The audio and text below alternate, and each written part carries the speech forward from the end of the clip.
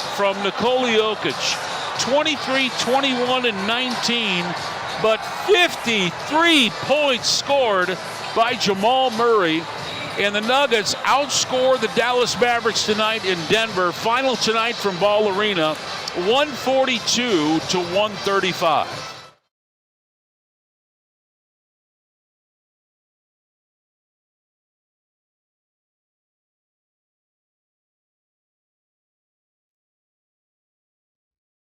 All right, hear me out.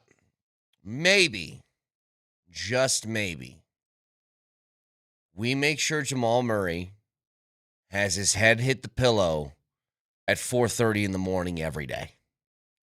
Because if that's a result you're going to get, please sign me up for more. We talked about this. This was not going to be some sort of cakewalk type of game. I know that the Dallas Mavericks have won 2 games in the last month of basketball. They are not a good team. But considering all of what you had to face from a difficulty or adversity standpoint of when you got in last night, or the night previous to that, having a game off a back-to-back, playing, 12-ish, 13-ish hours after you go to sleep, it's not easy. It's not. And I think that if this team was serious about the postseason, serious about playing winning basketball right now, then that shouldn't have been a problem. And I'm not saying it should have been easy, but you should find a way to get the win. And that's what they did. And that's the encouraging part to this, is that you had a game in which you had a lot of things kind of going against you, and you found a way. I don't really care that in the fourth quarter, it was one of those, they sort of allowed Dallas back in the game late things again. I think every game and every feel and every situation is different. And this is one of those I think I'm willing to give them a little bit of a pass on.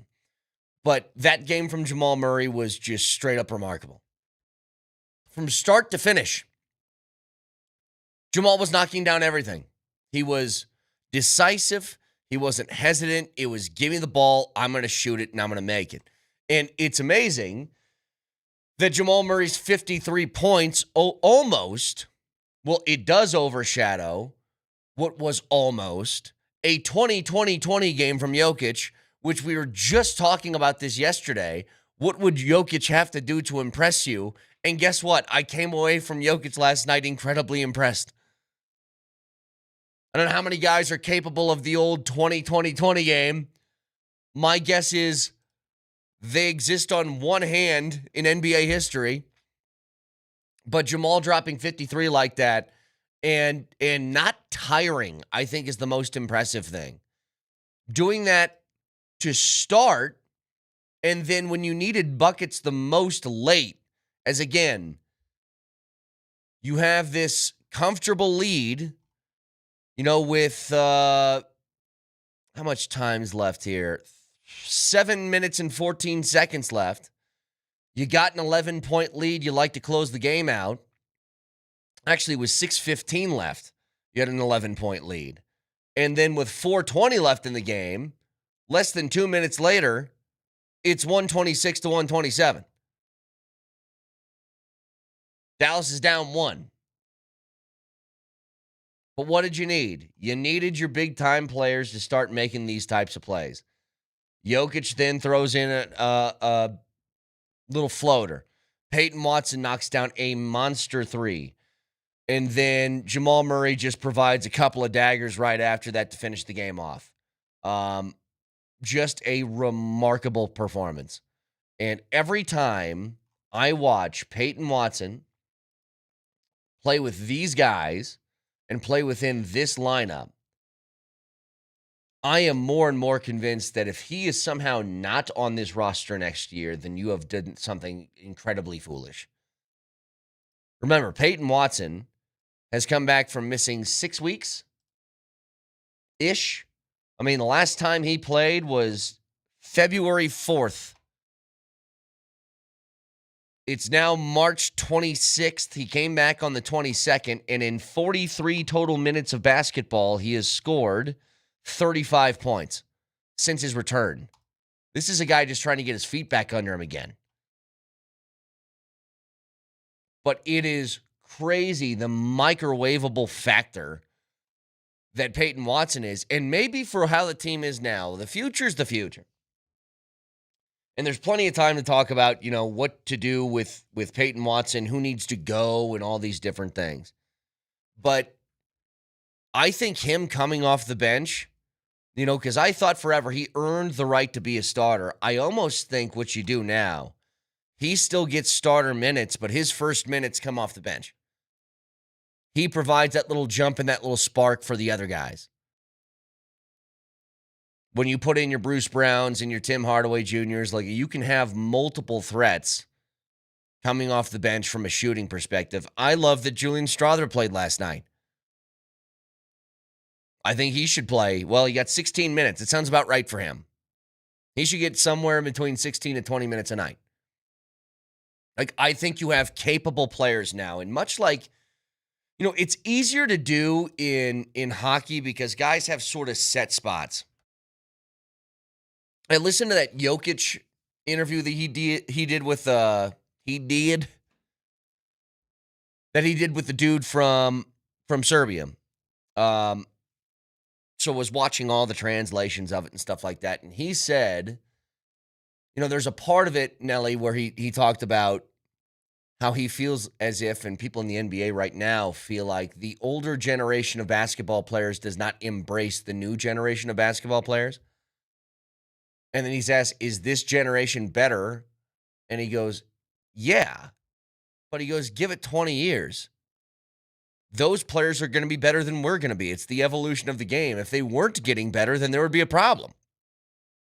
But in the middle of that, he just talks about, when you look at how the game is played now, it's positionless. And he thinks it's going to be even more than that once he's done playing. You aren't going to have a center and a point guard and a small forward. You're just going to have 5 guys on the floor that can do a lot of different things. And what I'm getting at here is in hockey, when somebody is missing from the lineup or multiple guys are missing from the lineup, it's a lot harder to say, well, I want to see how this looks when guys are playing in their proper spots. Remember, Naz Kadri came over here in the trade, and the intention was to play him at center, but because of the injuries, he's kind of having to play wing. He's playing on a line that he wasn't supposed to, and now as the team has gotten healthier, they have gotten guys put into their proper places. In basketball, it's not quite like that. You're just trying to find 5 guys who can play together. And sometimes that means you go super small, and then the tallest guy on the floor is 6'9". Sometimes that means you go traditional. But in the case of Peyton Watson, I think what makes him so unique is that he has found this amazing offensive gear that I didn't know if it would ever exist, to be honest. I had no idea that Peyton Watson, especially this early, would have this level of a game on the offensive side of the basketball. But what he brings to you defensively is versatility to put him wherever you want. You can kind of fashion a lineup around, does he need to guard the 4 or does he need to guard the point guard? Because he can do both. But he's become this all-around player that's so fun to watch. And it's I don't want stuff like that to get overshadowed from the amazing game that Jamal had last night. But here's what's funny about Jamal. And this is something that, whether you love Jamal Murray or you are one of the people that's I don't think anybody hates Jamal. But there are certainly people that, how would you describe it, Nelly, with Jamal Murray and how he rubs people the wrong way, I guess, sometimes? Yeah, people in the media who still remember that one time that they were trying to have a post-game press conference and he had UFC up on his phone on the desk. It was going, yeah, doing his best Marshawn Lynch impression, that kind of stuff.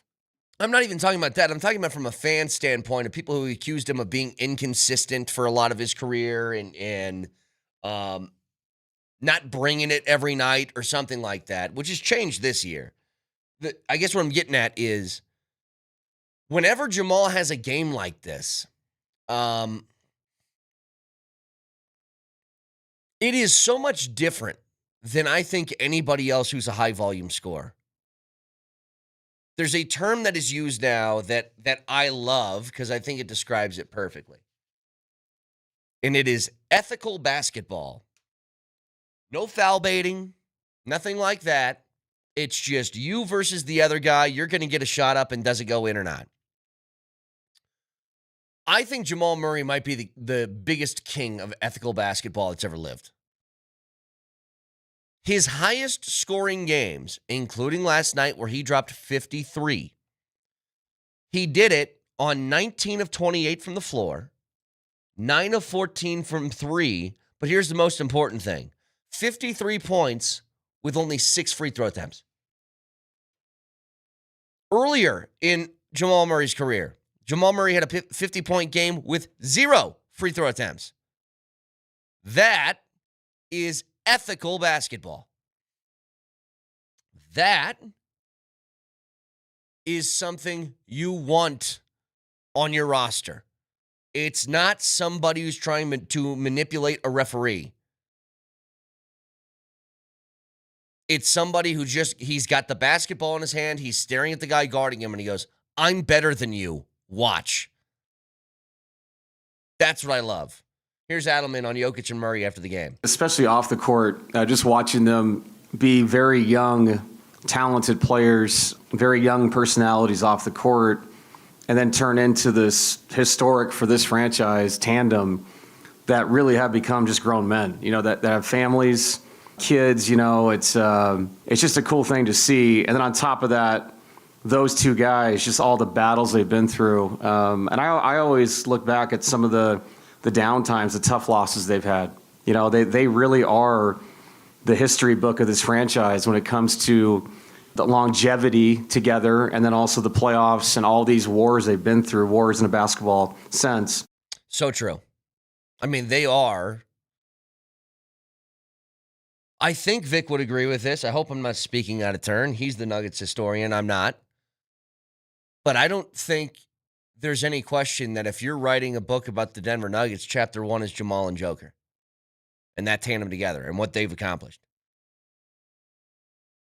And I said this before. I kind of just have this feeling of what I think the Nuggets are, and it's going to be hard for that to waver, considering the caliber of opponent that you're playing. And I do factor in that it was Dallas last night, but I'll tell you this. Games like that in which you get Jamal playing that way, you get Joker playing that way, and you have somebody like Peyton Watson giving you that off the bench, that's winnable. That's something you can carry into the postseason, and that's difficult for anybody to try and deal with. Combine that with Cam Johnson and Christian Brown are playing good basketball right now. It's a good place to be. So 303-504-0925. Champ Mazda text line, one price, one person, 1 hour. It is another Nuggets Ticket Thursday. So keywords every hour on the 20s.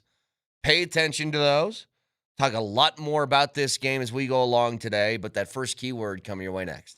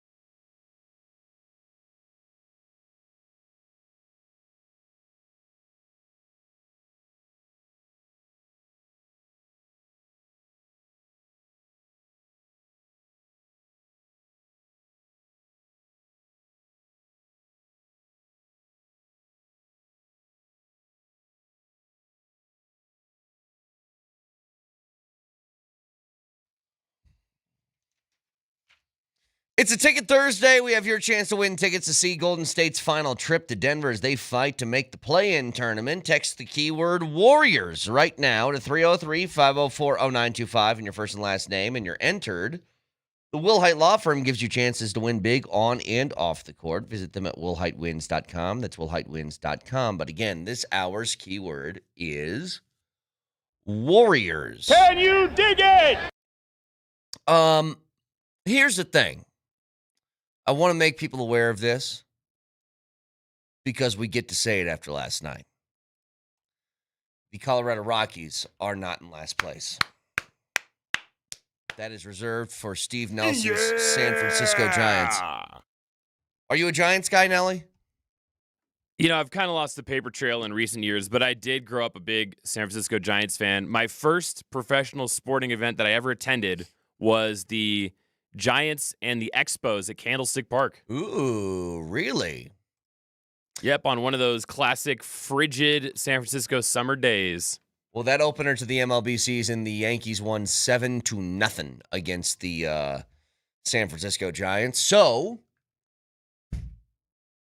the Rockies are not in last place in the NL West. How about that? Looking ahead to other things. You'd like that, wouldn't you? I would love that, to be honest with you. I got to sneeze. You really? That was a good one, dude. How many times I got to tell you guys? You got to let these things fly. Don't worry about how loud it's going to be in public. You have demons inside of you. That's how they exit. I don't think that's in the Bible, but that's in the Brett Kane sort of way of thinking. Those are demons that need out, and you need to expel them. Exorcise the demons. See, the problem here is, after you sneeze, allergy season, you got to blow my nose. Let's hear from David Adelman. It's just super special. And I think when they're in the moment right now, I think they're just going through their careers and they really appreciate each other. But it's going to be really cool when this thing is over and we look back at what these two guys have done together. And it's just we're very lucky in this city to have these two people playing for our basketball team, representing, Denver in general. With all the great sports teams we have in the city, these two guys for a decade, have just transcended it.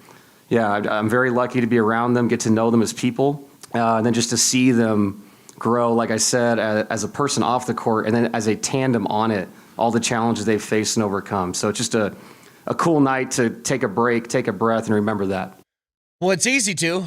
You combine those two guys for, what would be the grand totals on this? It would be 76 points, 27 rebounds, and 23 assists between the two of them.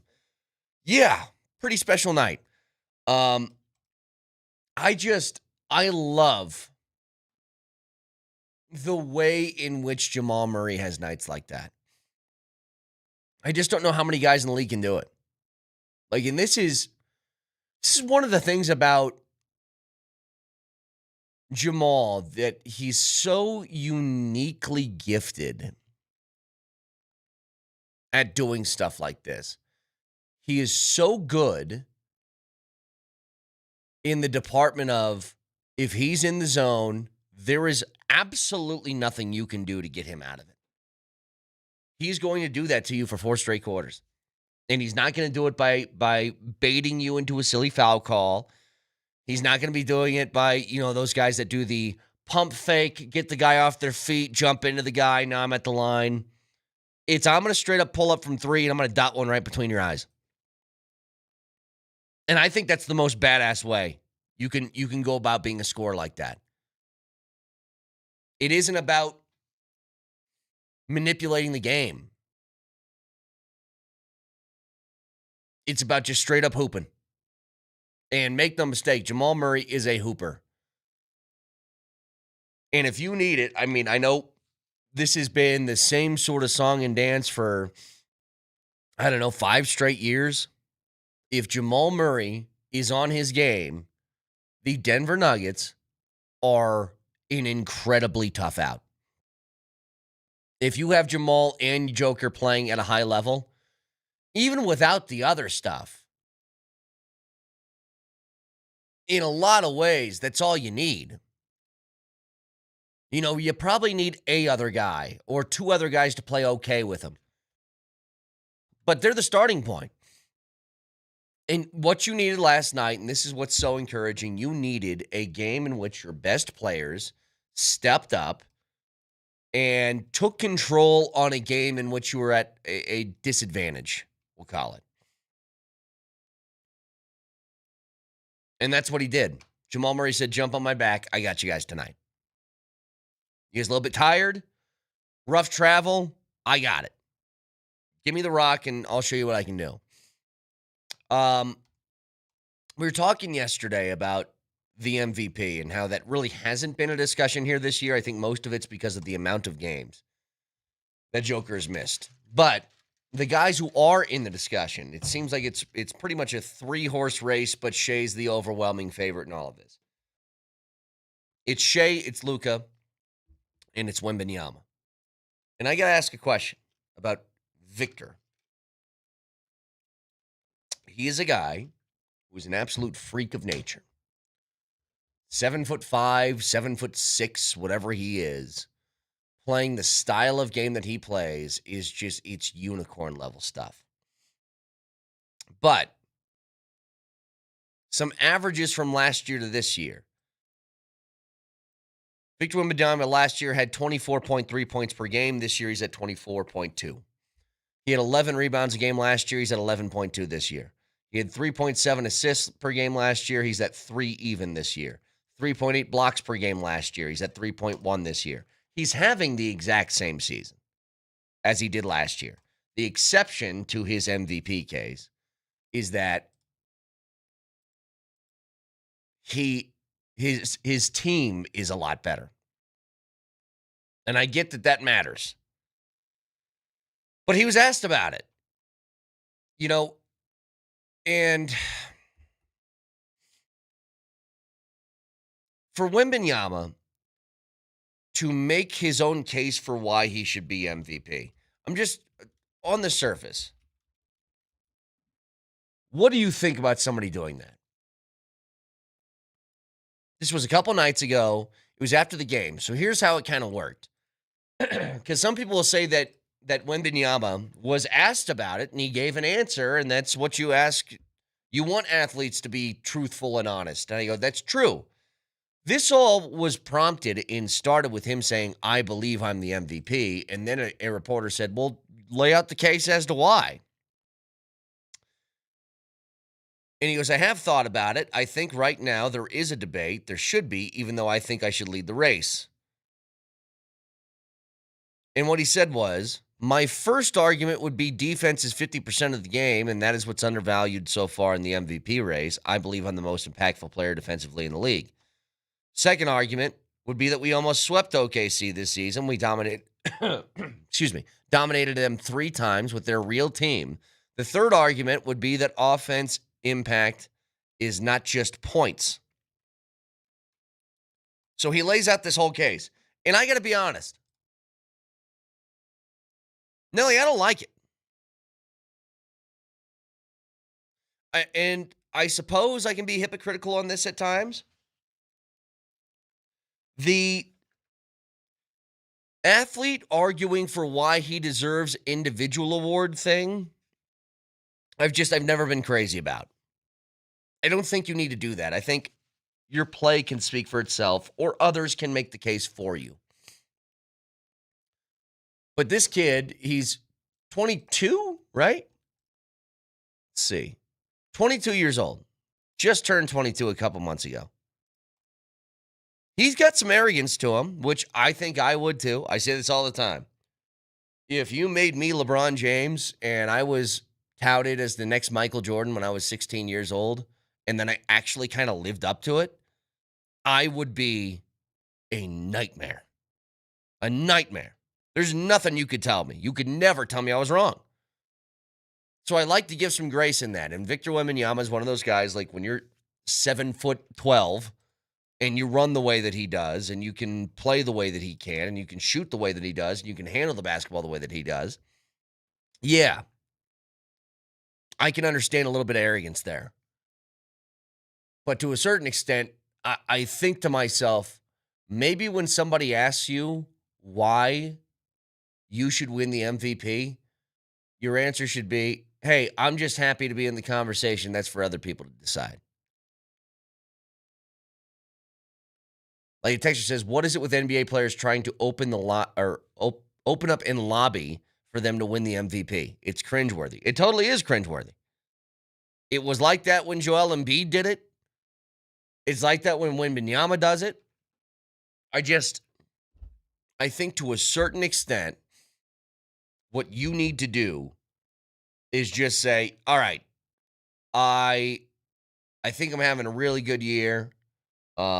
Happy that my name is mentioned in that, but that isn't up to me. That's all you got to do. Texture says, please don't tell me you just said LaFlop lives up to MJ. If you don't think he has lived up to the hype that was set out in front of him, you're insane. I hate LeBron. You have to acknowledge things like this, though, to actually make arguments. You don't get to say, I don't like the guy, so he doesn't... everything he accomplished, he didn't accomplish.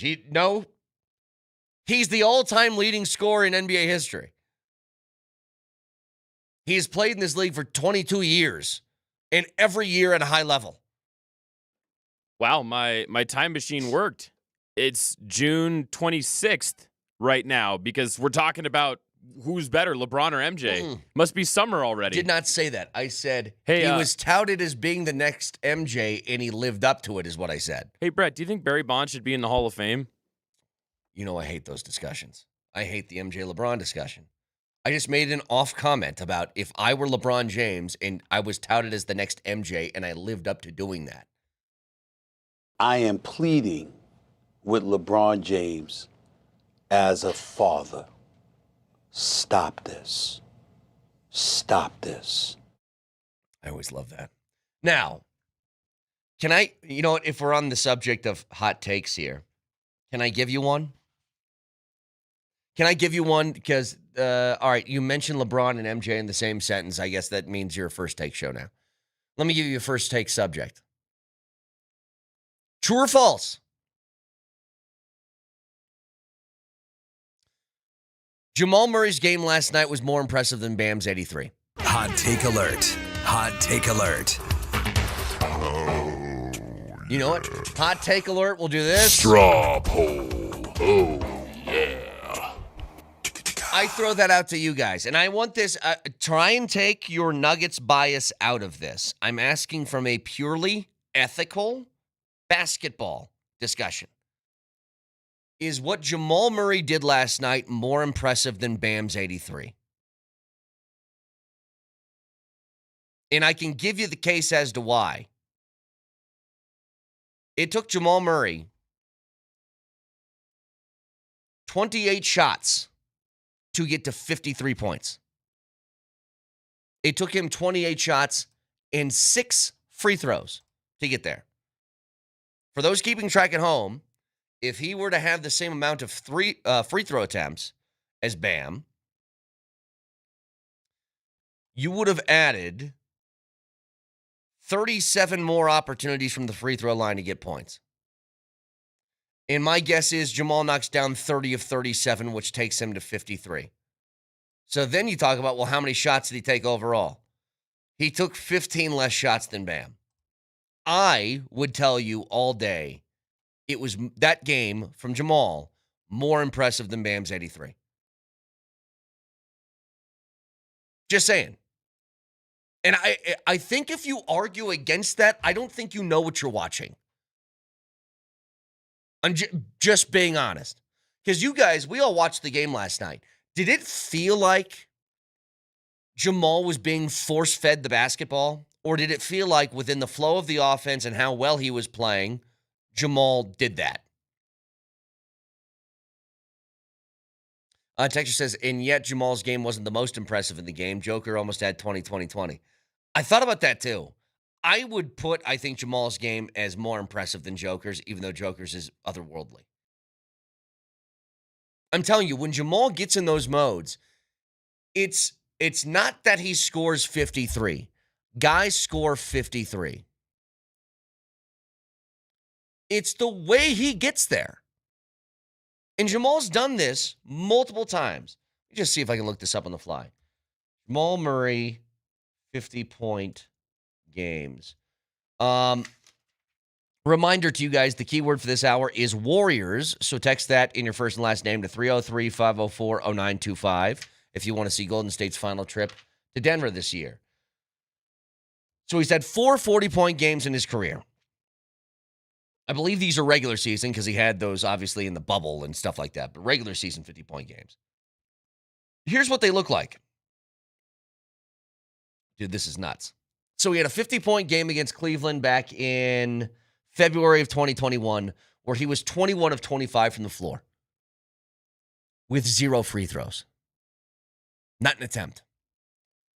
His other 50-point game was a 55-point game last year against Portland, where he was 20 of 36 from the floor with 9 free throw attempts. His other 50-point game was 52 against Indiana in December of, was that this season? Yeah, this season. And in that, he was 19 of 25 from the floor with 5 free throw attempts. And then last night, he had 53 on 19 of 28 with 6 free throw attempts. His field goal percentage in the games in which he scores 50 are 84, 56, 76, and 68. So put those all together. Here's the average of what a Jamal Murray 50-point game looks like. He averages being 20 of 28.5 from the floor and 8.5 of 12.5 from 3 with 5 free throw attempts. That is as ethical and as straight up bucket getting as you're going to get from any player in the league. And I'm being dead serious. Not saying that Jamal Murray is a top 5 player in the league. Jamal Murray, unequivocally, when he gets into this mode, is as good as anybody is getting buckets in the league. I don't care. Luka, Steph, Kevin Durant, when he's in a mode like he is last night, there is no one better in the league at straight up getting a bucket than Jamal. And that's what makes him exciting. And he can't do it every night. Like, that's not how the team's built. But man, is he crazy. He's so good on nights like this. So I think that's more impressive than Jokic's 2020 game, which is insane to say.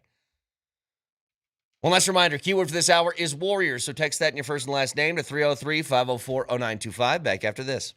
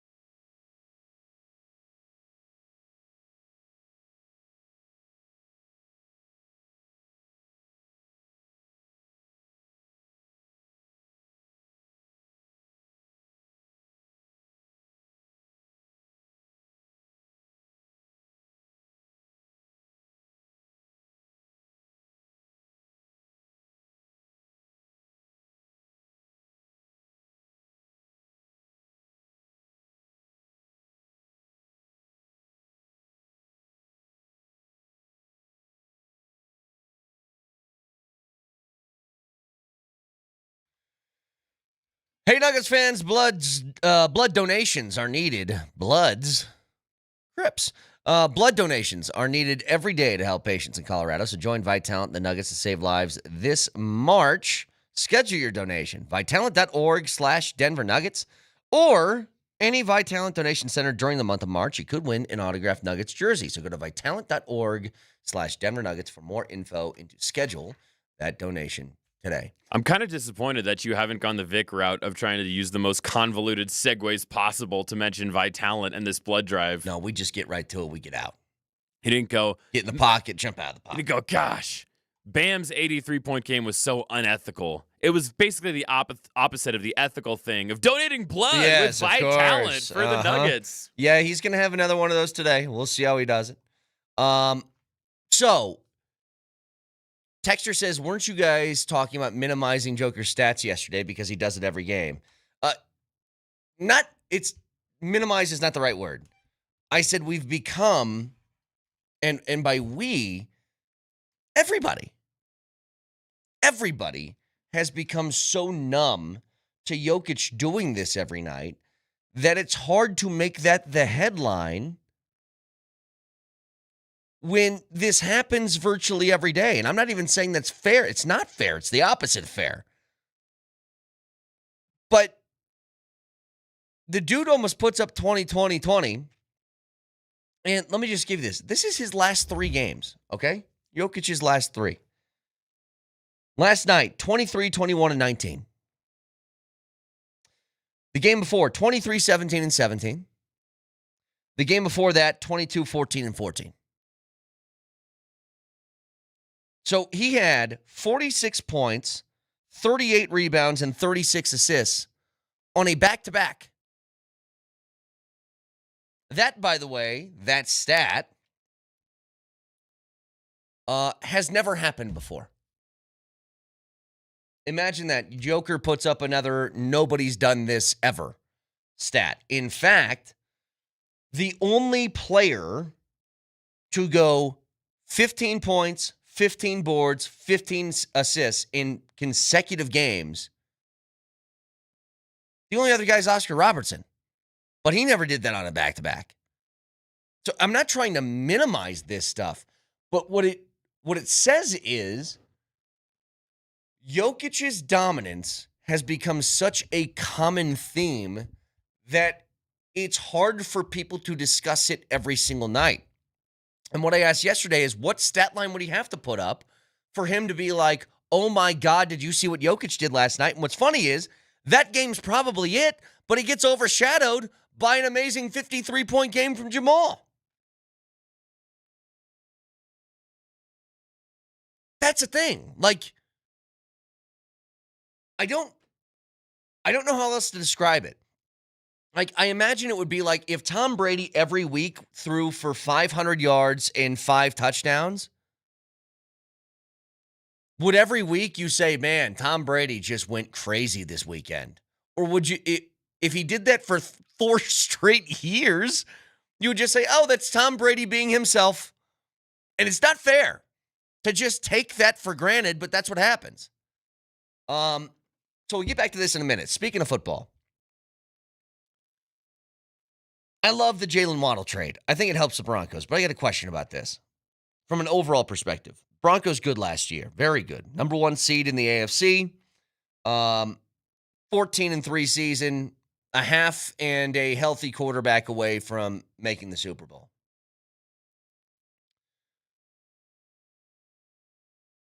We're well into the offseason.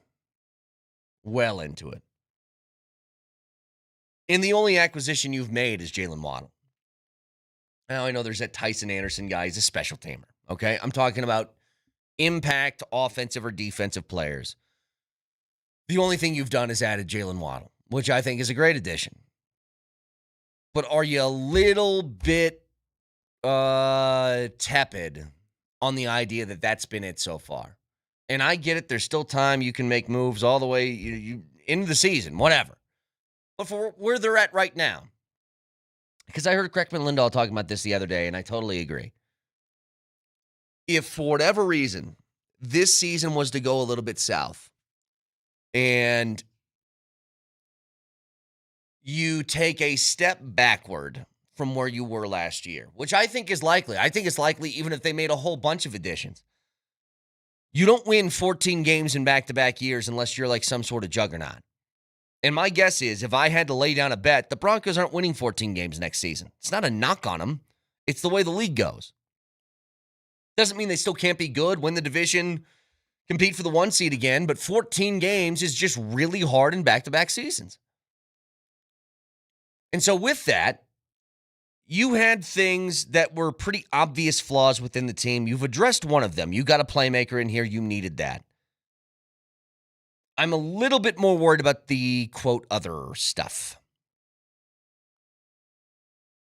I am worried about tight end and just running that back. You know, I get really hesitant about reliance on we like our guys and we like the way that we develop guys. Obviously, you have to do that to be good. It's a prerequisite for a team. You have to be able to draft and develop and put guys in the right positions schematically. The issue becomes when you love your guys too much. Schematically. And you're looking at people like, especially that tight end room. That's the one that, I mean, really, if we're boiling this all down, that's the one that's bothering me. The running backs I don't have as much of a problem with because when J.K. Dobbins is healthy, you're really good. It's just a matter of you can't trust him to stay healthy. So you're looking at, from that position, like somebody who's a depth piece. That's why, you know, I thought a guy like Isaiah Pacheco would have been great. He signed for essentially a vet minimum in Detroit. If Pacheco was just another guy in the stable here, I think you'd feel really good about that room. But that's all it would take is just a depth piece that you could trust in that running back room. The problem with tight ends, the tight ends were, I think, arguably the worst tight end position group in the league last year. And what's happened since then is you re-sign Troutman and you re-sign Kroll and you re-sign Adkins and you re-sign all these different guys that made up what I believe to be one of, if not the worst position group in the league. Now, here's the question. Is that a talent thing or is that a how we drop the offense thing? And can Davis Webb fix it? Maybe he can. But I just feel a lot better about it if you got a guy who is better. Like, I don't know if the Ingram thing's going to work. When you go a full season and I ask what was his best play last year and you can come up with maybe one, maybe? That's a problem. That's a guy who played in every game last year, except for, did he play in all of them or 16? He played essentially in every game. Ask me what his best play was. Best play from Evan Ingram was? Yeah. It's a struggle. But do I see a scenario where I'm like, hey, the offense still isn't totally going at a gear that we like, and you know it could really help a tight end, and you didn't address that in the offseason? And I know there's plenty of time still, but just saying. Yeah, I think there's a scenario where that can happen. So I am like sort of waiting on bated breath here because it's going to be hard to find that guy in the draft. Not that it's impossible, but it's to find somebody later that's going to have that sort of impact is not easy. George Payton's done it. He's found guys like it. He's found Jonathan Coopers. He's found Quinn Miners. He's found guys on late day 2, day 3, dudes who contribute right away. It's just not easy is all I'm saying. So broadcasting from the Backus and Shanker Studios, serious lawyers for the seriously injured. The best place to watch the Avs game tonight is Ryan House, Andy and Springer. Broadcast live starting at 3 and then join Andy to watch the Avs take on the Jets with puck drop at 6 o'clock. Enter to win a Cale Makar autographed stick and other awesome Avs prizes. We'll see you at Ryan House today starting at 3. You can watch the show live on Twitch, twitch.tv, search Altitude SR in the search bar, the Altitude TV simulcast, also the YouTube feed. Subscribe to that channel. Leave us a like, a comment, all the algorithmic things that we like by searching Altitude Sports Radio on YouTube. Moser, Lombardi, and Kane starts next.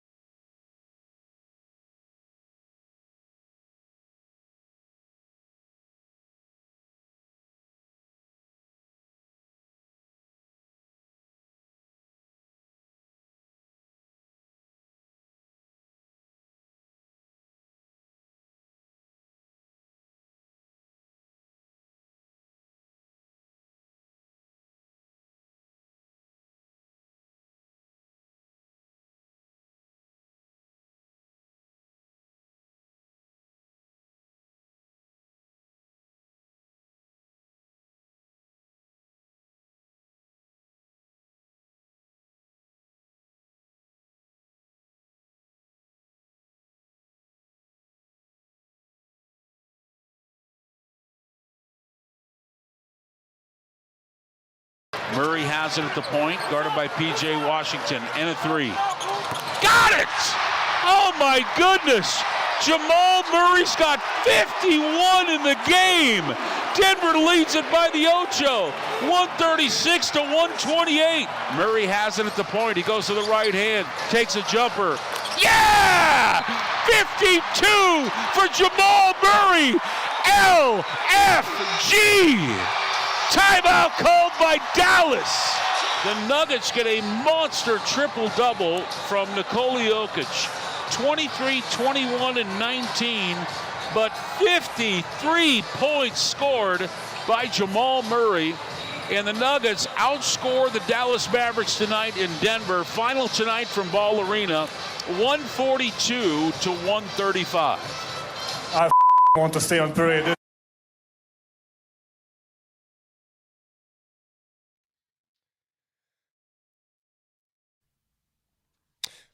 What's better? Is it a 53-point night in which you can't miss, you're 19 of 28 from the floor, 9 of 14 from three, and to get 53 with only 6 free throw attempts? Or is it to almost put up 20, 20, and 20? What's more impressive? Tie. To do that, by the way, when you got in your bed at about 4:30 in the morning the morning of the game. That's just simply incredible. Having been there and done that kind of thing. I don't know how these guys operate the way they do, but I'd say it's pretty much a tie. Both are equally impressive to me. Unbelievable. They don't win without each. You don't get to 53 points unless somebody's feeding you all those assists. That's for sure. There is, you know what? I was going to save this for later. I'm just going to knock this out of the gate right now. If you don't agree with me, I'm going to pull a Vic Lombardi here. If you don't agree with me, you don't know basketball. All right. You're a moron, basketball knowledge-wise. Yeah, you have to be harsher. Yeah. You deserve to be in a mental institution if you don't agree with this take I'm about to give you right now. Jamal Murray's game last night was more impressive than Bam's 83. Yeah, I said it. Yeah. To do that on 6 free throw attempts and 19 of 28 from the floor is the most ethical way you can get a 53-point game ever. And Jamal's done this every time he scored 50. Every time. I have the numbers, by the way. He's had 4 games in which he scored 50 points in the regular season. Here's his averages across those 4 games. He's 20 of 28 from the floor on average. He's 8.5 for 12.5 from 3 on average. And he averages 5 free throw attempts in those games. Tell me a more ethical way to put up a 50-piece on somebody. That is, I get the basketball, I look at you square in the face and say, I'm going to get a bucket, and there ain't anything you can do about it. Some of the shot making was just stupid. Yeah. I mean, just stupid. Step back threes, double pump threes, one leg in the air, falling back. It was a real treat to watch him shoot last night. It really was. And you look at that performance and you say, my goodness, remember, that's the same player that went 1 for 14 against the Lakers. Yeah. Some nights you have it. Some nights you feel it. And last night he did it on the second game of a back-to-back.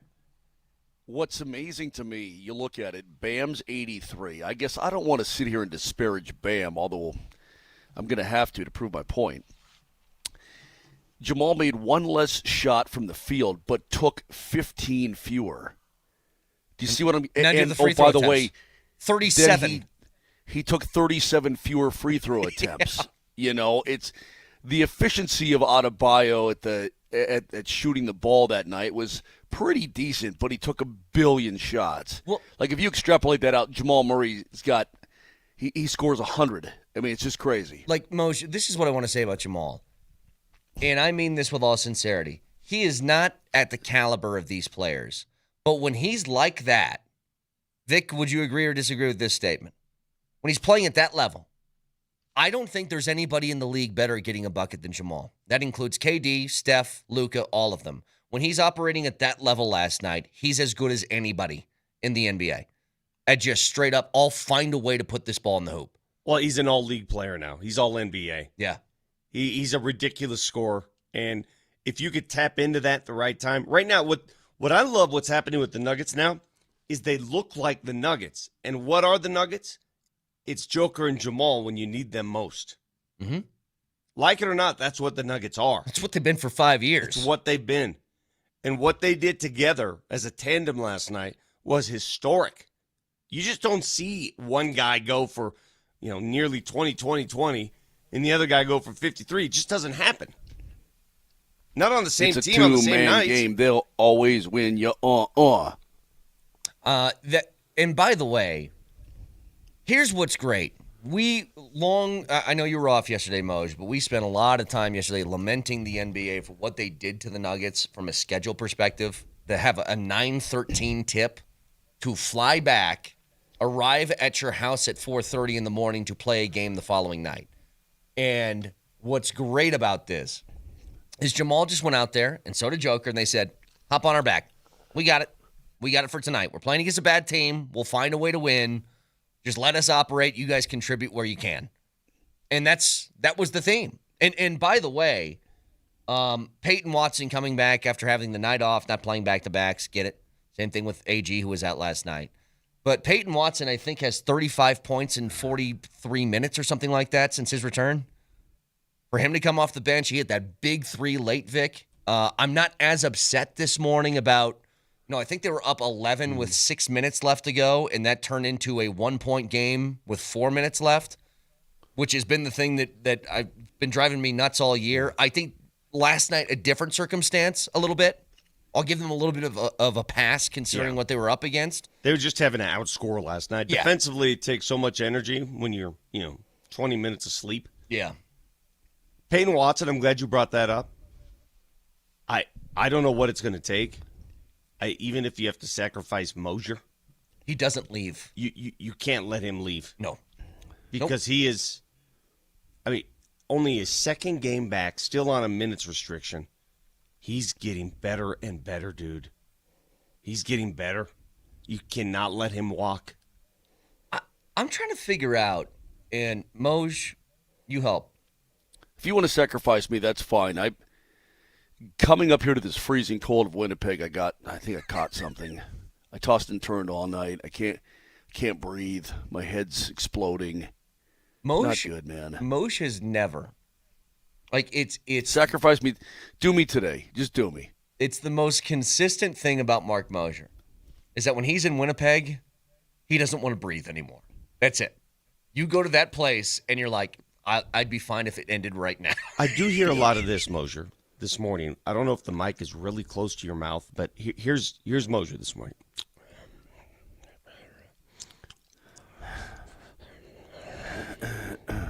It wouldn't be Moser on the road without Vic commenting on something that Moser's doing from his hotel. Oh, you're driving me freaking crazy. It's the camera angle, it's the lighting, it's the mic. I think you sound fine, Moj. I think you sound fine.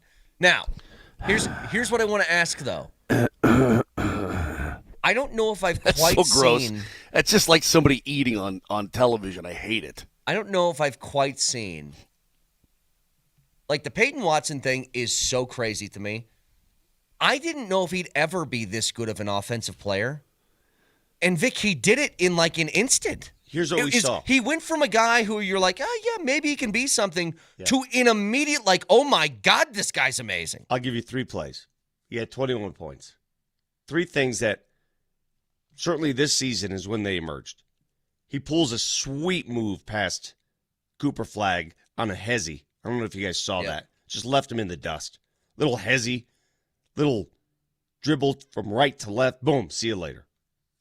Then he does a Euro a little bit later where he takes those big steps around a bigger player to get to the bucket. And then he hits just a key fall-away jump shot from about 16 feet.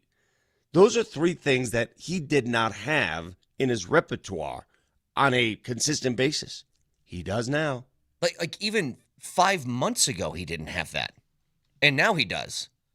Here is David Adelman on Peyton Watson. I think the special thing about him right now is I really think he's trying to make the right play when he gets in there. And the no turnovers, 3 assists thing is a big deal. The efficiency of how he shot it, not only finishing, but then making standstill threes is such a big deal. And for us over the years, I'll admit this, we have been a pass and cut team. We're not a team that, travels to the paint off the dribble very much. It's been off cutting and moving and free play and execution. And to have someone like that is very unique for us. We haven't had it in a very long time. And for 23 minutes to have 21 points and be that efficient just speaks to the season he's had. He said something very important I want to talk about. We've been a passing and cutting team, and fundamentally that's what they still are, which is great. Until teams start grabbing and jostling and doing things to stop that. And then what do you need? You need a guy that's willing to get to the rim. Yeah. Have to. And he's certainly one of them. Again, you had a game last night in which one guy scored 53 on 19 of 28 from the floor, and the other guy had damn near a 20-20-20 game.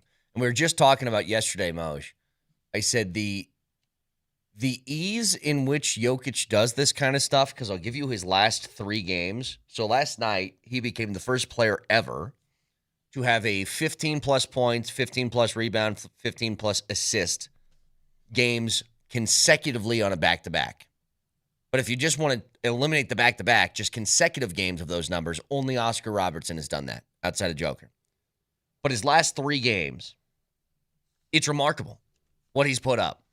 I mean, each game feels like almost a carbon copy of the one from the night before. But Jokic last night, 23, 21, and 19. The night before, 23, 17, and 17. The night before that, 22, 14, and 14. And I asked the question, these are insane numbers. And for Jokic, and this wasn't an MVP debate thing, he's not going to win and whatever, that's fine. But to be 5th in some books in odds for the MVP and putting up numbers like that is insane. And so my question was, what the hell would he have to do for you to leave impressed from a game from Joker? And last night, he almost goes 20, 20, and 20. I was like, oh, that would have done it. Yep, that's it. Pretty good. I just don't get it. Like, what does he need to do to have people say, oh, my God, again with him? Like, is it? I don't know. I think that. Stop it, Vic. Quiet. I think that people have become so accustomed to it that it becomes just a natural thing. It just becomes expected. And that's unfair, I think, in some regards, too, because, when LeBron was going through his nightly escapades and dumping in points and picking up boards and whatnot, people, oh, my God, it's the greatest thing. Joker's doing 20-20s and 20s, and people are like, yeah, well, whatever. It's just, blah, blah, blah, blah, blah. I mean, it's a little bit unfortunate, I think. So, a couple things here. We have another Nuggets Ticket Thursday, so I'll have a keyword for you in 5 minutes. But we continue the drop tournament today. And here's how it's going to work. We are bracketing these, okay? So we're going to make this quick. We're going to put 4 of these drops pitted up against each other, and you decide what moves on. So we're taking these from the Vic and Moser regions today. The first matchup that we have of the 4, you choose one to move on. It is the 1, 9, 12, and 13 seeds from the Vic region. The 1 seed, Nelly. Houston? Detroit? Mary had a little... Clam? Yes, Mary had a little... Yes. I'm sure she did. So that goes up against the 9 seed, which is... The hell does that mean? I don't even know what that means. Something in a bakery a baker might call his wife. Meatloaf. Oh, my God. Which also goes against the 12 seed, which is... Come on, Moser. You're being a wet fish, and that's fish, P-H-I-S-H. Don't be such a wet fish. Still don't know what that means. And then the 13 seed. Well, I spent 2 weeks in a Rochester hotel, and now I'm stuck with Gimp over here. She can hear you, dude. What are you doing? I don't care. So here's how we're going to do this. Unbelievable. If you want the 1 seed to move on, you text the word clam. Mary had a little... Clam? If you want the 9 seed to move on, you text meatloaf. Meatloaf. If you want the 12 seed to move on, you text fish. Don't be such a wet fish. And if you want the 13 seed to move on, you text gimp. Now I'm stuck with Gimp over here. So...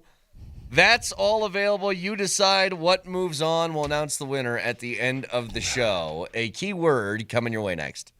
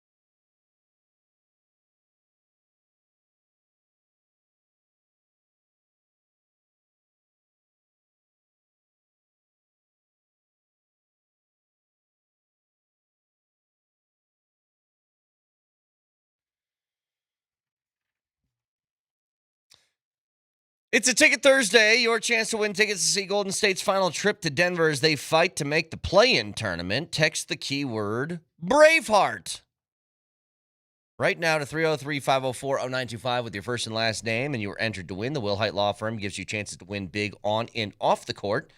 Visit them at willheitewins.com, but again, that keyword for this hour is Braveheart. So text that in your first and last name to 303-504-0925. What was that face for, Moj? I'm just trying to put things together with the Braveheartness of the thing or whatnot, and try not to breathe. My assumption is he's a warrior. Yeah, he is a warrior. Yeah, I got you. Okay, would be my guess. I see where we're going with this. Okay. Are you more of a Braveheart or more of a what's the other one? The Patriot movie from Mel Gibson. Oh, I'm a Patriot guy all the way. Patriot's a good one. Yeah, that's a really super good one. I don't want to breathe. I'm going to stop breathing for a while. You guys continue on. Well, you are in Winnipeg. That does happen. Again, with what happened last night with the Nuggets, they continue to win, and some stats from Dan Hyatt. He says all of a sudden Denver's won 4 straight overall, 4 straight clutch games at home, and big props finishing this season 11-6 on the second night of back-to-backs, 17 back-to-backs, the most in the NBA. I'm glad you brought that up. I wasn't going to go there and just ruin the show, but I am so freaking tired of dealing with idiocy. Here I go. Wait. Is this about the late night getting in early thing again? Or no? Yeah, it's about all of that. Yeah. Okay. Here I go. Buckle up. All right. Pull over. Because these morons, listen up. Are the Nuggets very good at back-to-backs? Yeah. 11-6 on the second game of a back-to-back. That's wonderful. Great record. Jamal just had 53. Nikola Jokic nearly had a 20-20-20 game. So the data analytics geeks would tell you, what's the problem? They're good.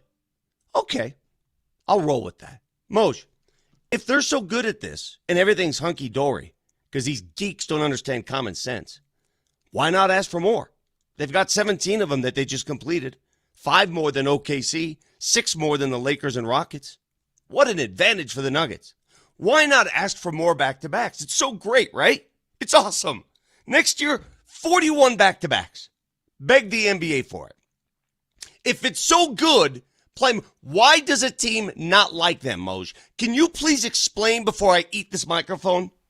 Well, yeah, what back-to-backs do. I mean, it's an advantage to the other team no matter what because the human body wears down. It's just the bottom line. I mean, you play back. They exert themselves. Talking about these players, not that they're not great athletes, but they exert themselves at such a high level that the body needs time for recovery. The body can't perform at the highest level. Sustainability is a major factor in this, and it gives a distinct advantage to the opposition. Yeah, but these guys, hey, they're pro athletes. They're millionaires. They should be okay. They got in at 4. Big deal. All they do is exercise for 40 minutes, Moj. Big deal. Just go play, roll the ball out. It's not about their ability to do it. It's about an unfair competitive advantage It's about an unfair competitive advantage. Can I just hear? I don't want to argue with you people on this because you're clueless. Let me just Vic, hang on a second. I can help you. How many people who get up at the wee hours of the morning to go to work, okay? Let's say you're up like when Nelly gets up. Nelly, your first alarm goes off at what time? Yeah, depending on the day, 3:30 or 4. Okay, 3:30, 4 o'clock. Nelly works hard. Nelly, how often do you go out on a weeknight and hammer some booze? Oh, never. Have you done it before?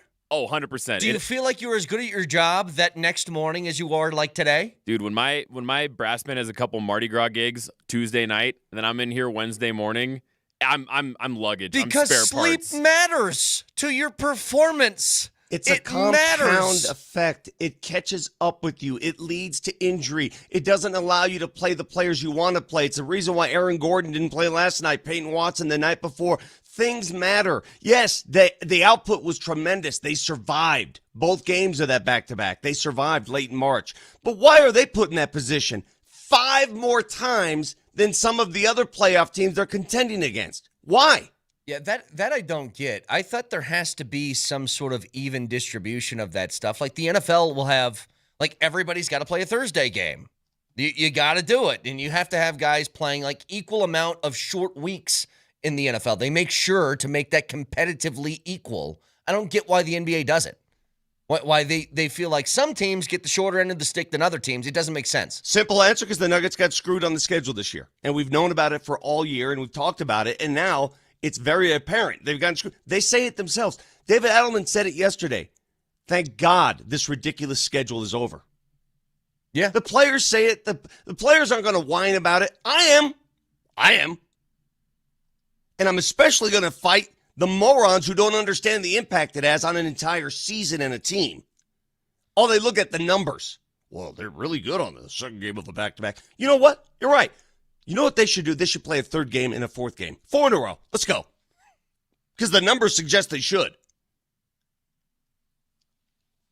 I mean, the good news, and this is a credit to them, is that in those 17 games, which is most in the NBA, they're 11-6, which is incredibly impressive, considering how many times they had to do it, considering how much they're missing from the lineup in the middle of that, too. Eventually, it catches up to you. Your body will feel the results of it. The good news is the Nuggets have been thrown through the ringer, and maybe this prepares them a little more. Maybe they're readily prepared for the playoffs because they've already gone through it. Yeah. 303-504-0925. Now, Moj, the Avs play Winnipeg tonight. You are in Winnipeg. I heard it's a snowy Winnipeg, right? It did snow a little bit, yeah. It's just cold and dreary. Imagine the worst attitude you can think of. You know, just a bad attitude. That's my attitude right now. My attitude. So, Vic, imagine Vic as as weather. Okay. That's what's going on in Winnipeg right now. Well, this is what I need to ask you, though, because it might be dreary in Winnipeg at the moment. But this is another one of those, and I want you to repeat this for those who missed it the last time the Avs played in Winnipeg. What happened when Marty Necas scored on the extra attacker goal that ended up not mattering in the game? The Avs lost anyway. But that was the first since what? That was the first goal by the Avalanche in this building since December 16th, 2023, scored by Jack Johnson. Yes, they went 2.5 years without scoring a goal in Winnipeg. What's Jack Johnson doing these days? You know what? I don't know what he's doing. Besides great being dude, married by to the Brady way. Quinn's sister. Yeah, great dude. I don't know what he's doing, to be honest with you. So great dude. I know we'll get the keys to the game later. Is the key to score a goal today? Is that what it is? I think the key would be to actually put the puck in the net. Hey, listen, man, the revenge tour took a nice turn on Tuesday. I know I didn't get a chance to talk to you guys yesterday. We were traveling, obviously, to the Peg from Pittsburgh. But it took a nice tour in Pittsburgh, and they got some things to clean up, though. They poured in a ton of goals, but they got some things to clean up defensively. But we talked to Bednar yesterday, and I said, you didn't sound happy after a 6-2 win, and he goes, I wasn't. I don't think he was. Yeah, I don't think he was entirely thrilled with it. So it's about cleaning things up. I thought the Penguins got, again, and maybe just they have a knack for it with the way they see the way the Avs play. But you gotta clean things up defensively. But man, you gotta really get in Hellebuck's kitchen tonight. Jets have won 2 in a row. They're not going to make the postseason, but they've won 2 in a row, and you need to get revenge on these guys tonight, man. You need to get some tallies. You need to get some goals against these dudes. Go get you some goals. More shots. Last time they played in Winnipeg, goals. Shots. As many shots as possible. Shots. Shots. Wow, fireworks. Good. But Vic, I agree with that. And if Winnipeg gets a lead, they're going to try to lock things down, which is ugly, and I don't like that either. But stick it to them tonight. I mean, look, if the Nuggets are building these habits and they're behaving a certain way to get ready for the postseason, and the two guys are taking over like they should in the back-to-back and so on, the Avs need to do the same kind of thing. look, man, you've got yourself a 7-point lead over Dallas. That's nice. Game in hand, all that's really good. But you need to build the habits that are going to come into effect when the postseason starts here in less than a month. That's what you need. Is there any chance Lekkonen goes tonight? By the way, those are the keys to the game. Okay. Okay. That's all you get. And so don't ask me again. I'm going to do it again. Now I'm becoming a black cloud. No, I don't think so, Brett. I don't know. I don't know. He's with a team. He's skating with a team. I don't think quite yet, but I really don't know. Because the nice thing about what happened a couple nights ago was you finally got some guys in the spots that they're supposed to be. Like Kadri was moved back to the middle, which was the ideal scenario when they first started. Now, Bednar did tell us that Nick Waugh was going to miss some time, but it sounded more like we're just going to be very careful with this injury to make sure he's ready for the postseason. It didn't sound like anything serious. What it sounds to me like, let's say the Stanley Cup playoffs, let's say the Western Conference Finals started today. Would he be in? Probably would be. But you don't need to push anything right now. You've got bodies that have come back. You're in pretty good shape. So just make sure that he's okay, A-okay. Yeah. It wasn't like he left the team and went home or anything like that. It's just that you're going to be abundantly cautious with him right now, and probably everybody right now. You don't want to play around with stuff as you're getting ready for the postseason. I agree. And that game's going to be right here, Altitude Sports Radio 92.5 tonight as they take on Winnipeg in what is tonight. Not a back-to-back, but you play them tonight, you got a day off tomorrow, then you play them at home again. So, Moshe, is there snow on the ground up there? Yeah, a little. Hang on one sec. Because it's so weird seeing moisture, like, anywhere. I'm not sure what moisture looks like. It was, forget warm yesterday, it was hot yesterday. Hot. I had to see how much was left. Yeah, Vic. There is snow on the ground. Yeah, on the sides of the streets, okay. Yes. All right, so we almost hit 90 yesterday. That's what I hear. Yeah. Hot. This is, like, weird. Officially weird. Weird. There's in Winnipeg, it's a lot like Edmonton. Here's what happens. Like, let's say you're at the local King Supers, right? Well, they put all the snow in a giant pile, right? And just a big old pile, and then it turns brown, really brown. Yeah, all the smog. Super brown, and then it just stays there. Yeah. You know what? Now, when does it go away? I don't know. July, maybe? Maybe July, I guess. I don't know when it goes away, but it just stays there in a big brown pile. There's big brown piles all over the city. That's normally winter in Colorado, winter in Denver. Dude, I can't believe I'm saying this. Who am I? I don't know who I am. I hate winter. I hate snow. I hate freezing. I hate cleaning off my windshield. I hate it all. But man, do I want it right now. Man, do I miss it. Man, do I sit here and go, what is going on with what we have here? It is not a real season. I don't know what this is. We need it. We're not going to get it. No, we're not. By the way, Jack Johnson is a professional scout for the Canucks right now. That's what How about that? That's great. Cool. You asked. My face feels hot. I got a hot face. I got a hot face right now. My face feels hot. I can promise you don't. Yeah. Furthest thing. Feel like burning in this general area feels hot. I have a game to play. And here's my game. Right now, if you had to guess, and I want you guys to write these down. Write them down. I want you to guess, at this juncture, who do you think the Avs are going to play in the first round? And who do you think the Nuggets will play in the first round? All right? I want to see if this show is in tune, if we think alike, if we know each other. Because I certainly have the Nuggets one for me is easy. I know who they're going to play. Minnesota. It's done. It's pretty much done. Who do you think the Avs are going to play in the first round? That it comes down to that one, really. I think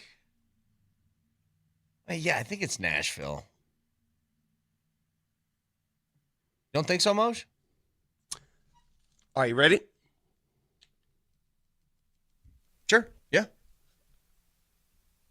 What if the Nuggets play the T-Wolves and the Avs play the Vegas Golden Knights? You think Vegas is going to drop back? I don't know. What if? They're only 4 points ahead of Los Angeles right now. Yeah, I think The Kings have a aren't game going, in hand. They aren't going anywhere. The Kings are not. They're not getting up there.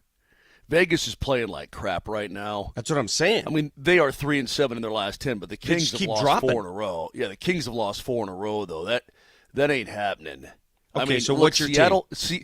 Seattle and San Jose, all they had to do was just mix in a couple of wins from time to time, and they'd be right there.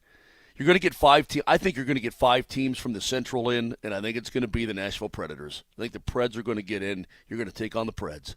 Okay. So the Preds and Avs, you'd feel pretty good about that, though, right? You'd feel good. How would you? I feel good about anybody that the Avs are going to match up with. I agree. Except for Dallas. How would you feel about the Nuggets and Timberwolves? It depends on where the Nuggets are at the time. Yeah, I don't know. I don't know what Nuggets I'm getting yet, Vic. You're going to have to give me a couple of weeks here to What fully do you mean? evaluate. There's only 8 games left. It's not like, my God, you've seen enough games. But let me explain. What more do you want? Oh my good Lord Almighty! I want a little bit more. I want a little bit more belief. Data. I need more but data. I'm looking at the way they're behaving right now, and their behavior is starting to really buoy my thoughts on them. Their behavior, how they're doing it, what they're doing is starting to make me believe more and more. Okay? So that's what's happening. Here's what I'm getting at, Vic.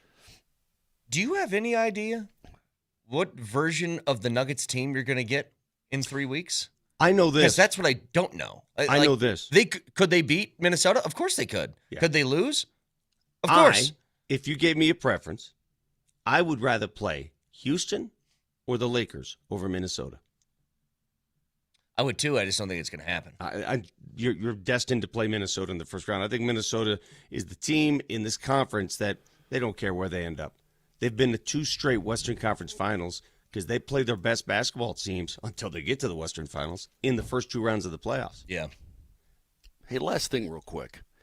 People are chiming in. Mose, you need to mention that it's regular season in Winnipeg, not the playoffs, because the Avs beat Yeah, I know. Okay, I'll qualify it as regular season goals, okay? Here's Pat the Stat chiming in. The Avs have scored 1 goal. That was the Marty Necas goal. 1 goal in the regular season in the last 187 minutes and 35 seconds in Winnipeg versus Hellebuck. Goodness. Since the Jack Johnson goal, okay? There you go. You need to pour it in tonight, big time. Get back to that in just a second. The keyword for this hour, as a reminder, is Braveheart. So text that in your first and last name to 303-504-0925.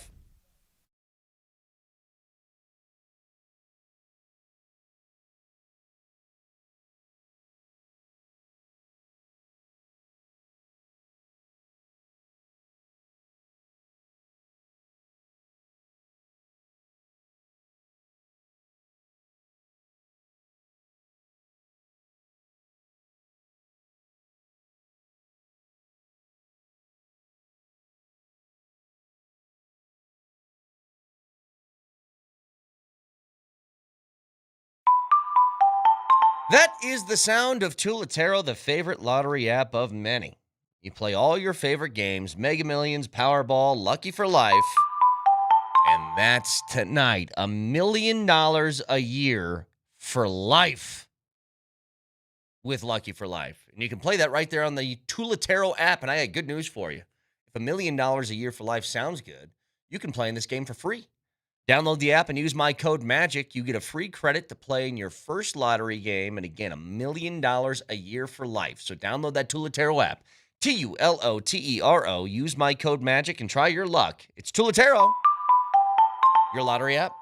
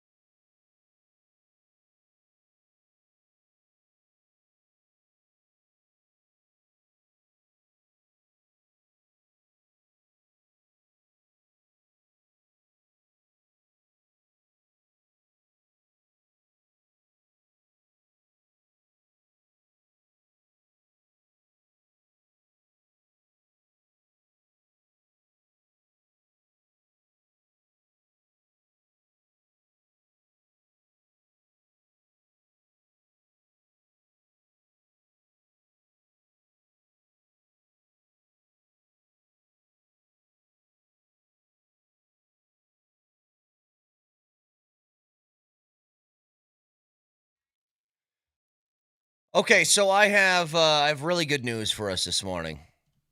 You guys need some good news? I got good news. If you watched on Netflix around 6:05 yesterday, you would have seen that the Rockies are not in last place in the NL West.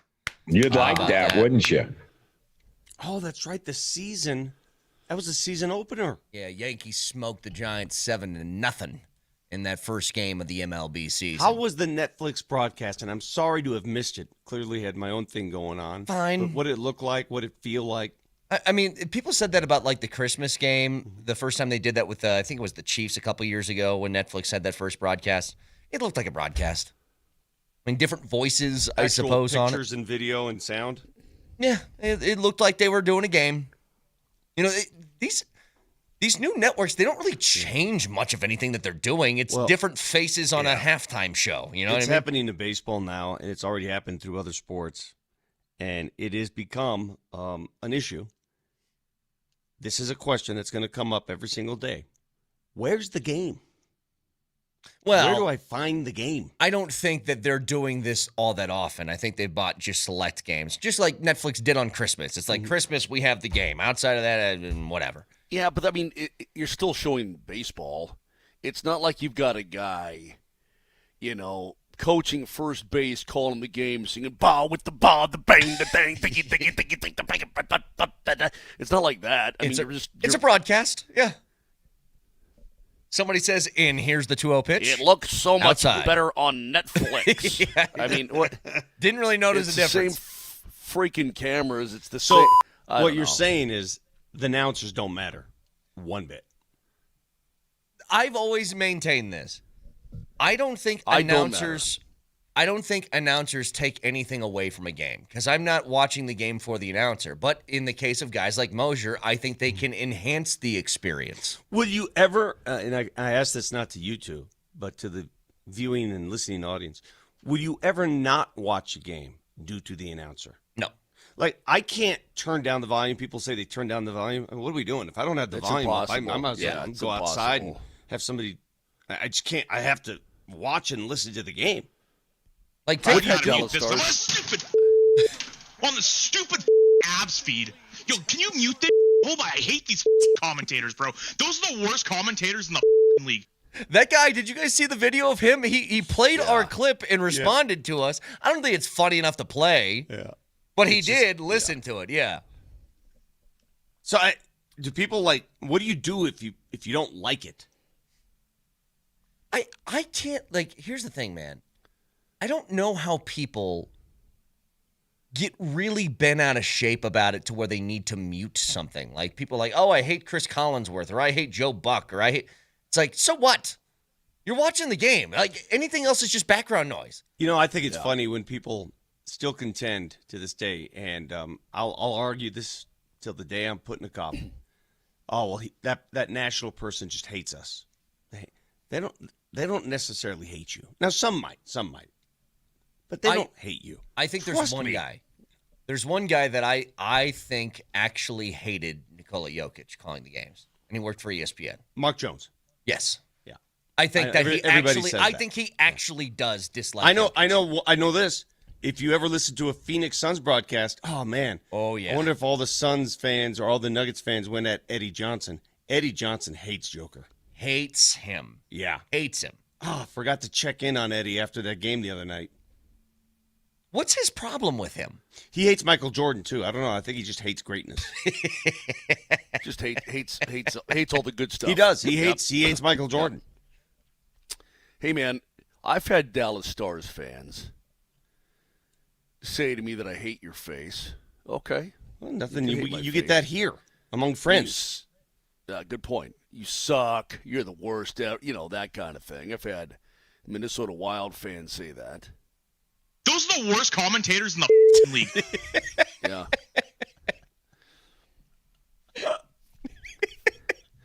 Enjoy that basement, bro. Enjoy that basement. Jose says, I hate some of these.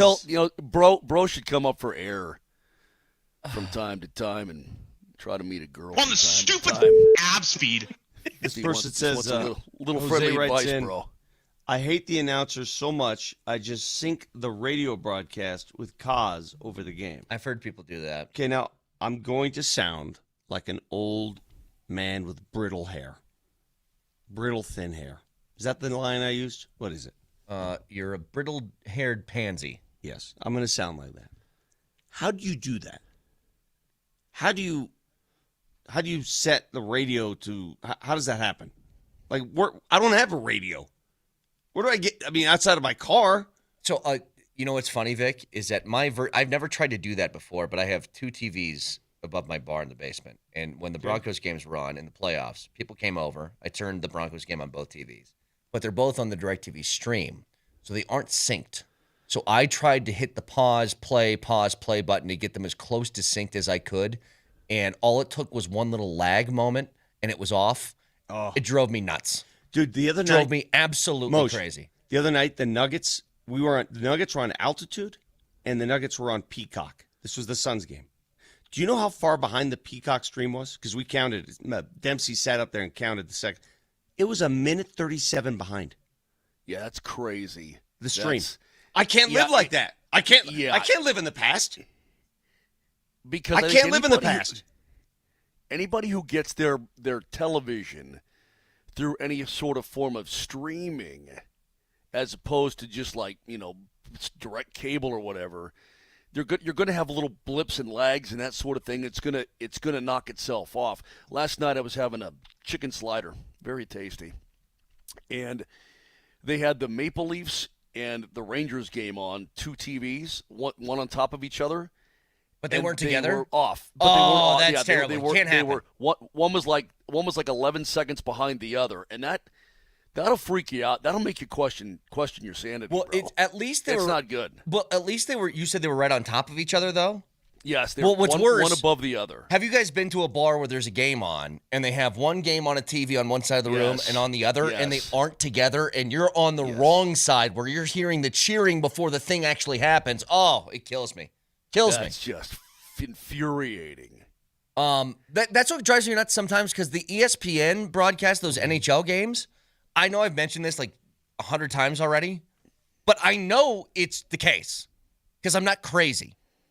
Their audio is like a quarter of a second ahead of the action, and they will say goal before the puck goes in the net. I can't do and that. I'm like, no. How have you guys not fixed this? It's been 2 years. No. Mose, you had a game last year that was like that. For some reason, the audio sync was off, and we were hearing the result before we saw it. I think I'm just really, really friggin' smart. No, it was like maybe a full second. And I was like, what is this guy seeing in the future? What is happening? No, man, technology's made it a little more difficult. It just has, and you got to deal with it. Speaking of, does anyone out there, I'm asking my fellow soccer fans, does anyone know where I can watch the Italy qualifier for the World Cup today? Where is it broadcast? Somebody tell me where I can find it. What? Somebody will tell me. Who are they playing? I forgot. They're playing somebody like Wales. Hopefully it's not North Bosnia. Macedonia, because they're going to get their butts kicked. Playing Be somebody. Out. Buck says it's Northern on Fubo. Ireland? Okay, good. I got Fubo. It's on Fubo. Northern Ireland, is that who they're playing? I think. They got to win 2 games to get into the World Cup. If they don't win these 2 games, they're not in the World Cup, they're not coming here. You might as well just shut down the World Cup. Yeah. You can't have another World Cup without Italy. Just can't do it. Just shut it down. It's Fubo. Yeah. Good. Shut it down. I'm you dead might serious. As well, you tell them to take care of their own business, Vic. It's not my fault they're just, clod hopping around getting bounced by North Macedonia every 4 years. Let's get to our next matchup in the drop tournament. We're going to bounce around today. This is going to be in the Moser region. So, again, what we're going to do, we're pitting 4 drops against each other. You choose one to move on. So, it's the 1 seed, the 12 seed, or 1 seed, 9 seed, 12 seed, and 13 seed in the Moser region. The 1 seed is... They have the good one. That's Bogdan. They have the former Atlanta one. The good one is Bogdan. Yeah.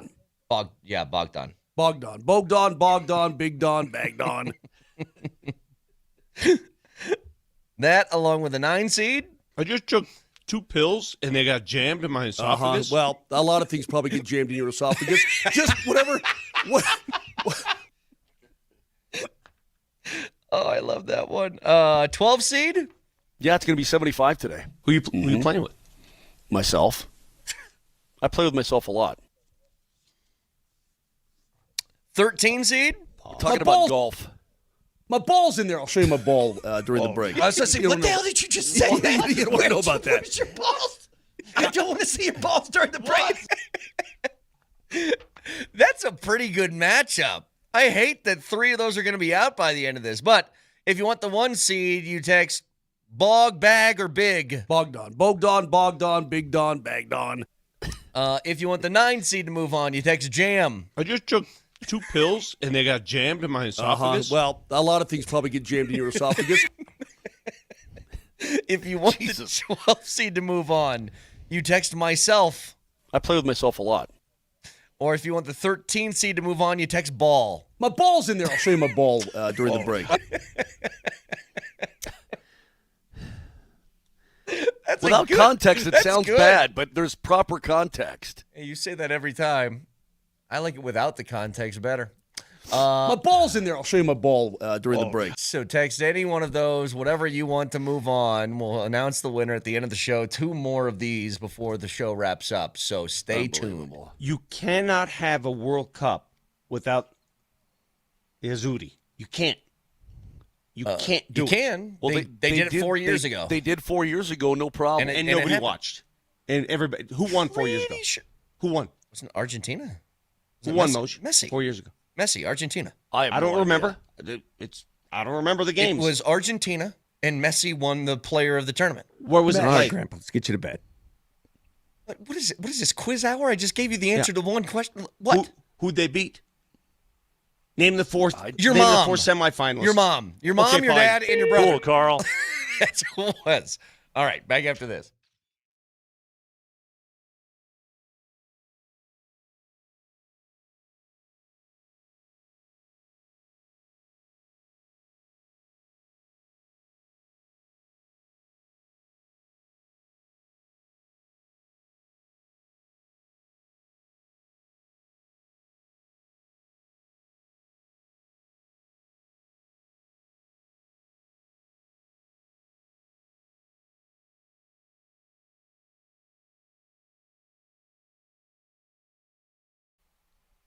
You know, here we are getting toward the end of March, and if you've not yet contacted the Rocky Mountain Men's Clinic, you need to do that. If you're not feeling like you used to feel, you don't feel the same way you did in your 20s or your 30s, it's a gradual thing. I had low testosterone, and then I went and did something about it. Maybe that's happening to you. Maybe you have less productivity at the gym, decreased libido, not seeing the gains you used to see, poor sleep, feeling tired, falling asleep after dinner, brain fog. All that kind of stuff can be low T. And the Rocky Mountain Men's Clinic is absolutely awesome. And right now they're helping men go further. 4 targeted body composition plans featuring GH peptides, NAD+, GLP-1s, PDAs, and more. All designed to boost energy, support metabolism, enhance recovery, accelerate fat loss. It's all there. So do yourself a favor. They can help you, but you got to make the first move. Go to their website, RockyMountainMen'sClinic.com. 5 locations in Colorado, Fort Collins down to Colorado Springs, or give them a call today and find out what they can do. The number is 720-440-7900. That's 720-440-7900. It's Rocky Mountain Men's Clinic.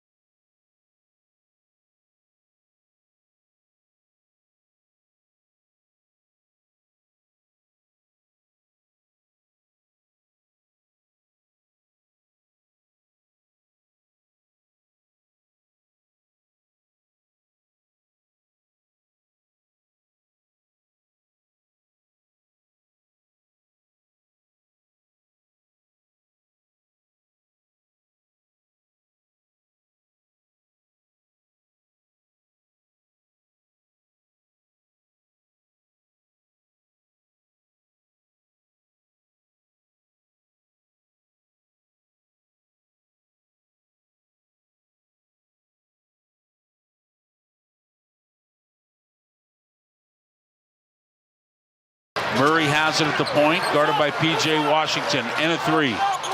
Got it! Oh, my goodness. Jamal Murray's got 51 in the game. Denver leads it by the ocho, 136 to 128. Murray has it at the point. He goes to the right hand, takes a jumper. Yeah!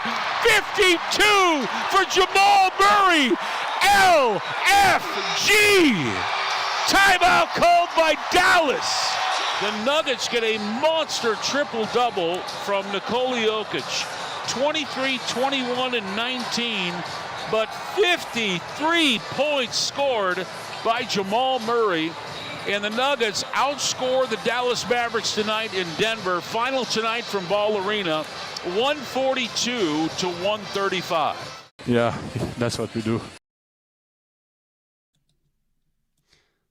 Jamal with 53, Jokic with a damn near 20-20-20 game, and the Nuggets win again, finish the season 11-6 on the second night of back-to-backs. You know, the more I think about it, obviously the numbers speak for themselves with Joker's line. I mean, that doesn't happen, right? To fill all three statistical categories like he has. By the way, he's going to finish the season as the league leader in both assists and rebounds. Two of the big three, right? Two of the big three. Points, assists, rebounds. He's going to win. Despite missing, 14 games?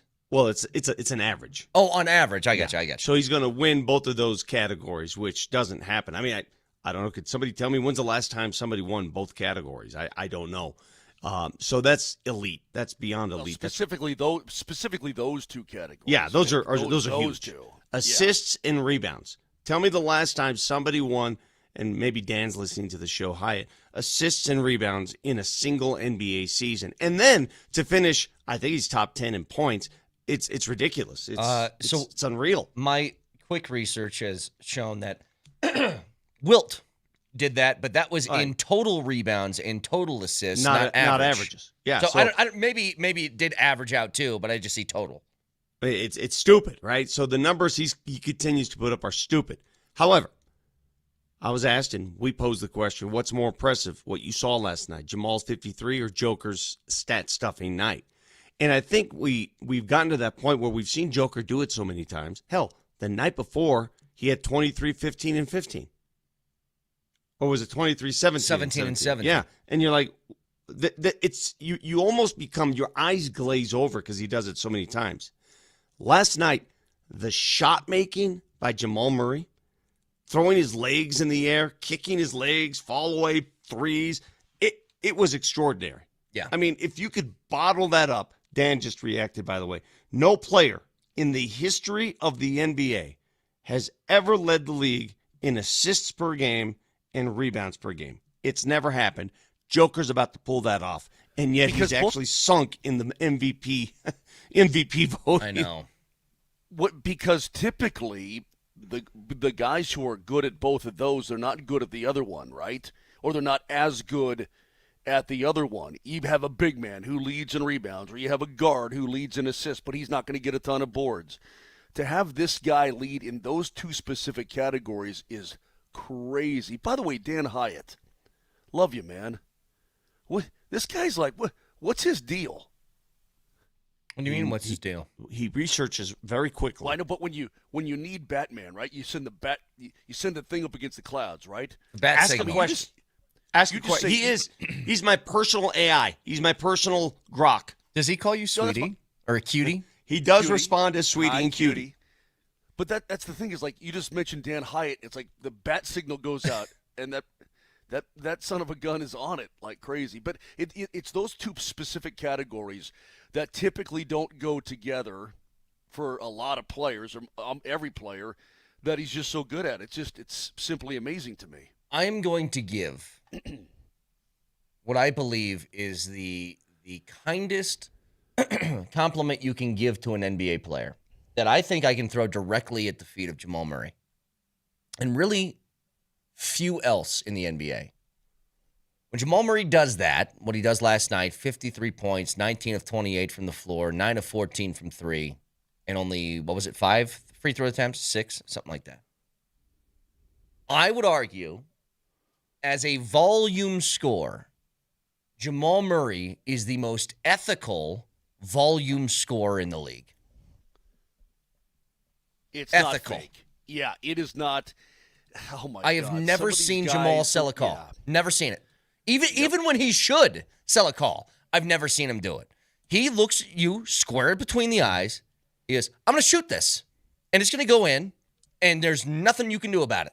Sorry. Nothing fake about it. There's nothing fake. It's nothing manufactured. It's nothing that's it's genuine is what it is, right? We've seen other guys get there, and it's all manufactured, and they're free throw merchants and all this kind of crap. Not for him, man. You know what he does, Brett, to get to 50? He just makes shots. Just friggin' makes shots and drills it in your heart. Can I put a side-by-side in not to be the guy who's like dogpiling on this thing, but I put Jamal Murray's 4 50-point games in. Shea has 5 50-point games in his career. These are regular season. Let me give you the difference here. Jamal Murray averages 20 of 28 from the floor in his 50-point games. That's his average. Through 4 games, he's 20 of 28 from the floor. That comes out to 69.3% from the floor. Nice. Shea is at 54.5. Shea shoots 38.5% from 3 in his 50-point games. Jamal shoots 68% from 3 across 4 games with 50 That's points. incredible. How many? Here's the big number. Here's the big number. How many free throws Shea has? Jamal averages 5 free throws a game in his 50-point games. Shea, take a guess. I'll say 18. 17 and a half. 15. I was going to say 15. 17 and a half. Like Amazing. what? It's different when Jamal does it. It's different. It's a different level of high efficiency basketball that I don't know how many guys in the league, when he reaches that sort of gear, can match it. He's pretty alone in that sense of when I'm on, I don't need free throws. I'm going to just dot you every time I go down the floor with a bucket. He's different. He is. And you can't get that every night, I understand. But I think we can all agree this is by far Jamal Murray's best and most consistent season of his career. Well, one reason why it allows me to sleep well at night is knowing that he's done it in the postseason too. So people wonder, can he carry that into the playoffs? Yeah, he's done it. So they're going to need nights like that. They're going to need to be rescued in certain situations. So the one that doesn't really matter, the one that is, you could throw away the game in LA where he went 1 for 14. Because that never happens. That was his worst shooting performance ever. That just doesn't happen. Yeah. Just think about that. If he makes 1 extra bucket, they win that game. I know. It's crazy. But Chuck it. Here's this. So a couple things. This is Adelman on Jokic and Murray's games last night. Especially off the court, just watching them be very young, talented players, very young personalities off the court, and then turn into this historic for this franchise tandem that really have become just grown men, that have families, kids, it's just a cool thing to see. And then on top of that, those two guys, just all the battles they've been through. And I always look back at some of the down times, the tough losses they've had. They really are the history book of this franchise when it comes to the longevity together, and then also the playoffs and all these wars they've been through, wars in a basketball sense. I wanted to ask you that, Vic, because I think that's the truth. Look, you're the Nuggets historian, I'm not. The first chapter of the Nuggets history book is Joker and Murray, right? What do you mean by the first chapter? What does that mean? Like, if you're talking about the most impactful players, people, all that, and I know there's plenty of them that have existed. But they're the only ones that produced an NBA championship. It starts there. Yeah, 3-time 100%. MVP and NBA championship. Like, Yes. those two are the first ones you write about. I don't know how many times I have to say this, Nuggets fans. You are living right now in the golden age. This is the golden era of Nuggets basketball. We've never had anything like it before. How many consecutive seasons of playoffs now is this? 9? Yeah, dating back to what, 2019? Yeah, it's unprecedented. 2018? And it's hard I think it's probably hard for some youngins right now to fully grasp that, Vic, because they're in it, And when you don't have it anymore, at some point, you're going to know it.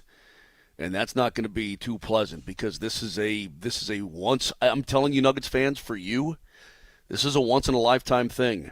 That's why I think probably for most of you. So you better enjoy it while you got it. You're used to playing and winning at a certain level. That's why these seasons have become almost laborious because you don't want it to go away. Yeah. Right? You don't want it to go away. And my gosh, knowing what they're going to have to go through in this postseason, I think they're going to play Minnesota in the first round. Get ready for pain. That's going to be a painful series. That's a visit to the dentist. I'll say this, though, Vic. I don't think any other team in the West is looking at the Nuggets and going, oh, good, we get the Nuggets. Well, of course not. They're looking at it and going, oh, crap. We got to go through Denver. You know what I mean? That works both ways. Yeah. No, I mean, as much as we have, a hesitancy to want to face Minnesota or OKC or the stupid Lakers or Wemby or whomever, they're not exactly thrilled that they have to play the Denver Nuggets. And I look last night. One thing that really is intriguing to me is the growth of one Peyton Watson. Yeah. And I'm very intrigued about where this guy's game can go from this point. I mean, they got to find a way, obviously, to keep him around, but where can he go with his game? I think he's got some heights still ahead that have not been realized even remotely. I mean, this guy's a friggin' player. I don't want to look toward the postseason right now or the offseason, but the Denver Nuggets have some huge decisions to make in this offseason. Big time. Big time. You look at some of the players on this roster. What do you do with Jonas Valanciunas? What if he doesn't play? What if he doesn't contribute? Remember, there's a second year on that deal. Yeah. What do you do there? There's questions abound. How do you retain the THJ? How do you retain Tim Hardaway Jr., Bruce Brown? Those are veteran minimum deals. He's not playing for the veteran minimum next year. Well, I know one thing should be very easy. Peyton Watson does not leave that door. And I don't care what you got to do. I don't care what moves you got to make. I don't care who you got to get rid of. He does not leave. That's too much talent. And I didn't think we'd get to this point. And here's what sucks. You know what's funny? So before the Philly game, I conducted this it was a corporate thing for two of the guys within the Nuggets organization. Oh, you're going corporate now, huh? Oh, is that when you got dressed up and looked like a normal adult? Correct, yeah. One of the guys his job is the director of strategy for the Nuggets. And his job is to make sure guys, like when you have a two-way contract on Spencer Jones, making sure you're staying under the cap, doing all that different stuff. And I asked him, are you almost annoyed at how well Peyton Watson is playing because it's going to make it harder to re-sign him? And he just kind of gave a smile yeah, there's a level of, play good. Don't play that good, though.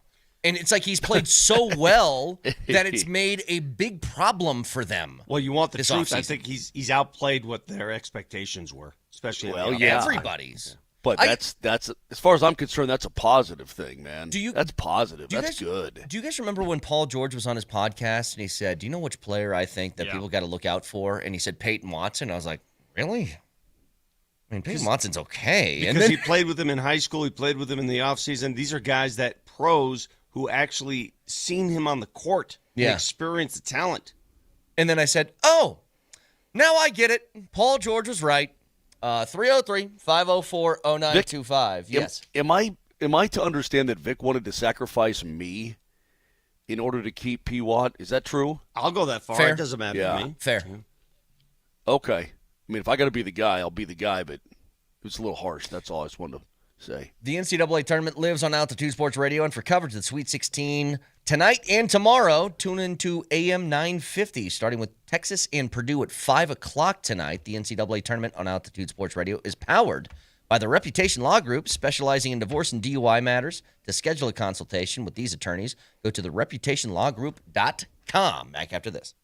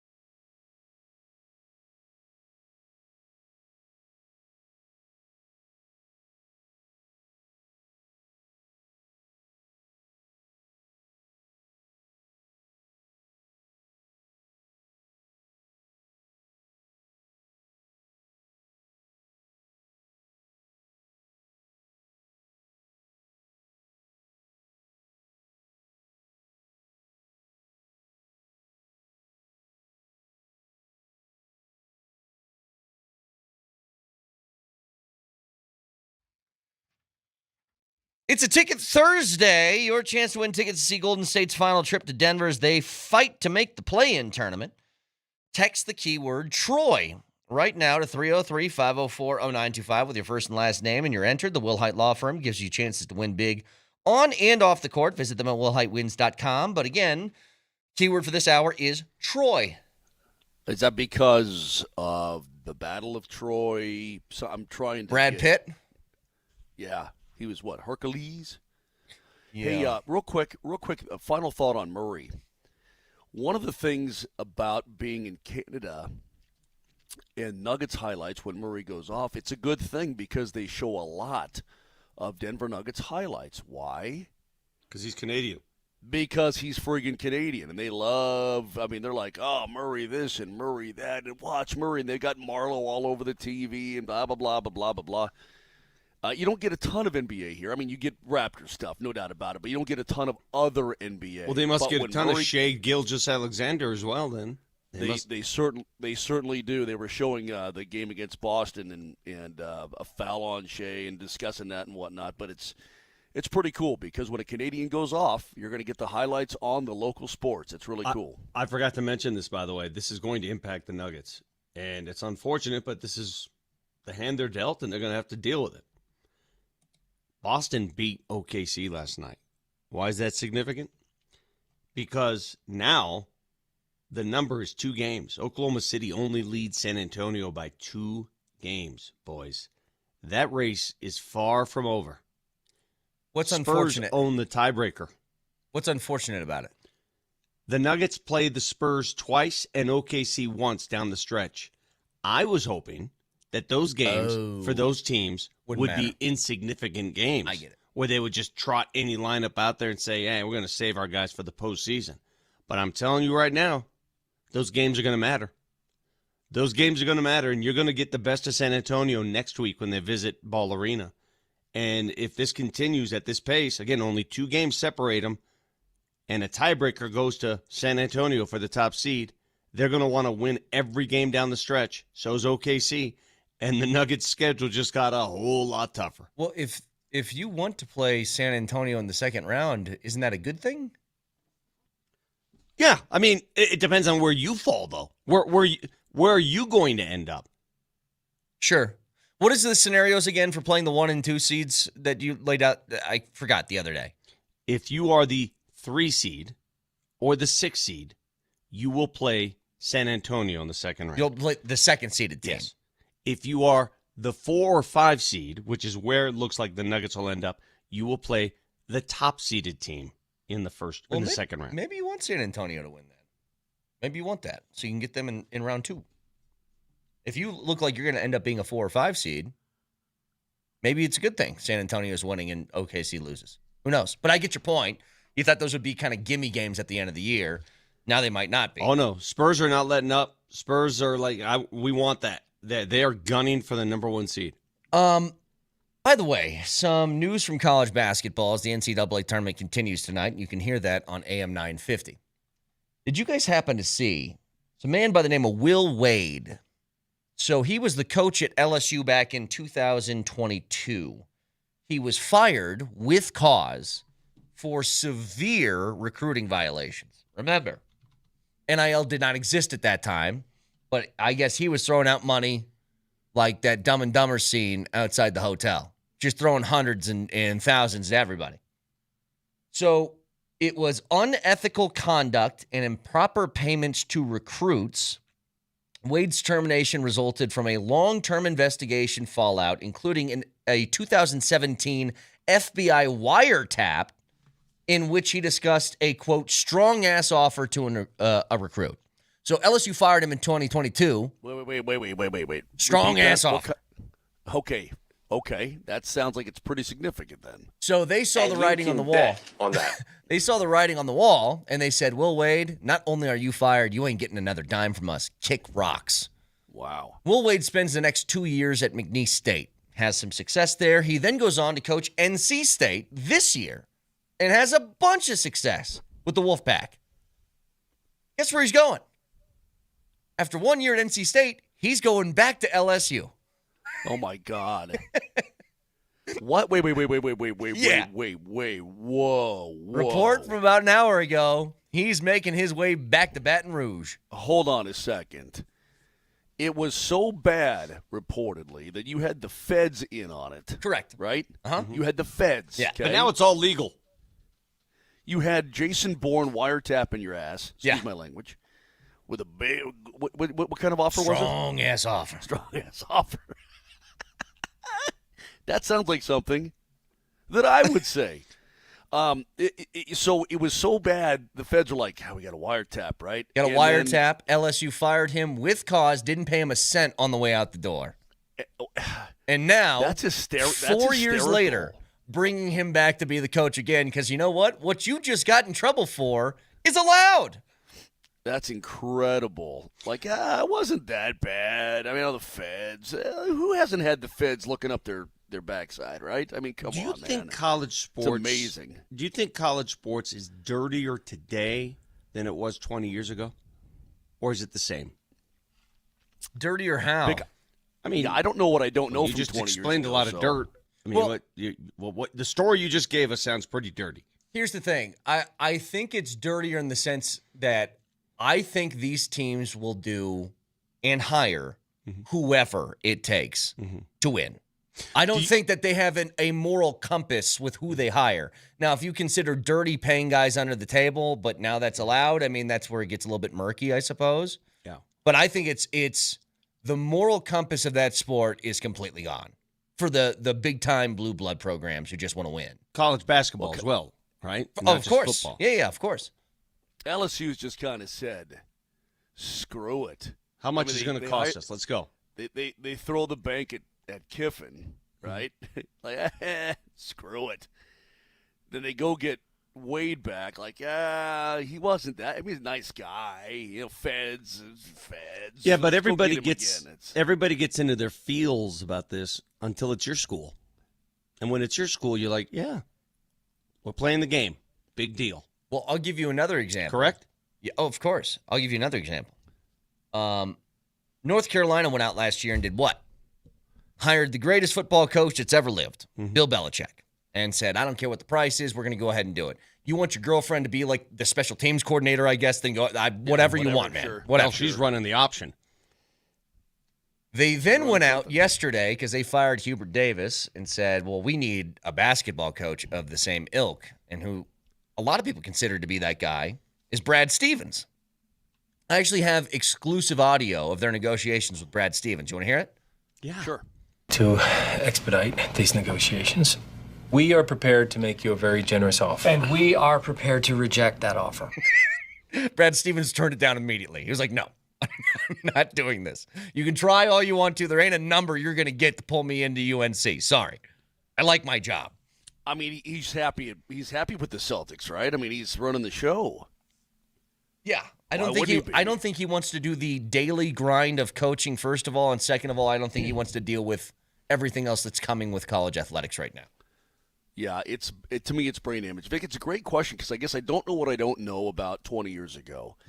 Who was getting paid, who wasn't, all this kind of thing. It all comes to the surface years later, though, right? Yeah, somebody for sure, writes a book or an allegation is made or a player will go on a podcast and openly admit it. Like, how many times are you watching a podcast today and a player's like, oh, yeah, this coach paid me this much?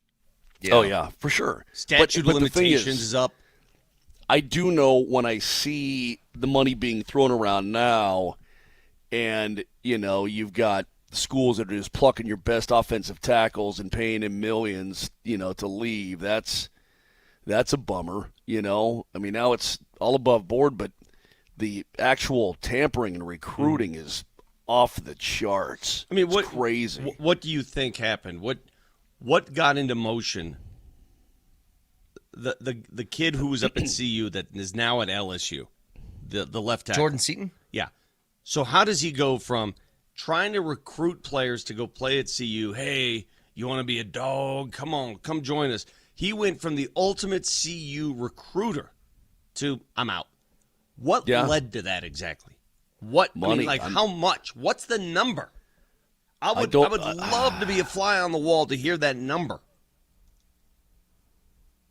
Let me see. I can trying to Google it here. NIL. So it's hey, those of you estimated $4 to $5 million to as much as $6 million. Yeah. It's not like he wasn't making anything at CU. He was driving around fancy cars up there. Yeah, but He they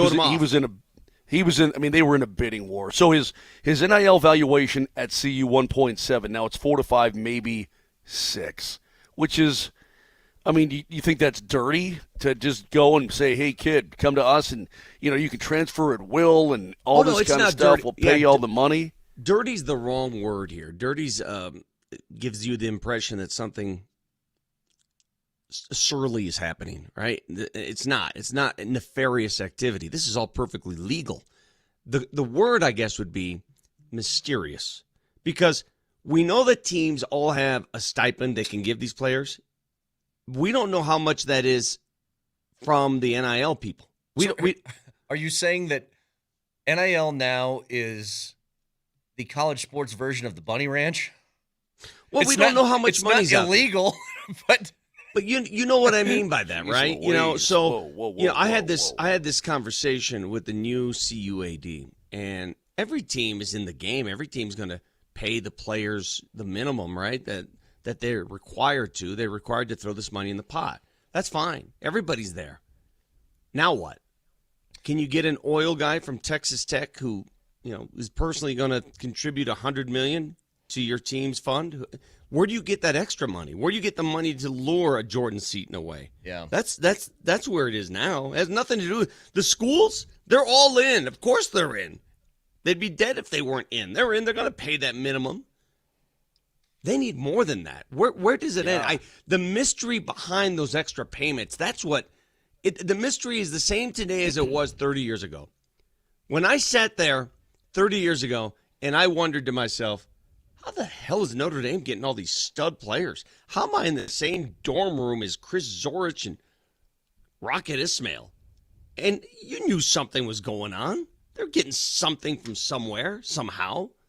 Well, was the story, correct me if I'm wrong here, Vic, I thought I heard this, though, that Lou Holtz, because Notre Dame had the very strict academic stuff. Prop 48. They didn't allow Prop 48, and Lou Holtz came in and said, I need 4 guys who you allow on Prop 48. Tony Rice was one of them. Ease up the restrictions on 4 dudes because I need some guys in here. Exactly right. And so he got some dudes. And what I'm saying is, now take that and expand it 100-fold. What do you think's happening in the SEC? Yeah. Oh man, it's crazy. It's a crazy. It's a arms complete race. clown show. It's, and we haven't even seen the end of it yet. What do you think's happening at Ohio State? Insanity. I mean, and my question is, where are there really that many rich people out there that just dump millions to their program? I mean, golly. I've asked this before, man. If you become so wealthy, Moj, if you discover something, if your new beehive comes in and you invent a new way to produce bees and you make billions, I don't think I'd be giving my money to my school. I'd find other things. I don't know. Am I not? Am I not connected enough? Is winning not important to me enough? I mean, you think Sac State's getting millions a year from old Moj? I mean, not to Dolphin. Not to sound like some bleeding heart or something, but the $1 million you'd give to your school to pay for NIL. Go to a hospital. Maybe somebody needs some of that. Get some work done. You know what I mean? Like that's the folks who give all their money to these schools to, hey, I want my golf program to be dominant. I have a problem with that. I'm like, really? It's got to be some sort of perk, right? What, your name on the wall? I don't know. I don't know what you get, but it does seem crazy to me. Hey, it's your money. You can do whatever you want with it. It's your money. Hey. I'm not here to judge what you do with your money. I'm just telling you what I wouldn't do. I'd keep it. Let's continue our drop tournament here as we get to the last grouping. Again, this is pitting 4 of these drops against each other to see who makes is this the Elite 8 is what we have next, Nelly? Yes, it'll skip right to the Elite 8. So, going back to the Vic region, the final participants is a 6 seed, a 4 seed, a 7 seed, and a 15 seed. The 6 seed is? Ooh. Well, I think that, obviously you want to win Game 5. Is that Gumga? Damn, it's too much in my mouth. Huh? It's too much. So you know what's happening? My daughter sent this to me. She's a KU sophomore.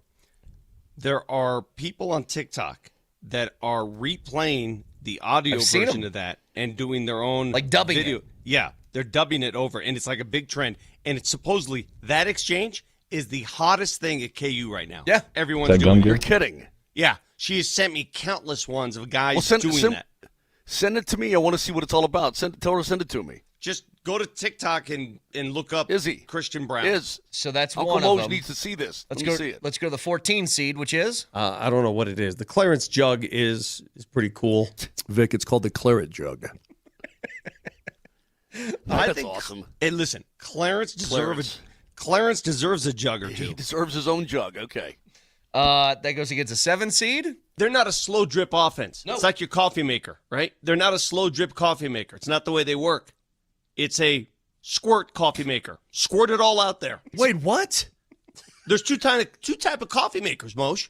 It's the squirters and the slow drip. And then finally the 15 seed.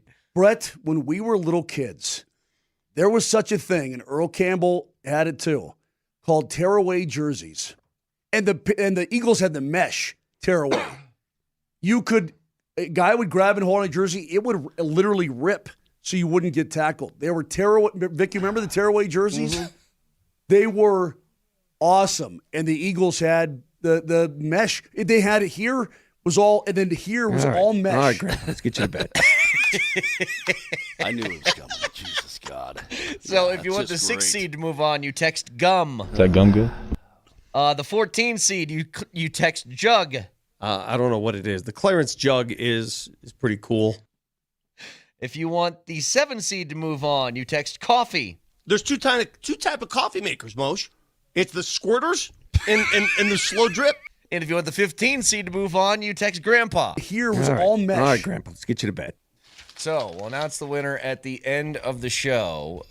Reminder to everybody out there, the Avs are back on the ice tonight, putting their 3-game winning streak on the line. Tune into 92.5 starting at 5:30.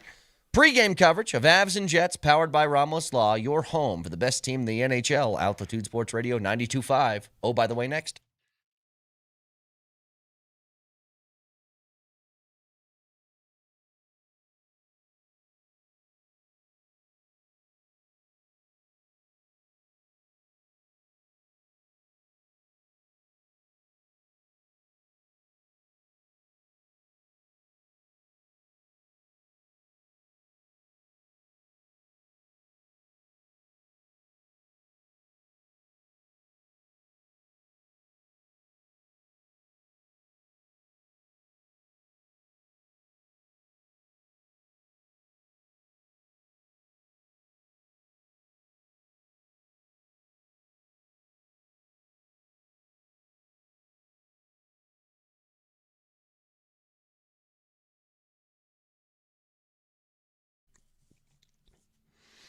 This drought, something else. Water restrictions have already arrived. You got to do something with your lawn. You know it. I know it. Mile High Services is recommending a deep plug, very deep. And their machines are heavy because they get the deepest plugs around. You've aerated your lawn before. You know what I'm talking about. The little plugs that hang around. They got the best. They do it the best. It allows you to spring fertilize, and it allows your lawn to grow better than other lawns around you. And that's the whole competition of lawn care. You really care about what your lawn looks like next to your neighbor's. MileHighServices.com.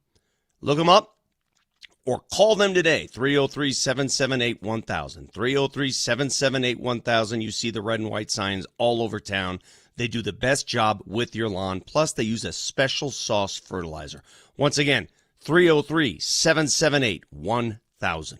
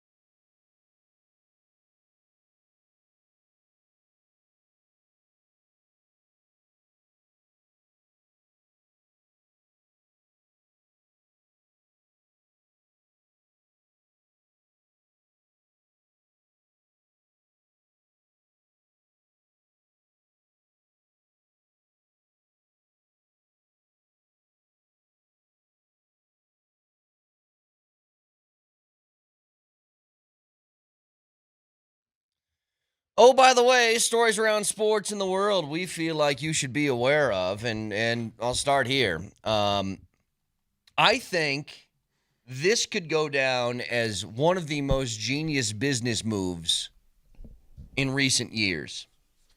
So there's a place, it's called Rocco's. It's a pizzeria in Omaha. It is right outside the baseball stadium that hosts the College World Series. And every year, they do a Jell-O shot challenge. And here's what they do. They put all these names on a whiteboard of the teams in the tournament, usually LSU's, Texas's, Oregon State's, teams like that. And they have the fans that are going there to root on their teams compete which team can buy the most Jell-O shots, right? So 2 years ago in 2024, just to give you perspective, Tennessee fans bought 38,340 Jell-O shots in 10 days. They totaled 96,412 that year, selling them at $5 a piece. They donate $1.50 of that $5 to a food bank. But in total, $475,000 in 10 days on Jell-O shots alone. They're opening this back up because Nebraska plays Iowa in the Sweet 16. So they're assuming Nebraska and Iowa fans are going to come to the bar and watch the game. They're opening up the Jell-O shot challenge again. It's the most genius thing ever. Because you make it a competition for $5 on the easiest thing you can make. Pride sets in. It's crazy. School pride. But so does the Jell-O shot eventually, bro. The Jell-O shot eventually sets in, bro. And then you're on the floor, bro. Imagine. And then you can't buy any more, bro. Moj, imagine this. Imagine making $500,000 in Jell-O shots in 10 days. $500,000. It's unfathomable to me. I don't know, was Riker there? When's the last time you had a Jell-O shot? Years ago. I don't know, years and years and years. We made some for my daughter's graduation party. Like, we actually cooked them. Yeah. Felt like I was cooking meth or something. Yeah. Walter White? Yeah. Felt like that. Oh, my God, it's Heisenberg. I was using wine. Speaking of, do you want me to do the story I just sent to you guys? Yeah, go ahead. You want me to do that story? Good. Oh, by the way, as if sharks aren't bad enough. Like, Vic, are you afraid of sharks, like getting bit by a shark? I'm afraid of water. Okay. So if there's a shark in the water, you're like, you're not down with that. Well, apparently Brazilian scientists are now discovering that sharks in the Caribbean are getting fueled up on cocaine. Okay, wait a minute. Sharks in the Caribbean. Some of the cartel and boats, caffeine and painkillers. Losing some stuff on the trip. Some of those boats that are getting blown up. What they're saying is that the tourism and the rapidly growing tourism around all the Caribbean and all the tourists, that these pharmaceuticals are now getting into the water and sharks are getting all drugged up. What was that movie? It's bad enough to be, like a shark wants to bite you, but a shark on coke? I mean, so they made the movie doing? Cocaine Bear. You can legit do Cocaine Shark. I was thinking about that. They took that movie and made it real life. Isn't there that monkey that's in Asia that smokes like 2 packs a day? You know what I'm talking about? Nelly, do you know what I'm talking about? There's a monkey that smokes like 2. Look up on the internet, smoking monkey. There's a monkey that some tourists gave it like a cigarette, and it got addicted to him, and now it's like this monkey needs cigarettes every day. Oh. So they tested. There's apparently this remote island in the Bahamas called Eleuthera, whatever. Anyway, they tested 85 animals, and 28 came out positive for drugs. Wow. Yeah. So, anyway, stay out of the water. See, I'm telling you, it's in North Korea. A 19-year-old female chimpanzee at the Central Zoo in Pyongyang, known for smoking a pack a day after it's being encouraged by its handlers. Does he wear a tight white shirt and just roll it up on his sleeve? I mean, come on, man. Who got the friggin' primate on cigarettes, man? Put him on Zyn. It's better for him. The FDA previously studied nicotine addiction in monkeys, which was suspended after 4 monkeys died. Great. So I love how it says this, controversy. Animal rights activists heavily criticize this behavior. Really? Just them? What if a monkey offered you some Zen? So what they're doing, they're using this to attract visitors. It's like you go to the zoo not to see the monkey, but you got to see the smoking monkey. Look at this guy. I'll be honest with you. I have no interest in seeing any other animal. If someone said to me, you have to travel this far to visit a smoking monkey, I would do it. I'd watch that monkey take down some haters. I'd watch it. 100%. I'd offer it a beer. Be like, screw it. You don't care about your health. Of course it's in North Korea. Of course it is. Is there video of this, Nelly? Before the end of this, try and find video of this. Her name's Azalea, I think. Azalea, the smoking monkey in North Korea. Anywho, moving on. Did you guys see the Great dude? job, thanks. The dude that was at the New York airport, and they're asking him because what's the context here? Was like ICE officers there to help with TSA purposes or something like that? Or I didn't know if it's because there's been massive TSA delays. Yeah. Something with airports getting weird right now. And they said, hey, this New Yorker, do you care about this? Oh, they're right there. All right, they're good to here to help. They're not bothering nobody. As long as they can check my bags and get me on my flight, I'm good to go. Right? I want to get to the Bahamas. I want out of here. Jeez, that is strong and thick. Hey, but does dude know about the cocaine sharks? I mean, he may want to get to the Bahamas, but that's where the problem is. I don't think I've heard somebody that is More a New York bigger than that? caricature of the place that he lives than this guy right here. As long as they can check my bags and get me on my flight, I'm good to go. As long as they can check my bags and get me on a flight, I'm good to go. Hey, I'm trying to get to Bahamas. I want to get to the Bahamas. He sounds like Tony I want out of Soprano. here. He sounds a little bit like Tony Soprano. he Christopher, sounds just like him. I'm trying to get to Bahamas. I'm trying to get out of here. Have you seen Spears, the comic Aries Spears, do Oh, he's Tony so Soprano? good. Yeah. It is unreal how good he is. Hey, Tom, trying to get to Bahamas. As long as they can check my bags and get me on my flight, I'm good to go. Unbelievable. See, I want that voice on Siri. I want that voice. I want that voice on Grok, Siri. I don't want a neutral voice. I want that guy. Specifically him. Oh, they're right there. All right, they're good to here to help. They're not bothering nobody. As long as they can check my bags and get me on my flight, I'm good to go. Right? I want to get to the Bahamas. Ask that guy I on want out of here. Ask that guy on Grok if anyone's ever led the NBA in rebounds and assists in a season. Yeah. But hang on. Do you still want him to go, hey, cutie? Yeah. Yes. Hey, cutie. Nobody's ever done that before. It's all Jokic. What do you mean? Come on. Here's Azalea for you guys. Yeah, Rip. Look at that. Did Azalea light it herself? I don't know, Did but she light her own cigarette? It just said she lights her own cigarettes with a lighter or another lit cigarette. it doesn't look like she's inhaling, though. She's not doing the smoke ring. She's just puffing right out. What, do you wanted a French inhale, Vic? Come on. Wait, they also featured the dogs that do what? What is this zoo? I might go to the zoo. This Not only is a can fun Azalea zoo. smoke, but she lights her own cigarettes with a lighter or another lit cigarette. Keep going. This is on what's the ABC. dog do? This is on ABC News, by the way. So what are the dogs here? The This is dogs my are at kind the of zoo. So hang on, let's check this out. Azalea is the zoo's only unique attraction. They also feature dogs that can use an abacus, a monkey that dunks basketballs. Wait a and minute. more. We got dunk hoops? Wait a minute. We got dunk hoops at the zoo? Dunk, baby, dunk. You Oh can my dunk. God, that is my kind of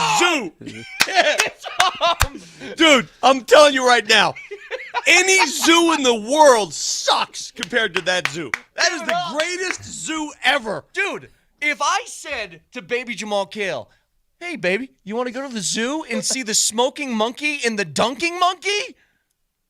Dude, Dude, it's Spud Webb. I mean, what? Just you a know, little tiny bam, dunk. Usually you go to these zoos and everybody's like, look at the animal just laying there eating. These people are working for their money. Now, go They're back. doing things. I got to see this. This monkey did, for those listening, a backflip first and then threw it down. Watch this. Watch this. The level of athleticism. Oh, and it's an alley-oop. Yeah. That vertical leap, dude. Insane. Oh, wait, backflip? Oh, yeah. Bam. That Dude, looks like I'm telling AI. you right now, for a dunk hoops aficionado like myself, I cannot tell you how impressed I am seeing that monkey play my game. Notice how it's dunk hoop and not pickleball, mind you. Everybody pause for a second. I have to say something I never thought I'd say. To our boss, Kevin Shockey, can you pay for us to do a road show in Pyongyang, North Korea? Can we do a live broadcast From that zoo? From the northern part of the DMZ? I never Dude, I thought ain't I'd going say North it, Korea. but I have to see this smoking monkey. I have to. But call Dennis Rodman. He knows. Calm down, Moser. You'll survive. I ain't going. I ain't monkeys going. there. We got monkeys playing ball, dude. Shut up. Oh, that's amazing. This is what the point of Oh, by the way, was supposed to be about. It was supposed to be about smoking monkeys dunking. and dunking monkeys. Smoking monkeys doing backflips and playing dunk hoops. Okay, great. Exactly right. As long as they can check my bags and get me on my flight, I'm good to go. I was just going to say. And that guy. I'm trying to get to North Korea. See the smoking monkey. I want to get to the get out of Bahamas. here. I got to get out of here. I want out of here. Listen, dunk hoop with the monkey. Come on. They're going to come here check my bags. Got to play dunk hoop with the monkeys. I'll bring the monkey back home with me. Got to get out. All right, they're good to hear to help. You ever seen Azalea smoke a cigarette? You ever seen it? 303-504-0925. Back after this.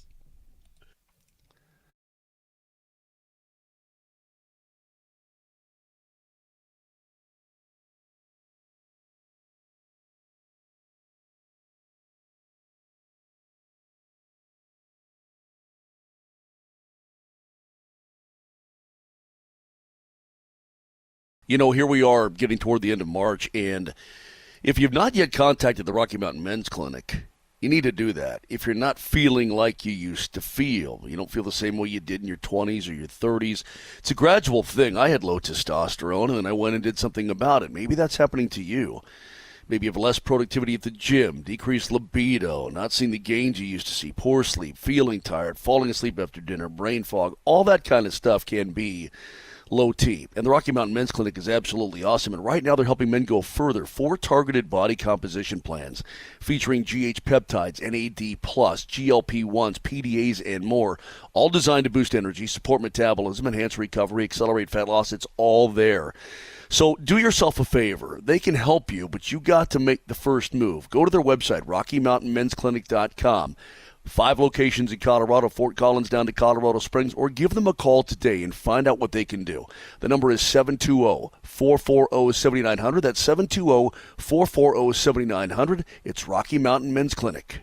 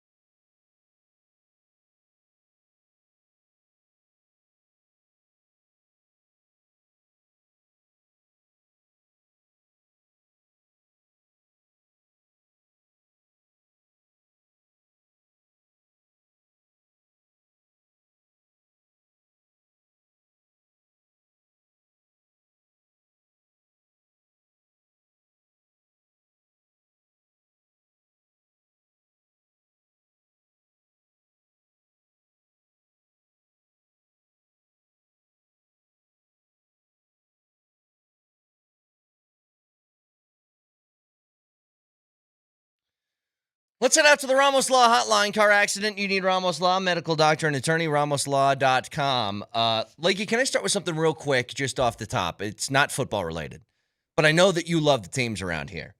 What's more impressive? Is it Jokic almost going for 20, 20, and 20 last night, or is it Jamal Murray going for 53 with only 5 free throws? Both pretty impressive. The 20-20-20, I don't know how often you're going to see that in your lifetime, though. Yeah. I mean, he's the only guy to do it 3 times. He's done it 3 I mean, times. that's the thing. That one's ridiculous, especially for a center. I mean, that's unbelievable. Jeff Legwold with us. Now, to the Broncos part of things. We were talking about this. I just want to get your perspective, your trusted football brain on this. Marvin Mims is somebody who looks a lot like Jalen Waddle, and now you're wondering what his role is within the offense.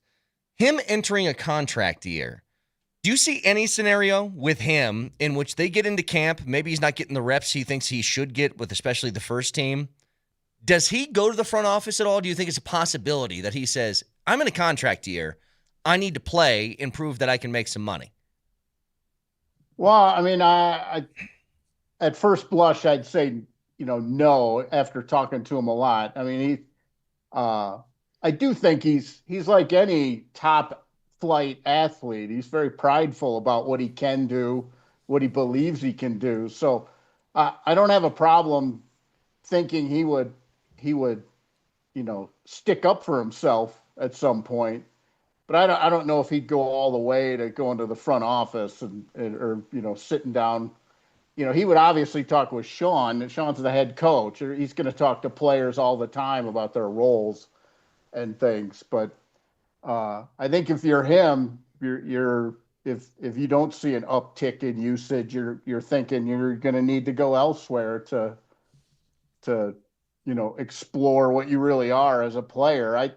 I still think, and look, it's just the sports writer guy and everything. But I still think the Mims, Waddle, Sutton is the best 3 wide, athletically, route running wide, all of it that they could put out there. But you do have 2 similar players when you do that in Waddle and Mims. But I still think that's the best 3. And they're going to run an awful lot of 3 wide this year. The Waddle trade is proof of that. And they were in the top 10 last year without him in 3 wide sets. So, but yeah, I'd like to see it. I've always been the guy who said it. I'd like to see him get 90 targets and see what that looks like. First off, I got to say this on the Twitch feed. Somebody says, JFC, I'm so tired about hearing about Mims and Waddle. To which Nelly responded on Twitch, can I offer you a mock draft in this trying time?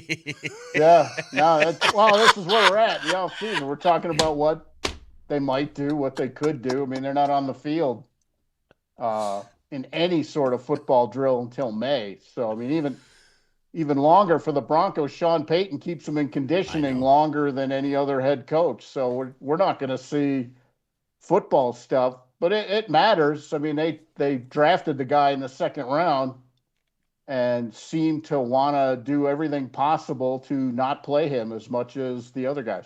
I do have a comment and a question here. The competition committee has given the league a couple things that they'd like to change. One of them being onside kick anytime. All right. Before I get to that, I heard on the PhD show, DMac's solution to it would be just no kickoffs at all, just every team. And I think that's dumb, because then you eliminate the ability to get the ball back if you desperately need the ball back. So that's why you have to have kickoffs in the game, in my opinion. So kickoffs remain in the game. However, why wouldn't they allow onside kicks anytime? That was the dumbest move I thought I'd ever seen, to only allow onside kicks in the 4th quarter. What if you want to throw one at the beginning of a game? It's on you. It's not. I mean, why not? Why is that such a difficult concept to understand there? Well, I'd be interested to see how Sean Payton is in the meetings, since he's the guy who did it in the Super Bowl. Yeah. To open the second half or whatever. I mean, I just think that was, there was a big push on the safety side of that play at that time. And I think that was, maybe they swung the pendulum a little too far, and coaches and others want to see it come back a little bit. But yeah,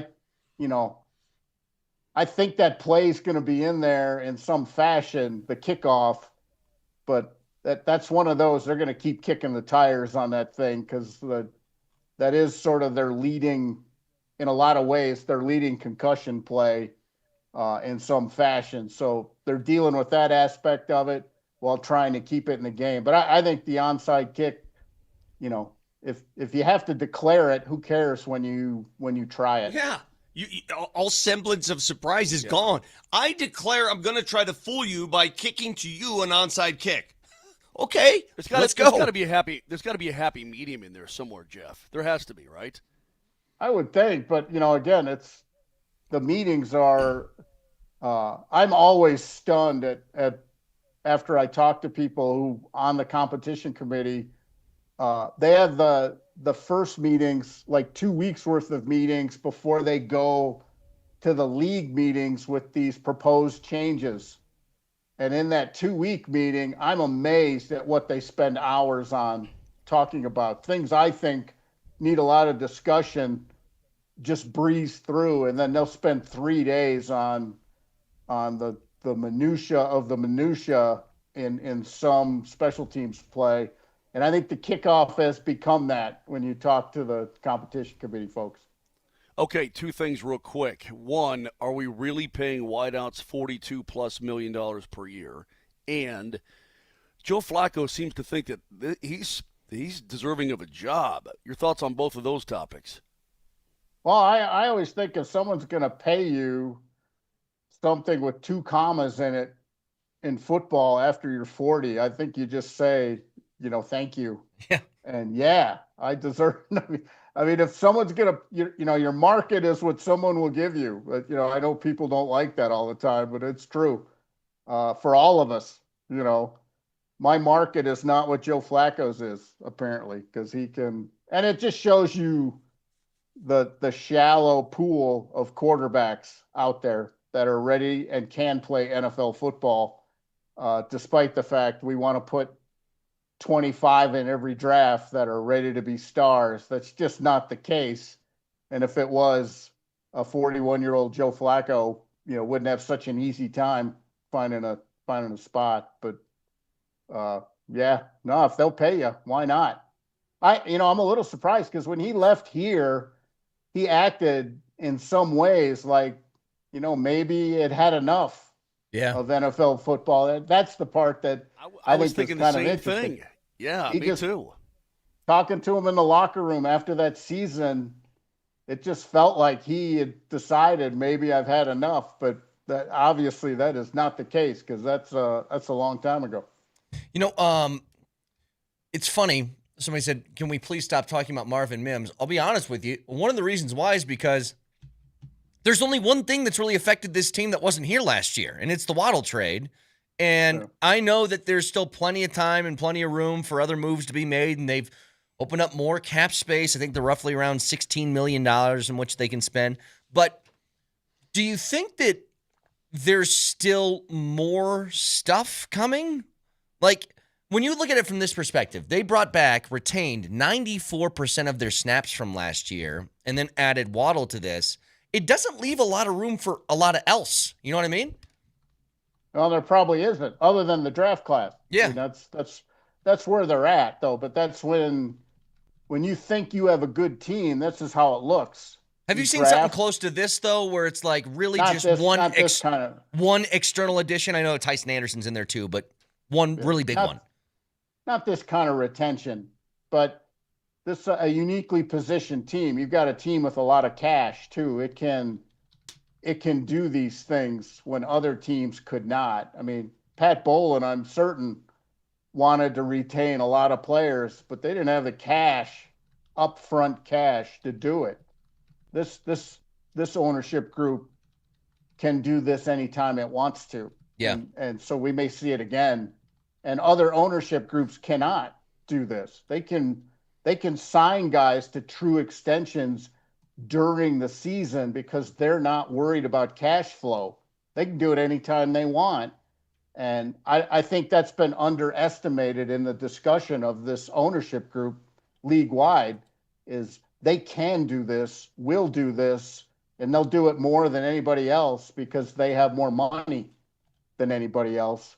And the Mims thing, look, I've told fans who've asked, or people who've asked me, why is it such a discussion point? And I say, in my time as a beat writer doing this job, I feel like I've been able to answer a lot of the questions I've had about things. I have not gotten a good answer from anyone ever about why Mims's usage has always looked the way it has. Even from Marvin. Marvin doesn't know, or at least he's not saying if he thinks he knows. I agree. But he doesn't know. Is he not practicing hard? Is he? No, is he dropping. What is it? No, that's what I mean.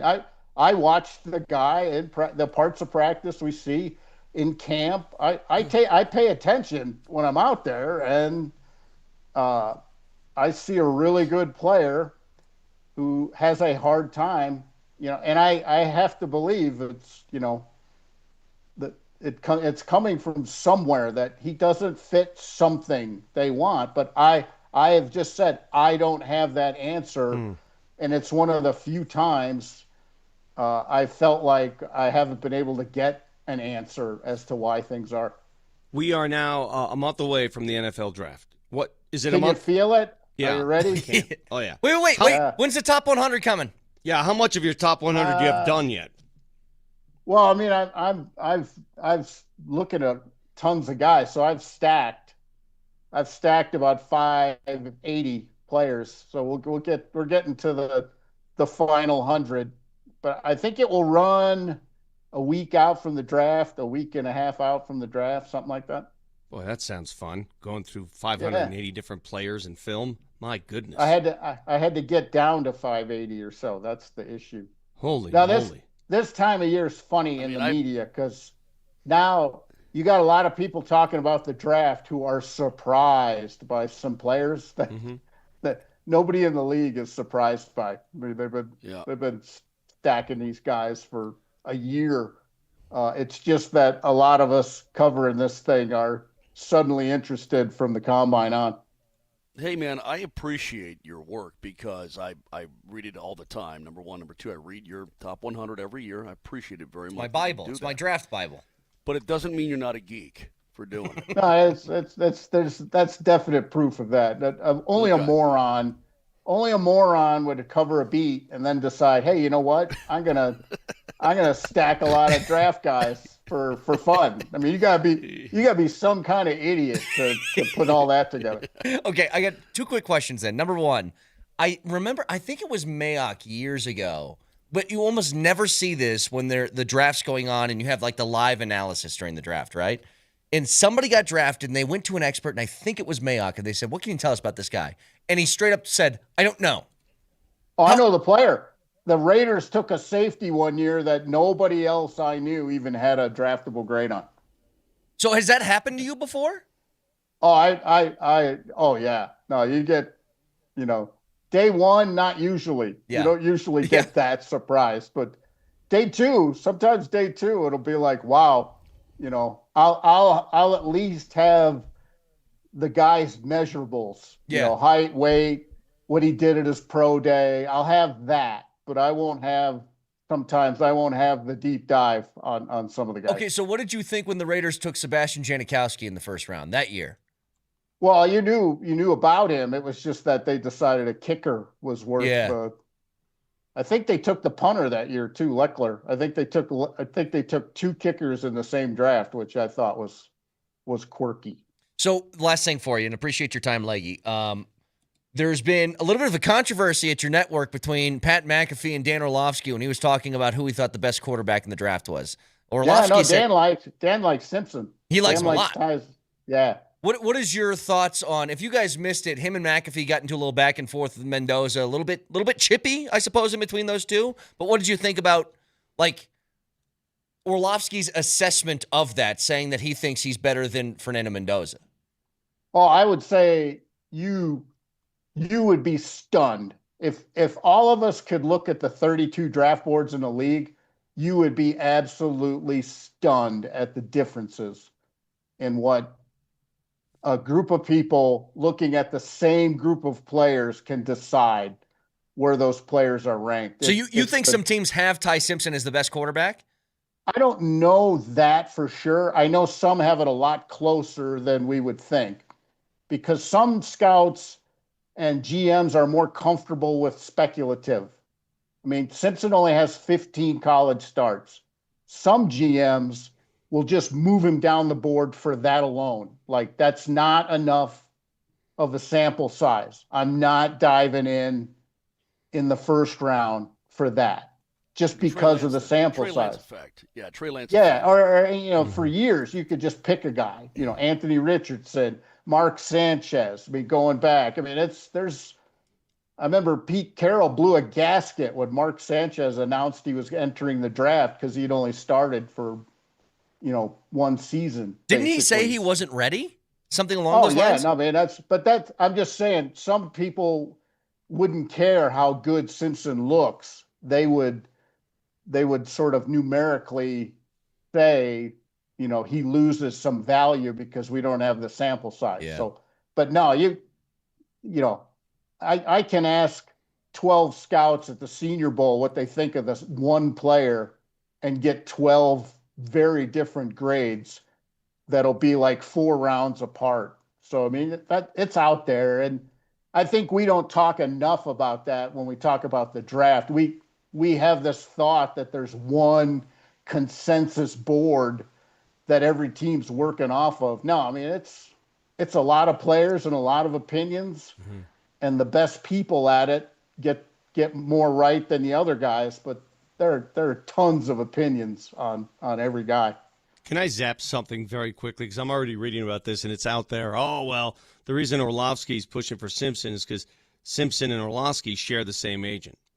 Now, I've known Dan for a long time. I've known Dan for a while. He's been on our show. I'm telling you, stop with that crap. The man thinks for himself. You think the influence of a shared agent is going to have him go on national television and put his credibility on the line? Stop it. These stupid rumors get out there and people fall for it, and I don't know how you fall for it and why. It's silly. It's stupid. It's a knock on a man's character. Dan Orlovsky feels one way, has nothing to do with outside influence from his agent. Ridiculous. Well, here's the thing, too, Vic. I mean, guys, look, would Ty Simpson and his reps enter the draft or announce they're entering the draft in January if they don't already know how good NFL people think he is? Yeah. Look, they've been scouting him for a year. Just because the media pays attention to the draft after February doesn't mean the league hasn't been scouting all year. They had the information that is surprising so many people right now. They had that back in January. The only reason he comes into the draft, I mean, your choices are to start one more season in Alabama and make millions of dollars, but you choose not to do that because you know your draft status. You know how people are interested in you, and you know you're most likely going in the first round way back in January. So a lot of the narrative is just people who don't pay attention to the draft the other 10 months of the year getting involved now. Yeah. Jeff Legwold, ESPN.com, joins us every Thursday. Always appreciate it, Leggy. Thank you. Thanks, fellas. Jeff Legwold, ESPN.com, all conversations with Leggy are brought to you by the International Brotherhood of Electrical Workers, IBEW Local 68. Start with a job and with a career. Let's quickly get to our last matchup here of the drop tournament as we're combining 4 drops together, and you decide which one of the 4 moves on. Our final one here from the Moser region. It's an 11, a 14, a 7, and a 2. The 11 seed is... But is Val not allowed to forecheck there? Is he not allowed to... Yeah, what do you, just think about it. What are you supposed to do? Move out of the way? Just go, okay, just like, oh, sorry, I'm in your way. Most Canadian coaches ever sounded with us. The 14 seed is... Ready? Okay. I got an old guy, and he likes my butt. Watch me dance, because I'm a nut. Go team! Also, the 7 seed? Unbelievable. Moser, have you ever had somebody stop you at an airport say, hey, Matt Damon look-alike? Do you ever get confused for Matt Damon at airports? You ever get that happen to you? Can't say that I have. Anybody ever ask you if you're wearing the Wizard of Oz? You know what? The more I hear that, the more I love good. can't say that I have, because it was just him being like, that was you cocking back your fist. You Can't ever say had that happen to you? that I have. And then finally, the 2 seed. What the hell was I'm that? talking about a guy just coming back from after being injured for a long time. So Gabe comes in, he scores a power play goal, and they cut his leg off? Like, what are you doing? Moser. I shut him off. Shut him off. No, I that can't was really on think you, right now. Moser. I know. Shut him off. Shut me off. So you decide what moves on. It's a good category. If you want the 11 seed to move on, it's sorry. Sorry, I'm in your way. The 14 seed is ready. Ready? Okay. The 7 seed text wizard. Anybody ever ask you if you're wearing the Wizard of Oz? And the 2 seed is shut. Right now. I know. Shut him off. Shut me off. Loaded category. We get the winner at the end of the show. Stick around.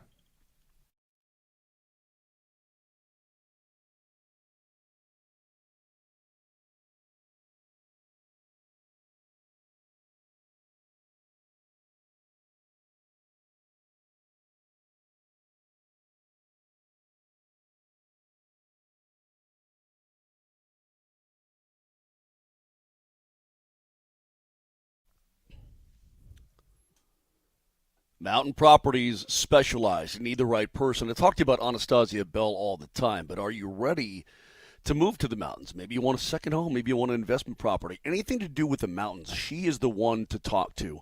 Here's her telephone number, 970-968-7646. I'll give it to you again here momentarily. Right now in Breckenridge, you can wake up slopeside in your own Breckenridge ski chalet, private, refined, truly exclusive. She's a broker associate with Breckenridge Associates in Breckenridge, and she knows the mountains like nobody's business. And people appreciate the level of professionalism that's required for such places. She absolutely has it. So if you're ready, get that number again. It's 970-968-7646. Call her. She'll answer right now. Whether it's a mountain getaway, ski in, ski out, or anything else up the hill, the person you want to call is Anastasia Bell.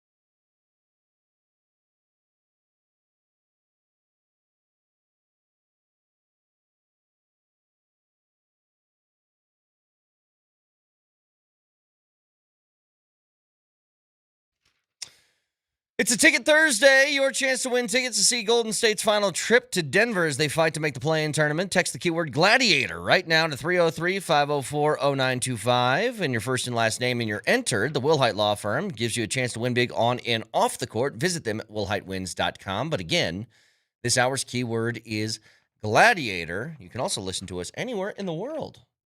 Text in anywhere from the world on that Altitude Sports Radio app. It is also powered by the Wilhite Law Firm. Nuggets. What's the furthest we've ever been texted? The furthest was Rome. That was pretty far. Where else? We got a guy in India one time.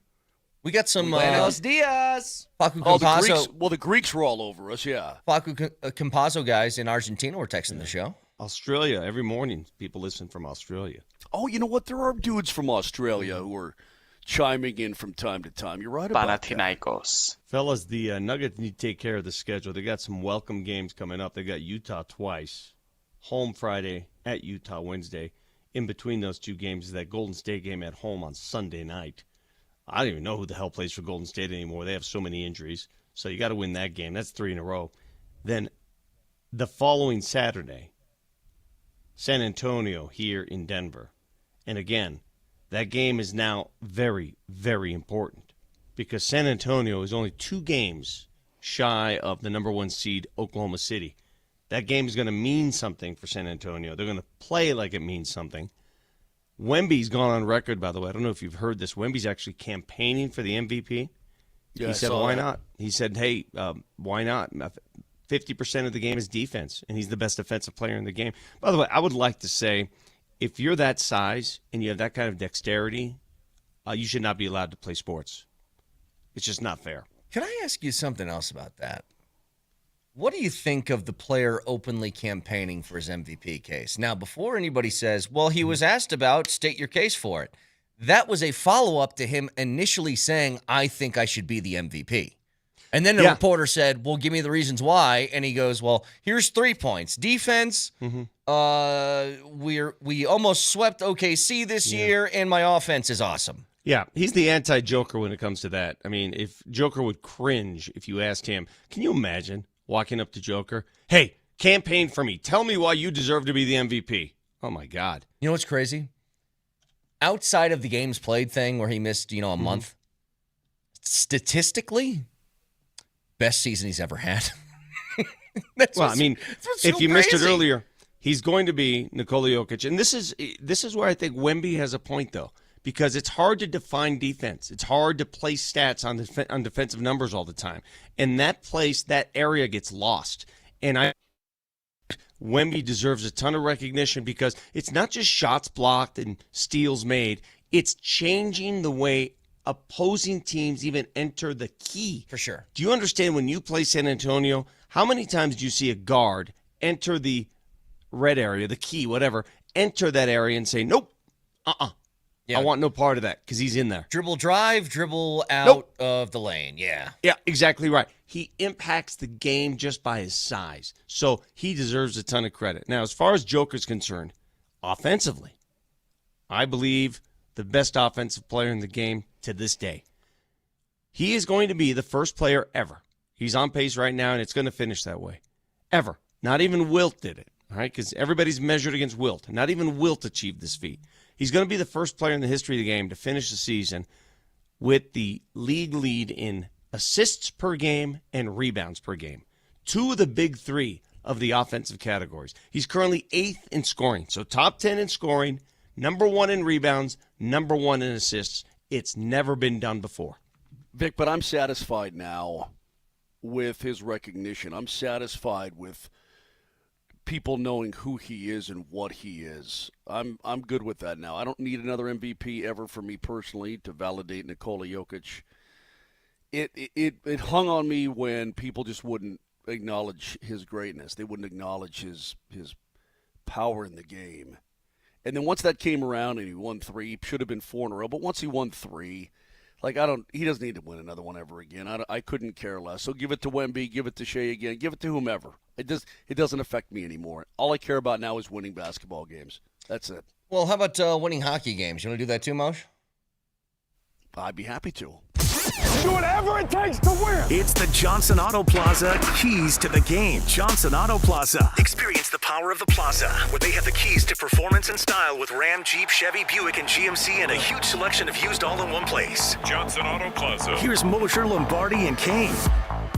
Keys to the game as we have the Avs and Jets tonight from Winnipeg, 6 o'clock, Moj. I'm assuming that we're going to see Connor Hellebuck between the pipes again. I'm assuming. Can't be sure, but I doubt it's going to be Eric Comrie. Winnipeg Jets have won a couple of games in a row. They're not playing bad hockey right now. They're way on the outside looking in. They basically have to win out to make it to the postseason. But their last two wins, they beat the Rangers 3-2. Okay, Rangers stink. And they beat the Golden Knights 4-1. That was at home. And let me tell you, the Golden Knights they're suffering right now. They are not playing good hockey at all.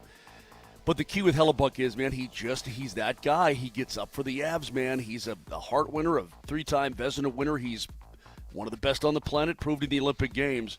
Take away his eyeballs tonight. Period. Make life difficult on Connor Hellebuck. End of story. Moj, I hate to interrupt, but I have to tell you, if you're looking to get at Connor Hellebuck, is it Hellebuck or Hellebuck?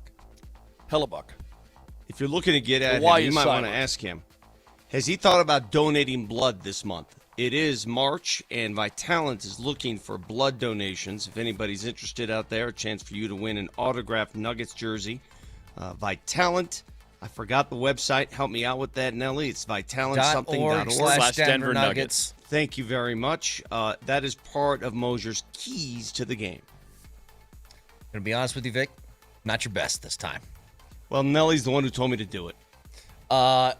Those are keys to the game, brought to you by Johnson Auto Plaza. You get a selection, service, and incredible savings on Ram, Jeep, Chevy, Buick, and GMC all at one location. Experience the power of the plaza at Johnson Auto Plaza. Not just. How does it feel to be interrupted mid-key there, Moj?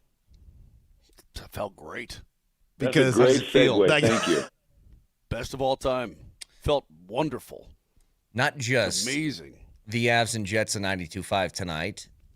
The NCAA tournament will be on AM 950, and that starts at 5 o'clock. As that is Texas and who? Who's Texas playing again? Texas and littering and Purdue. Texas and Purdue tonight. Ooh, that'll be a good game. That'd be good. Texas is. I mean, they're pretty good when they put it together. They just don't always put it together. I'm picking Purdue to move on. Well, Texas is the good talk. 11th That's seed. great. Well, Texas Good is the talk, 11th yeah. seed. That makes sense. Yeah, sure. Okay. So, few things here on the way out. Again, when you have a game like what Jokic and Murray put together last night, and you needed both to win, and this is what your star players should do. They had a really rough entry into the morning last night, got to bed around 4:30, had a game that night at 8. And your two best players said, jump on our backs. We got you. Jamal finishes with 53. Jokic a damn near 20-20-20 game. And I think both of them, like I've made two statements. I don't know if you agree or disagree with this. I think that Jamal Murray's 53 last night was more impressive than Bam's 83. And I also think that that's somewhat ridiculous, but that's fine. I don't think it's ridiculous at all. Why do you think it? Why are you saying it's ridiculous? 83 is more than 53. So, dude, if Jamal 15 less shot attempts, 37 less fine, free throw attempts. You're being silly. I was very impressed with Jamal's shot making. The shot making was extraordinary. Oh, out of this world. I got a stat for you because Dan Hyatt hit me up because he's my guy now, not yours. He's mine. Oh, Jesus. I was talking about Murray is the most ethical high volume scorer in the league. Which means he doesn't foul bait. He doesn't even get to the free throw line when he puts up 50-point games. He averages 5 free throws a game in 4 50-point games in the regular season. Here is, according to Dan Hyatt, 50-point games with the percentage of points via free throws. Bam's 83 points was 43% free throws. SGA's 55-point game was 42% free throws. Austin Reeves' 51-point game, 41% free throws. Jokic, his 56-point game, 39% free throws. Jamal's had 2 this year. He had one last night against Dallas and one against Indianapolis. Both lowest in the league. Here's what they were. 53 against Dallas last night, 11% from free throws. Indianapolis was 52 points, 8% off free throws. The next lowest, if you're keeping track, was Aaron Gordon's 50-point game at the beginning of the year, where only 12% came from free throws. Ethical basketball. Ethical. Get buckets. Not fake, Don't foul not bait. contrived, not fed, not pursued by a team with a common goal.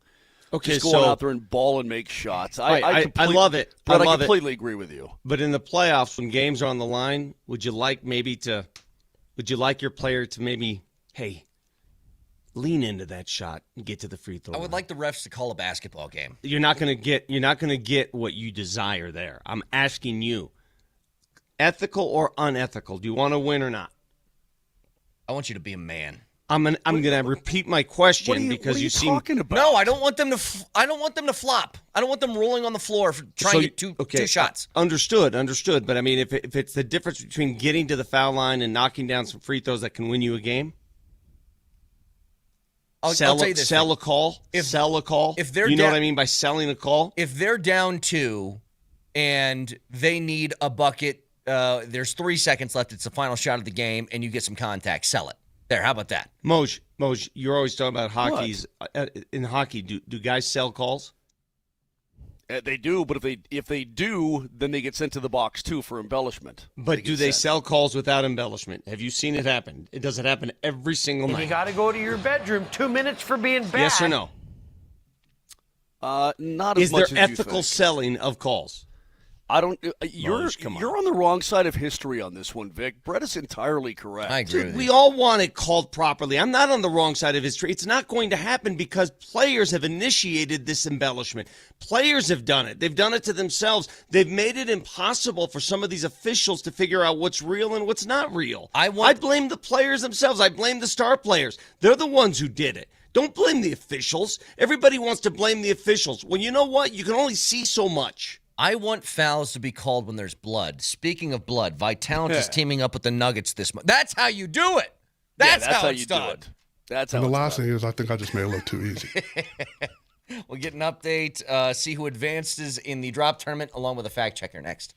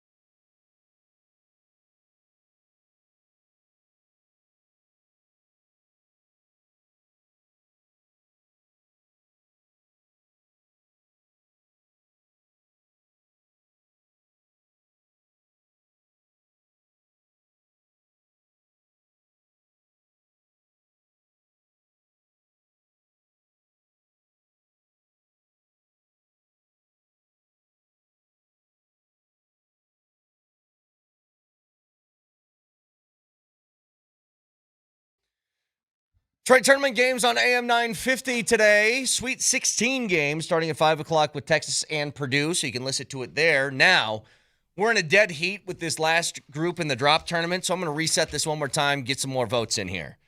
If you want the 11 seed to move on, you text in sorry. Sorry, I'm in your way. If you want the 14 seed to move on, you text ready. Ready? Okay. If you want the 7 seed to move on, you text wizard. Anybody ever ask you if you were in the Wizard of Oz? And if you want the number 2 seed to move on, you text shut. Right now, I know. Shut him off. Shut me off. It's a dead heat. So you're telling me that these are all dead heats? They're dead heats. Wow, that's crazy. So get your votes in now. We'll announce the winners here in a few minutes. Again, the Avs are not traveling. They're in Winnipeg tonight, and that has been a house of horrors over the last few years, up until Marty Natchez. House of what? Horrors. Or whores. Isn't it horror? I always struggle with that word. I'm always afraid to say it on the air. Horrors. Horrors? Isn't that what I said?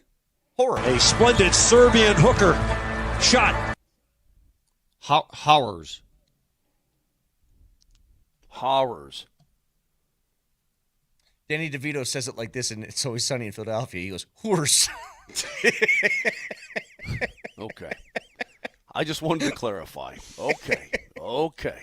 All righty. It's been a house of horrors because Marty Natchez had a goal at the very end of the game that didn't matter the last time they were in Winnipeg, but that was the first goal that was scored since 2023 in the regular season against Hellebuck, and it was scored by Jack Johnson. Would you agree that the Avs played a good game the last time they were here in the 2-1 loss? Would you agree with that? Good defensively. 3-1. Solid. Excuse me, 3-1 loss. Yeah. Empty netter. 3-1. Would you agree with that? Sure. Loss against Winnipeg? Yeah. Okay. This goes back to my question. Would you rather have your team play a bad game and win or a good game and lose? Bad game and win. Okay. By a mile, obviously. Was somebody going to disagree with that? Well, I mean, because I'm reading when I talk about ethical and non-ethical, a bunch of people are saying I'd rather lose ethically and not have my guy flop than win unethically and have my guy flop. And I said, really? I mean, well, Vic, you outshot him big time. You outchanced him. You outhit him. You were disciplined. You just did not make life tough enough on Hellebuck. You didn't do it. So you need to make life tough on Hellebuck. The way you won that playoff series a couple of years ago, 3 years ago, is you were in front of him. Like, he couldn't see the puck, so he couldn't stop the puck. You need to get in front of Hellebuck tonight. Make it hard on him and look different than you did the last time you were in this place. Well, they've done it before. They've done it before. They can do it again. Yeah. Agreed. What did you say? He has those, some nights he's a walrus and some nights he has those cat hands. Yeah. I want cat hand Hellebuck tonight. That's what I want. He's a great goalie. When he's properly motivated, this guy is the best in the world, okay, or one of. But he gave up 5 to Pitt. The Bruins put 6 on him. Preds beat him up. I mean, he'll give some up, but he gets focused. I mean, who doesn't want to play the top team in the league on your home ice, and then who doesn't want to try and shut them down?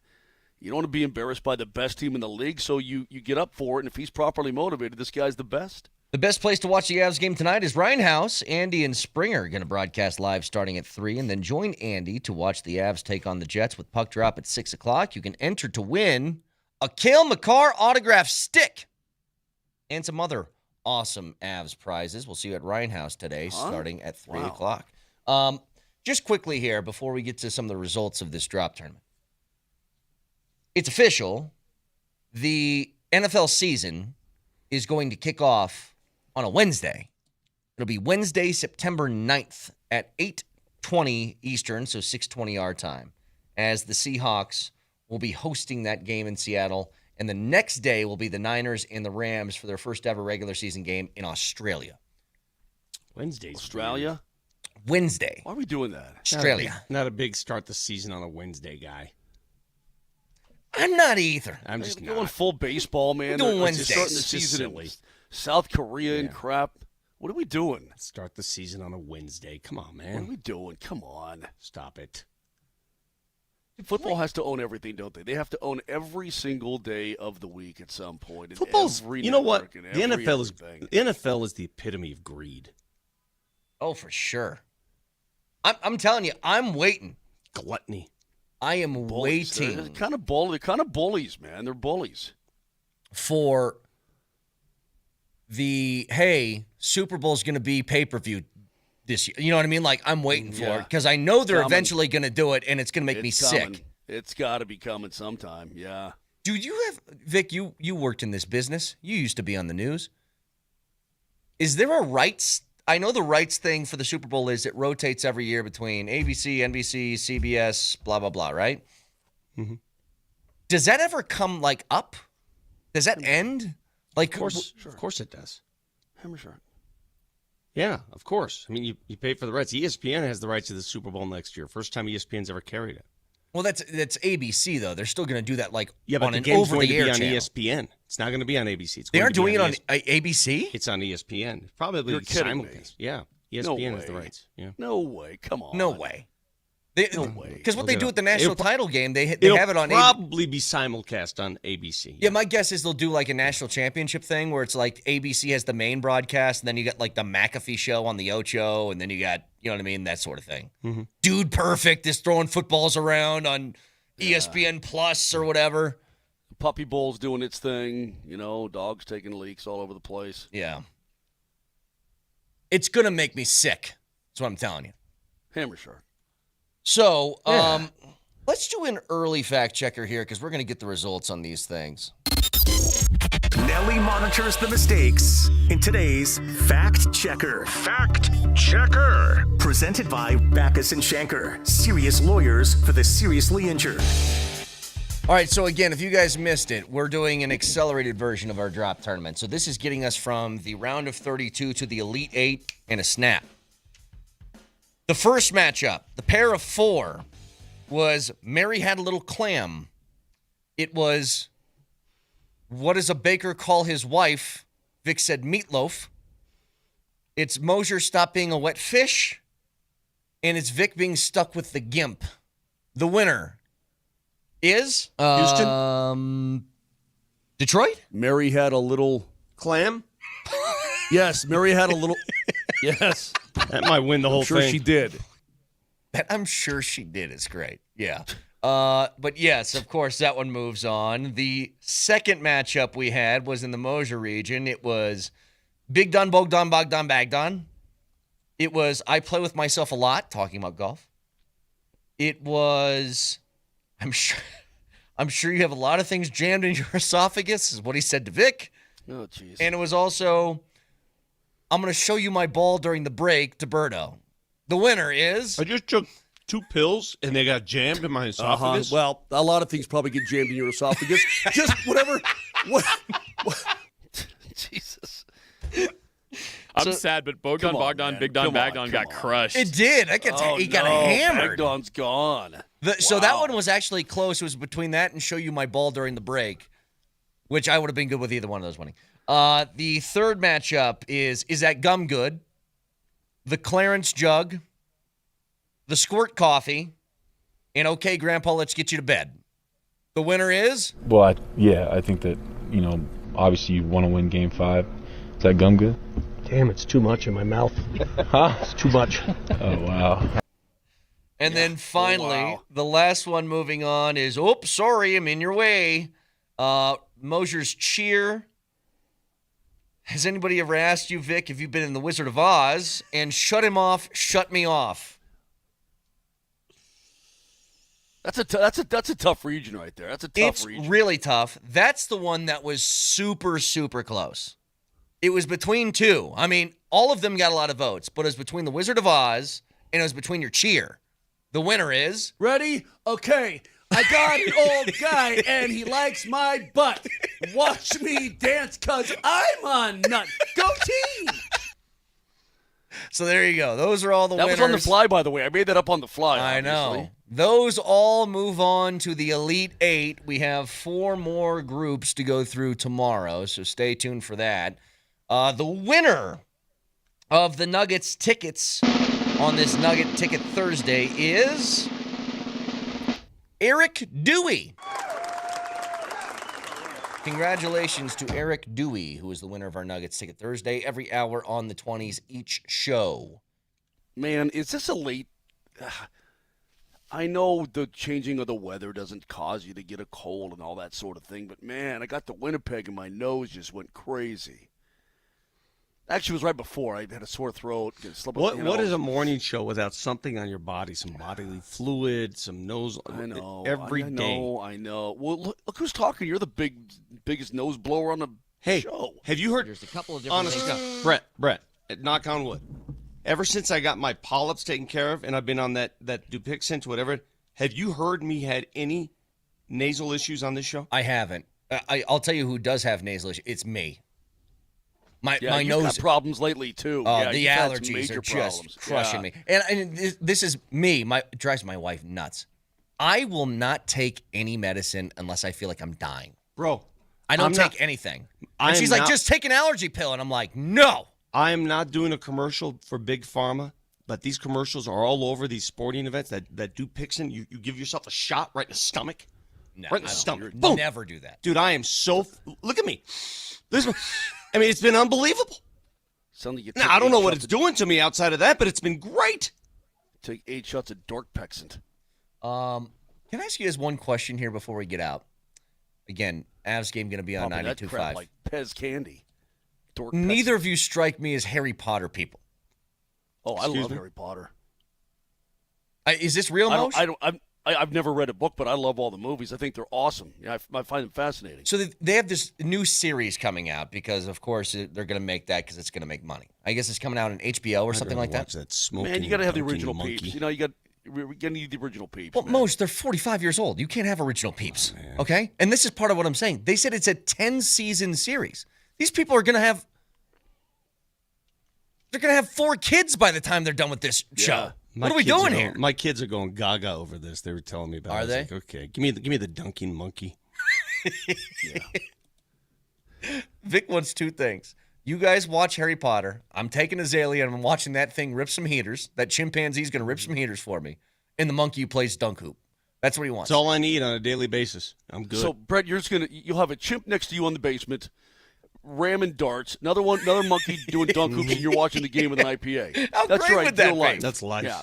Occasionally, you go hit a couple balls in the simulator. I'm good. Yep. I just want a smoking monkey. Is that so wrong? Somebody said, well, the monkey died from lung cancer. I was like, the monkey was like 20. Brett, That's a great life. Brett, if on the Nuggets pregame show, if we had next to me a monkey who's smoking the entire show, would that not be the greatest show ever? You've been on that show. Dude, and you got to pretend like it's normal, like it's no big deal. You're just talking stats. It's talking stats, and the monkey's just let's make a compromise. Chesterfield non-filters. Let's make a compromise. You aren't going to get a monkey on that set.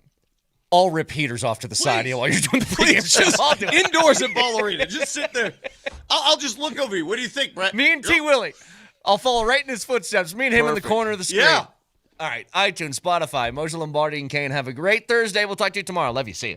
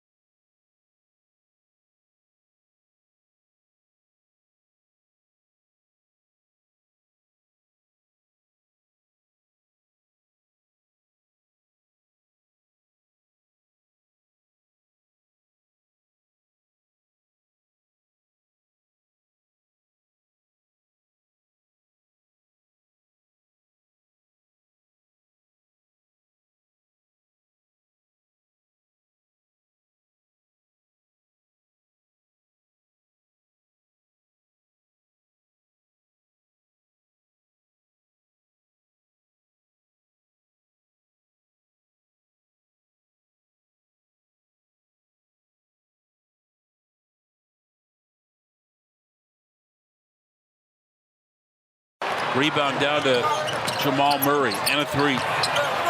Buckets. Jokic inside the arc. Hands off behind him. Murray three. Yeah!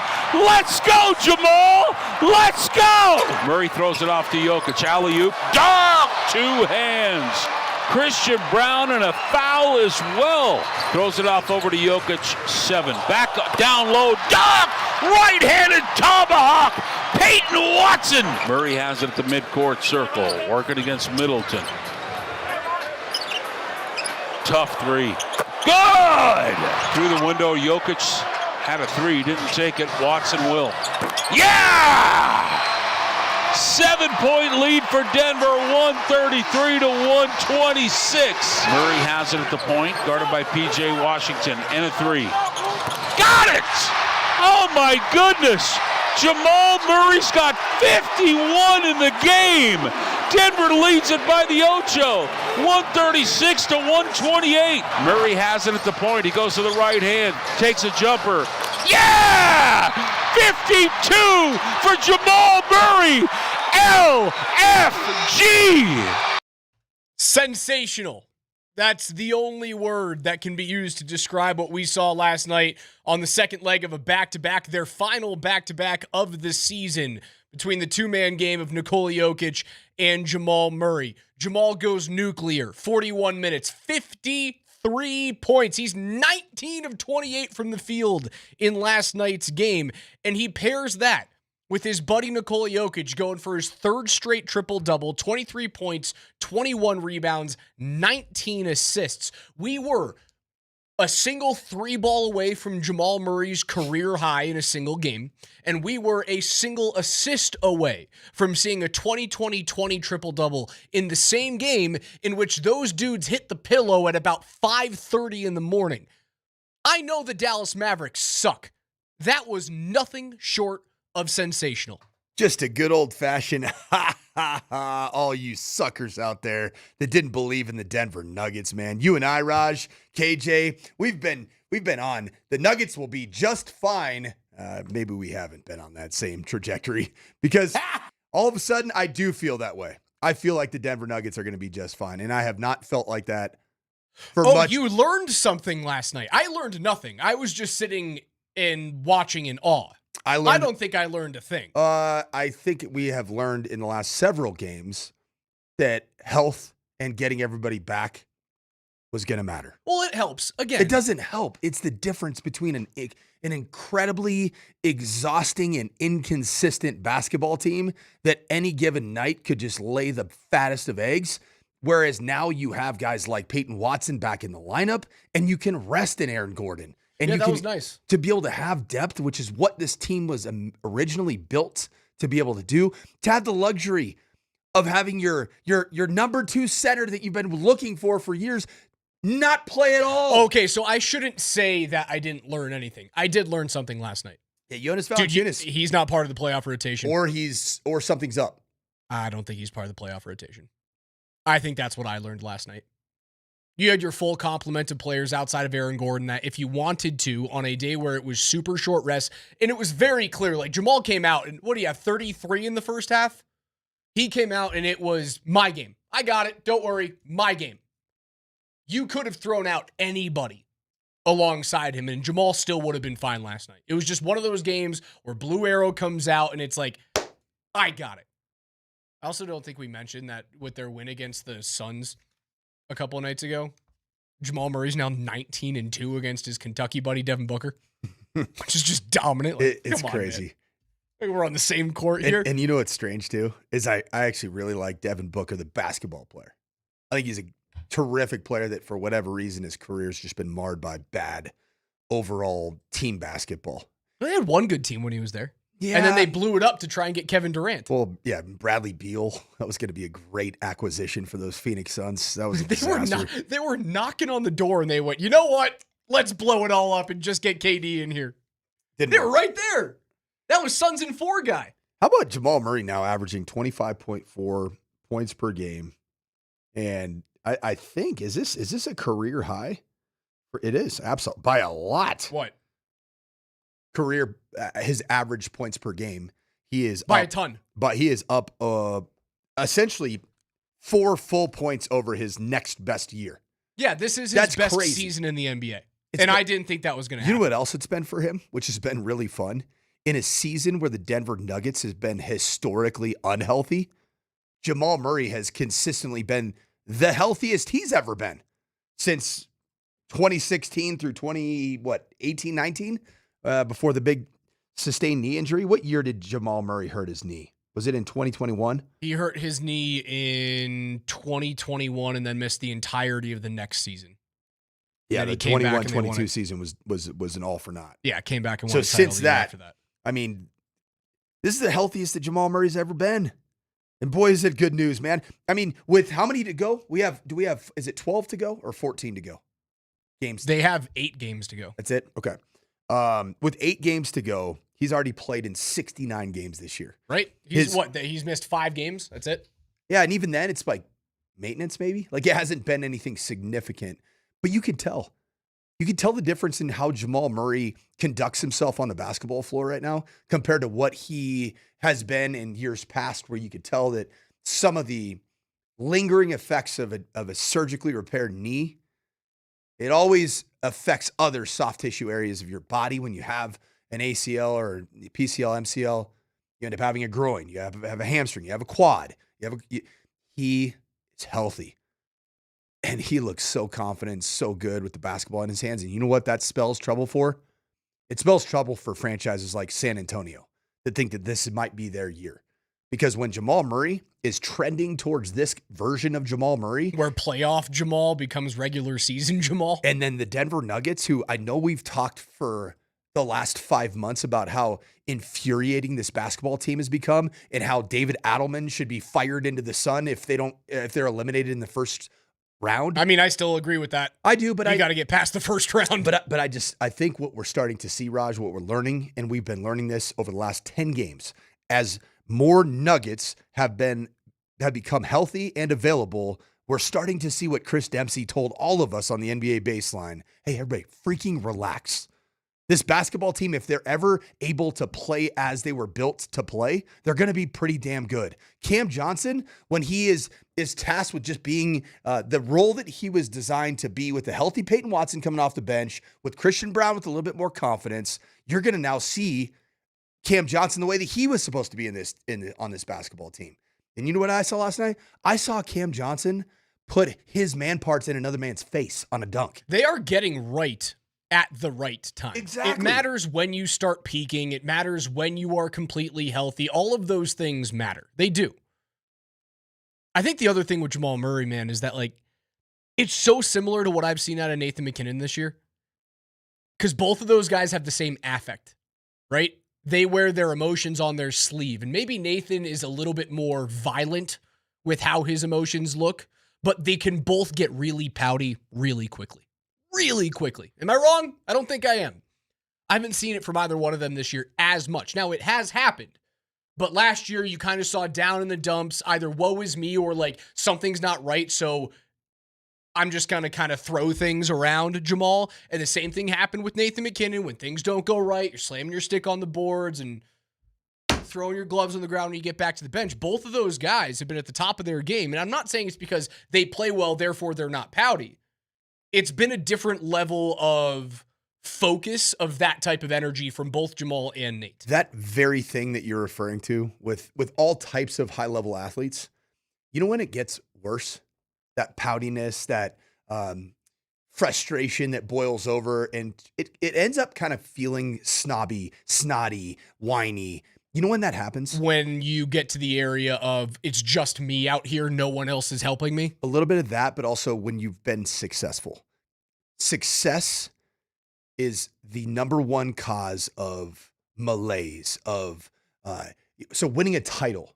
When you win a title, then all of a sudden you become a different version of yourself that was starving on the way to the title. But then guess what happens? When you don't get that title 2, 3, 4 years in a row after the title that you won. Yeah, the taste goes away. The taste goes away, but you also check yourself. And you say, you know what? Is this version of me going to be beneficial and conducive to our team going out and winning another one? No, it's not. In fact, it actually becomes counterproductive. And I think what happened is Now the Avs are how many years removed from winning a Stanley Cup? 4, 5? Nathan McKinnon's like this version of me. And you can just watch, sometimes you just watch yourself play and you're like, oh my gosh, is that what I looked like? Is that my body language? Is that what I am communicating non-verbally to the rest of my teammates that are looking at me to be a captain? Well, guess what? That probably is counterproductive in terms of building up the legacy that I want to have as a player. And I think that both Jamal Murray and Nathan McKinnon, in addition to getting healthy, in the case of Jamal Murray, I think that's why the two of them in the perfect time have had some self-reflection, say the best version of me that's going to help this team. And frankly, I'm going to enjoy the process way more than being pouty and whiny, is for me to go out and just play the game and do the things that I need to do to go help my team win another title. And again, I haven't seen it this year nearly as much, and it's been noticeable. There's been a few texts coming in. Oh, I would have loved to have seen defense against a bad Mavericks team. Defense wasn't going to be part of the equation last night. Just simply wasn't. You were going to have to find a way to outscore Dallas because defending takes way more effort than scoring does, right? That's just how it is in, honestly, is it that way in football? Yeah. Yeah. Oh, it's that way in hockey. It's that way in basketball. I think the only sport where like defending doesn't take nearly as much. No, baseball, not even. You know what it is in like, so because it's so spurty. Yeah, baseball's a little bit different. Like, I want to say the most exertion that you find on a baseball field is pitching. That's defense.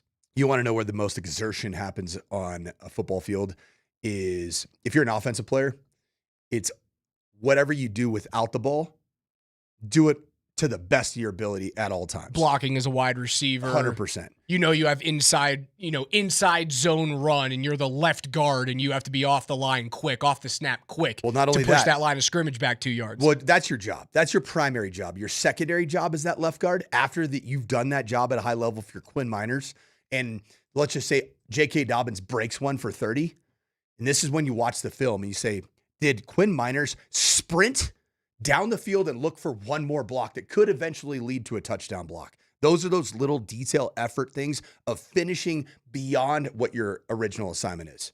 And that would be like an example for him. For a quarterback, you want to know what the number one thing I always tell the quarterback, your best way to be unselfish and give back to your team, carry out every one of your fakes. You hand the football off, you carry out that fake so that it sets up the pass game, the bootleg, the naked. Oh, so you're bootlegging every single time? You want them to look identical, whether you have the ball or you don't. Because you want that backside linebacker or maybe that safety to respect the fact that you might have the football. Because you might have turned your back, extended the ball, and then retracted either the ball or the air back into your belly. Are you doing the same thing in a zone read where you're like, zone read, we know it's probably going to be handed off, but we're going to like turn it into an RPO?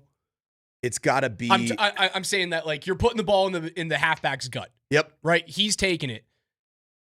Do you have to then, as a quarterback, take off as though it's a zone read? Or can you, knowing it's zone read, fake it into an RPO? Does that make sense? So that's like one of the things that would piss me off the most is if you're running a zone read, the quarterback is actually responsible for, air quotes, blocking that defensive end that you're reading. The weak side. Yeah, so the read side defensive end. Think about Lamar. When you've watched Lamar play and he's running that zone read, a lot of times it's that defensive end that your eyes are at, the quarterback's eyes are on. The offensive line doesn't block him. That's why it's called a read play. And the best way sometimes to block somebody is to actually read them. Don't block them, right? That's what Steve Spurrier Jr. was on my staff one time. He goes, you know what the best way to block somebody? Don't block them at all. So he told me, like, you're pretty right. Now, what happens if you just hand the ball off and then the quarterback just little air fake to throw the ball? Guess what that defensive end's doing? He is crashing down and smoking the running back. Now, if I hand the football off and then I tuck the ball and sprint 4 or 5 steps at that defensive end's outside shoulder, he's going to feel the urgency. Therefore, he's going to pause for one split second, just enough time to give RJ Harvey the ball up the middle. So a zone read fake is a zone read fake. It's a very important fake. All right. I'm learning things today, man. It is a Nuggets ticket Thursday, and we're going to be giving away tickets to see the Nuggets and the Warriors coming up on the other side of the break. Your first keyword, just 5 minutes from right now. Don't go anywhere. Also, we'll continue breaking down this crazy performance from Jamal Murray and Nikola Jokic. I know he hits a bunch of threes and there's heat checks, but I'll tell you the one play in the fourth quarter. I said I didn't learn much last night. There was one play in the fourth quarter that I knew Jamal Murray was going to get it done for Denver. And I think it's going to make a difference in the playoffs. That's next.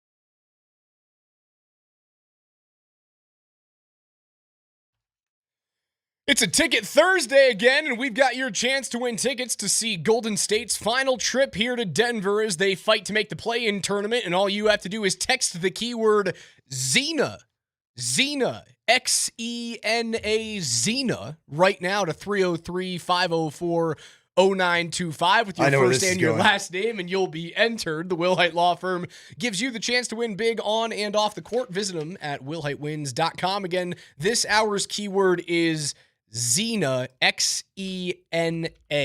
Xena. And I'm guessing here, I know you said it already, but I didn't hear it. We're giving away a game against the Warriors, correct? We sure are. Okay.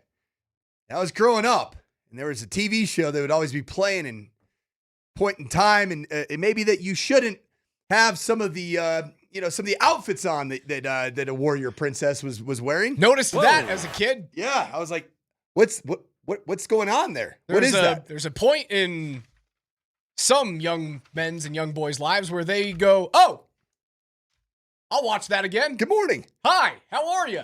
Xena. Xena. Xena, as in Xena, the warrior princess. Text it in 303-504. Who played Xena? Lucy Lawless? Was that her name? I think that's right. Lucy Lawless? Yeah. She's got to be like 65 now. Let's get I always like to get a little heat check here later on in life, see how Lucy's doing. Speaking of heat checks, Jamal Murray had a couple of those in the fourth, without a doubt. Now, one of them he hit. The other one was like draped all over him. Right wing three, hoping that it finds its way through. Right. And Lucy. Right after that, man, Jamal gets the ball back, defensive rebound, crosses the timeline, and loses the ball, and like has this weird between the legs spin around, try and make something out of chicken, you know what. Cooper Flag takes the ball, goes down, right hand tomahawk dunk. And Jamal chases him down and nearly gets there on the defensive side, but smartly doesn't take a foul, doesn't get him from behind. That would have, if he takes the foul, would have brought it from obviously a 2 to a 3-point play. And then you get into this like sketchy area with 7 minutes to go where you're only up by 6 rather than up by 8 or 9. Gets the ball in, gives it to CJ, and demands it right back. And does not hesitate for a single second. Realizes that he's got space and does a full-on sprint from half court. Little driving layup that he wanted to dunk. Like he cocked that thing back, ready to go tomahawk for tomahawk. Realizes he can't, lays it in. Dallas calls timeout right after that happens. The look on Jamal Murray's face after that, going like, I know I screwed up. I'm going to atone for my mistakes, and I'm going to bring back the intensity because I can feel that we're getting a little bit loose right now. I know that the lead shrinked just a little bit more after that. But Jamal goes on, and KJ found this. Jamal goes on to score the next 10 points right after that. That moment in the game was when I knew they were going to find a way to hold on. Roughly how much time was left? 7 minutes and 30 seconds to go. In the fourth. Okay. In the fourth. Because I felt like there was also a moment there to close out the first half where Jamal Murray, there probably wasn't as clear of a moment, but there was a point in time where you felt like Jamal Murray was, I am going to take over this game in the second quarter, finish this thing out going into halftime, and let everybody know that the Nuggets are winning tonight. You know what was nice about last night's game, too? Because I was begging for it watching this game. I wanted the history and the even-numbered history of Jamal going for 55, which would have tied his career high, maybe even going for 56 to set a new one, alongside what would have been really cool as a 20-20 and 20 triple-double. I was rooting for that to happen over the course of the last 3, 4, 5 minutes of the game. The Nuggets didn't mess around with it. There was no force-feeding Nikola to Jamal. There was no force-feeding, hey, if they're going to foul, let's get Jamal Murray to the free throw line. None of that crap. None of that frivolous nonsense. It was, we're here to get wins. We're here to get off the court, get off our feet, and then get ready to play in a couple of days. You know what else I started to see last night that was, I thought, very encouraging is I think it was late first quarter.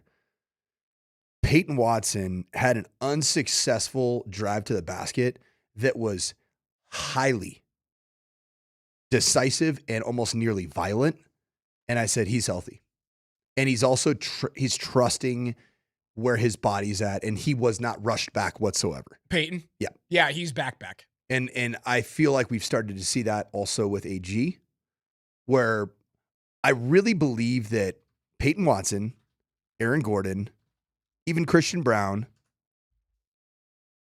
Nikola Jokic to a certain degree, Cam Johnson, all of those players who have been injured this year, I think that David Adelman and the Denver Nuggets sports medicine return to play protocol staff has made some decisions to not air quote load manage, but to air quote load manage. Get your team to the point where they are not, you don't have a ton of players that have played 75 plus games, because that's been a recipe for disaster the last 3 seasons here down the stretch for the Denver Nuggets. You want all of your depth to be actually quality depth. And that's what I see right now with the Nuggets. Man, I don't know if you agree with me. 303-504-0925. Hit us up.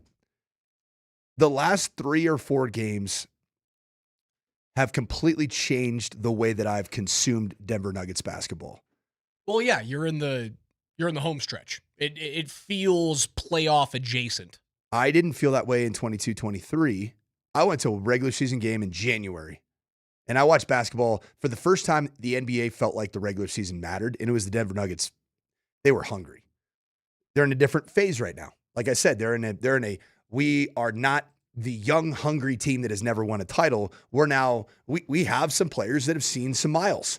So we got to make sure that we get them to the dance to the best of their ability. Right now, I see a team that is decisively exciting to watch.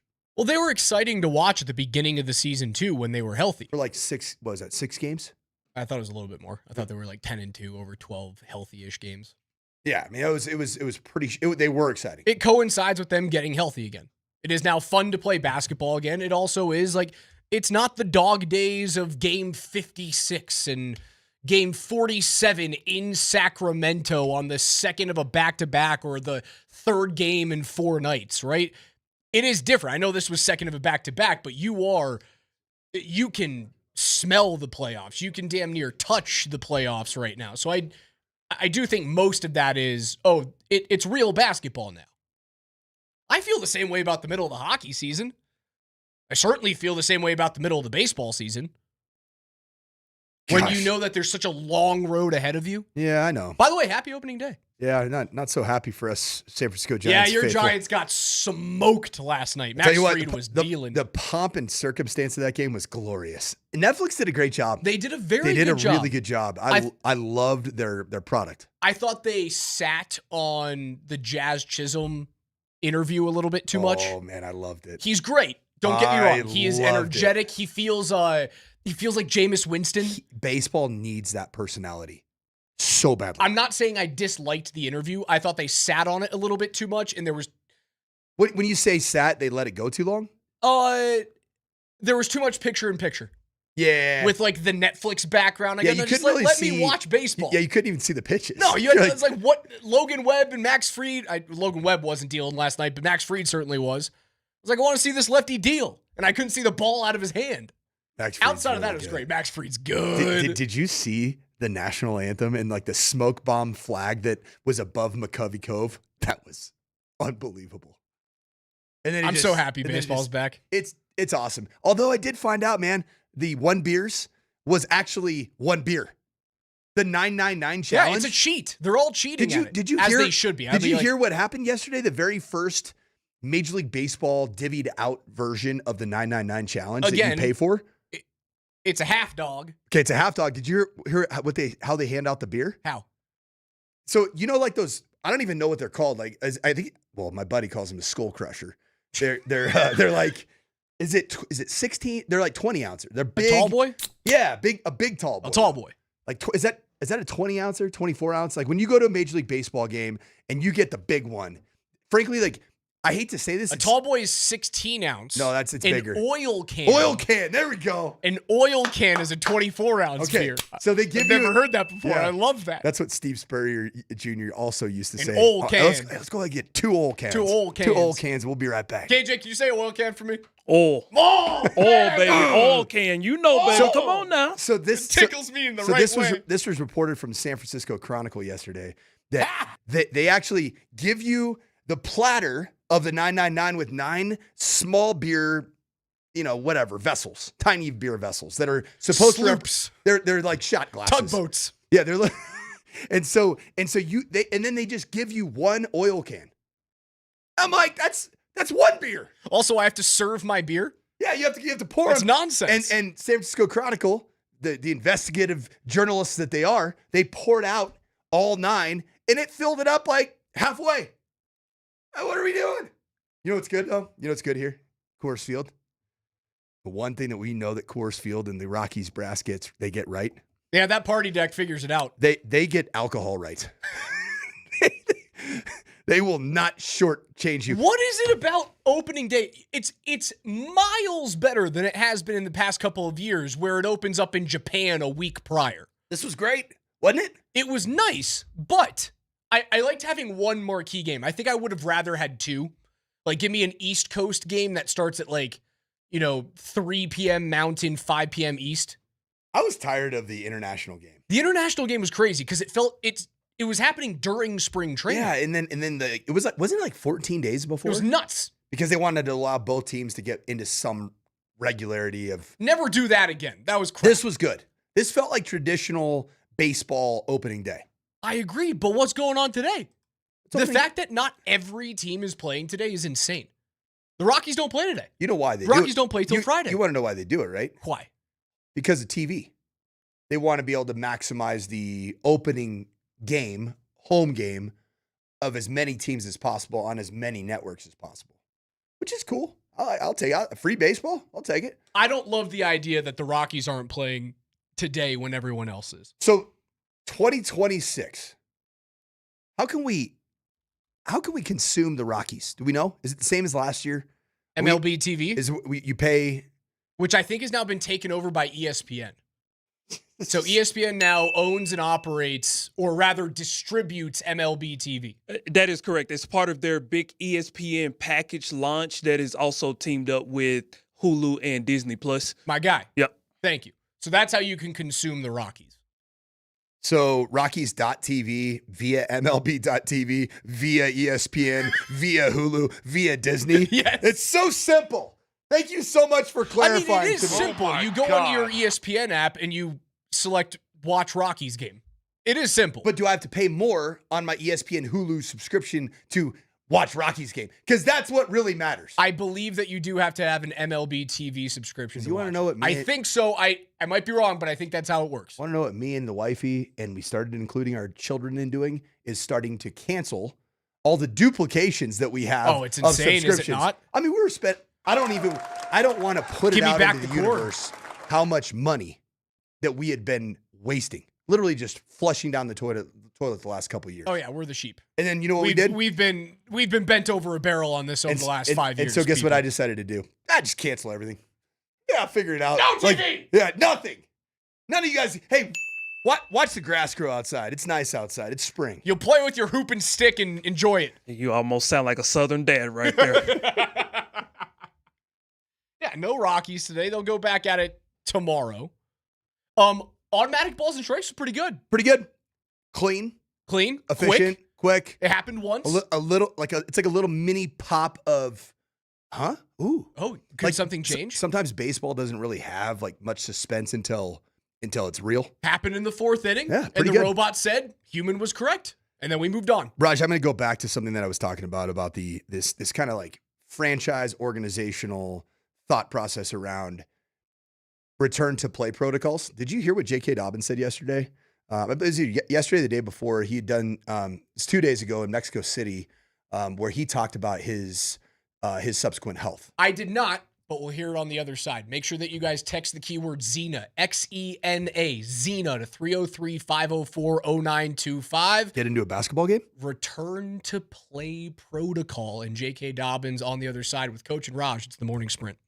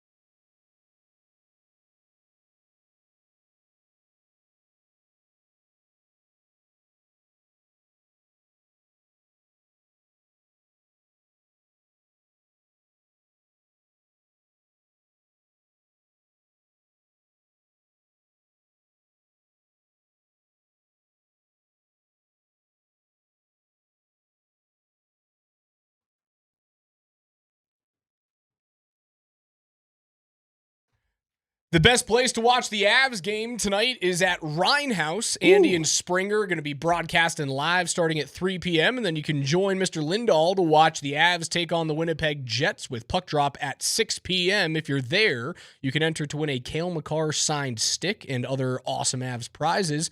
We'll see y'all at Rhinehouse starting today at 3 p.m. Again, 3 to 6 for Kreckman and Lindahl. Mark Springer will be alongside Andy Lindahl, and then Lindahl hanging around the Rhinehouse for an Avs watch party. They are on the road today, Coach, up in the Great White North of Winnipeg. They hadn't scored in almost 4 straight games in Winnipeg up until Marty Nate just scored like a throwaway extra attacker goal when they were up there en route to a loss. I really hope I don't have to sit through another 2 shutout periods of Connor Hellebuck. The Jets are on life support. You're going to get a big time effort. The Jets need to win out for any chance. A little bit like you did last time you saw them. Yep. And you just got to throw. And you were sleepy. You got to throw bodies at the net, man. It's the bottom line. I mean, I heard Moser breaking it down this morning. If you try to play perimeter, if you try to look for the perfect shot, Connor Hellebuck he's gonna eat up every puck that is sent in his general direction. If you create distractions and you get more big derrieres in front of him, he's gonna give up a few. I don't expect any other return to play tonight for the Avs. Nicholas Waugh is going to be out for a couple of games. I don't think Lecky's coming back right now, so it's kind of going to be the same lineup that you saw a couple of nights ago. I think I know what you're doing in their most recent win. And speaking of injuries, here's J.K. Dobbins. You're a pro. Physically, I get hurt, but now I'm going to come back even better. And then with this injury, I was so close to coming back from it. Right, I believe I could have played in that AFC Championship game. I could have, I practiced well. I had all my numbers I was hitting all my numbers, and I felt great. And the thing about having a great organization is that they looked out for me and they wanted to make sure that I was good. Does that sound a lot like what I just talked about with the Denver Nuggets this year in 2026, where their players were held out against, I don't know about against their will, but looking at the big picture, not the immediacy. I don't know if that's apples to apples. It's not, because that was the AFC Championship game. But it's also a Liz Frank, brother. And a Liz Frank injury that was surgically repaired, and you go back just a little too soon, guess what? A Liz Frank can turn into very quickly another Liz Frank. And that could potentially end a career. So they were looking out for J.K. Dobbins, the 2026 and 2027 and 2028 running back. So we knew, had we had the behind-the-scenes knowledge, you would have known then the Broncos weren't doing a damn thing in the running back market in free agency. Probably. They made their decision then. We are sitting J.K. Dobbins out of the AFC Championship game because he will be on our team next year. Was that they the right made move? The decision then. Was that the right move? You won't know until Super Bowl 61. I'm just saying, let's just look at it solely from the perspective of you had a damn chance. You had a chance. And you were lacking the thing that could have potentially gotten you over the hump in a weather-ruined second half. If Bo Nix is healthy, J.K. Dobbins plays in that game. I think the prudent thing to do, knowing that Bo is out for the rest of the postseason, he wasn't playing in the AFC Championship game. You weren't going to win a Super Bowl. You were not going to win a Super Bowl. It just wasn't going to happen. It wasn't the Nick Foles experience. It just wasn't going to happen. If Bo's healthy, I think J.K. comes back, plays in that game, and they risk it because they know we can do this thing. Because that interview right there just allows us a little bit of a sneak behind the curtains of what was happening in Dove Valley. And there is no other way to break this down than J.K. Dobbins told us that this was a subjective decision, right? I was cleared. Did you hear what he said? I hit all my numbers. Mm-hmm. Do you know what that means? Any idea what that would mean? Because probably a lot of people are listening. What do you mean I hit my numbers in practice all week? I don't. It's the catapult that you wear. It's the GPS tracking. It's a little it almost looks like a cell phone battery back in the day. Remember when you could steal your sister's cell phone battery if your phone was dying? You put it in the back of your phone, and then your phone's got juice for the rest of the day. Sounds like you were a felon. Oh, without a doubt. I thieved those things like it was my job. God, it's so weird to think about an external cell phone battery now. And they were the best. Carly's batteries were always charged. Mine were always dead. And then I would just go, whoop, mine now. Maybe because you were finger blasting your phone at all times. Whoa. Whoa. What? Oh, man. Raj, come back to life. As well, I had all my numbers. I was hitting all my numbers. And I don't think you know what that term means. I know exactly what that term means. And one of my favorite moments in coaching history, 2014, offensive staff room at Boise State. I was the OC, but the head coach, Brian Harsin, who had been the offensive coordinator, decides to pop down and watch a cut up with us and show us 52 plays that we need to put in from Chip Kelly's Philadelphia Eagles offense. And he's going through a cut up. Boom, boom, boom, boom, boom. He looks over at Chris Proctor, who's now coaching, I believe he's at Coastal Carolina. He looks over at Chris Proctor, who is a young graduate assistant. Chris Proctor was on his phone. And Hars looks over and he goes, "Are you going to pay attention? I'm trying to show something here. Or are you just going to sit there and finger blast your phone for this entire time?" Oh, no! So I gave you, now I will say a long way he around. He didn't say blast. He said the F word. Okay. Even better. Yes. A long way around to you're wearing these little cell phone battery looking things on the back of your jersey. Which J.K. is Dobbins hitting his numbers, which are top speed, miles per hour. It tells you acceleration because it has exact player tracking data. I know that the NHL has been using this information forever. Am I right in saying that? That practice, games, knowing how many miles you've skated, yep, all the different things. So in football, that's a huge part of the return to play protocol is when you're able to evaluate a player based off what his numbers were, his baseline that was established during training camp when he was fully healthy. He was essentially as healthy as he was when training camp hit going into the week of the AFC Championship game. The decision was clearly made with objective data to say subjectively we either play him to win the AFC Championship game or we don't play him because we want to look out for every potential problem that could lead to him getting re-injured and then screwing up his 2027 season. Because we know we're not going after Travis Etienne, and we're not going after Kenneth Walker III, and we're not going after Breece Hall because he's going to get franchise tagged by the Jets. They knew it then. It all changes with the health of Bo. Or they knew it then. Or did they also know they might need a backup plan in the event that the market said that Kenneth Walker is a $14+ million back? Sure. Travis Etienne is now I can't call him Etienne because it's too close to Etienne. It's literally the same. He is Travis Etienne. It should be this. It should be Etienne. There you go. I can do that. That's the French Cajun Creole pronunciation. Etienne, not Etienne. There's already an Etienne in the league. I know, and he's like a running back too. And I he would was involved. Love to see him in orange and blue. And he was also involved in some potential conversations around being a Bronco running back. Yeah, let's just change the hue of the blue on his jersey. He's in turquoise right now. Let's make it a deeper blue. J.K. Dobbins also in this interview. Is turquoise blue or green? You know what it is? It's a combination of the two. Well, I know that, but you know what? If you had to choose one or the other, well, is gray black or is it white?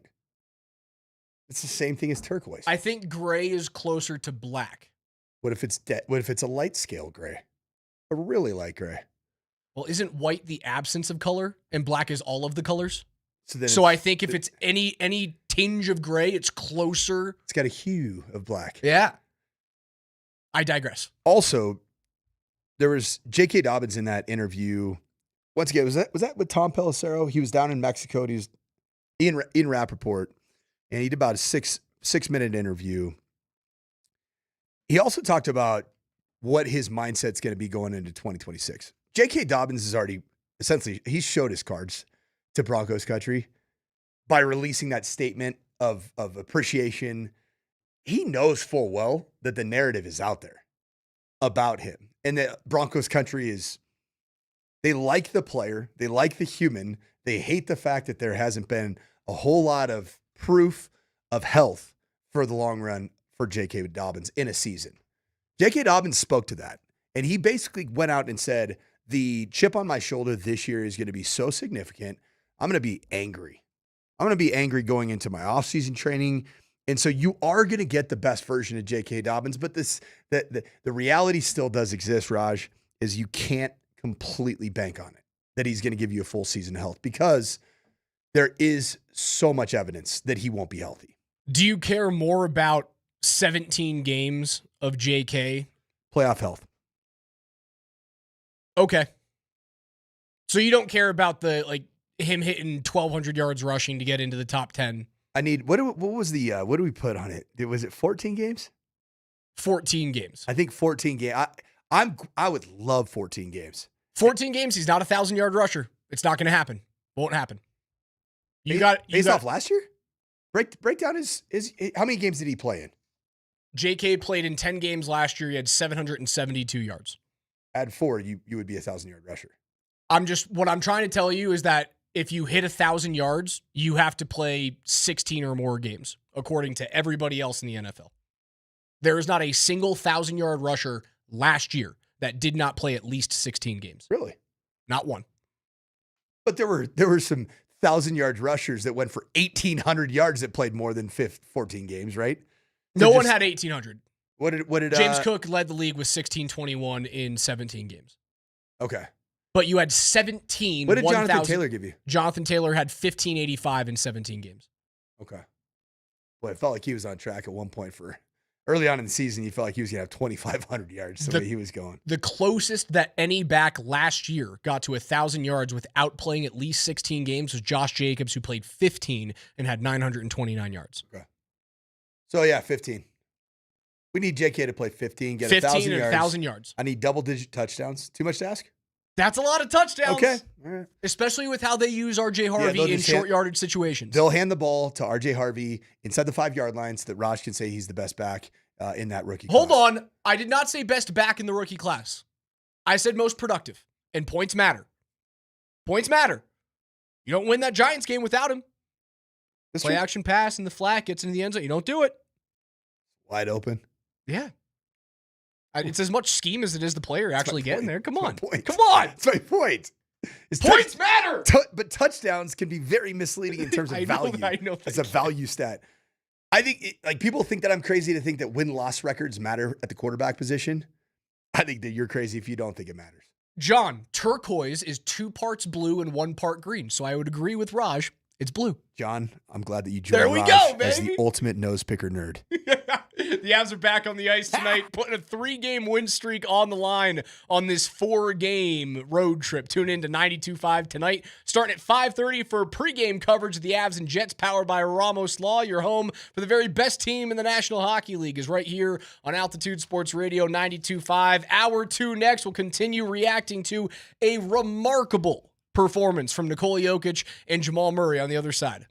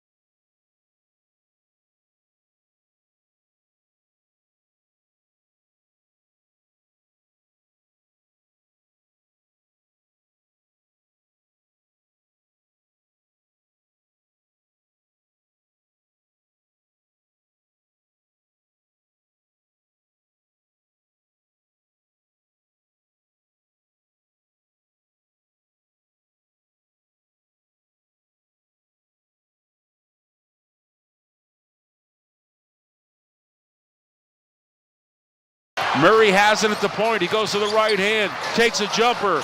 Yeah! 52 for Jamal Murray. LFG. Jamal unconscious last night. What does LFG mean, Cause? Let's freaking go. Oh, okay. I didn't know. So you can say curse words on the air as long as you don't say the word. You can just use the acronym. Well, that wouldn't be saying the word. But if you don't say something, then you don't say something. If you do say something, then you are actually saying the word. Am I allowed to do the acronym that starts with a B and ends with an S? Just say BS? Ooh, am I allowed to do that? Yeah, you can say BS. I feel like that's cussing. You can say the words B and S next to each what other. is this? Are you sure? Is it the FAA? That's not the FAA. That's flights. Oh. What is it, man? Is it the You don't even know. The SEC. No, that's Trade Commission. Trade You Commission. moron. Help What us is out. it? Oh no. Is it What the is AARP? It's not the AARP. What is it, KJ? Who fines me if I say bad things? The FCC.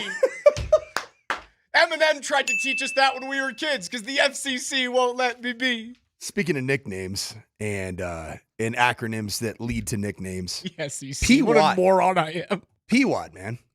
Peyton Watson. How big is he to the Nuggets? He's everything. Do you really think he's everything, or is he? I don't think they can win without him. Like win. I don't think they can win a title without Peyton Watson. Being healthy and coming off the bench, and then in some certain situations, length needed and late game defending needed. What is it? What is it about his skill set and his athletic nature that makes him so valuable to this particular Nuggets team? The fact that he can shoot now. That wasn't a thing a year ago.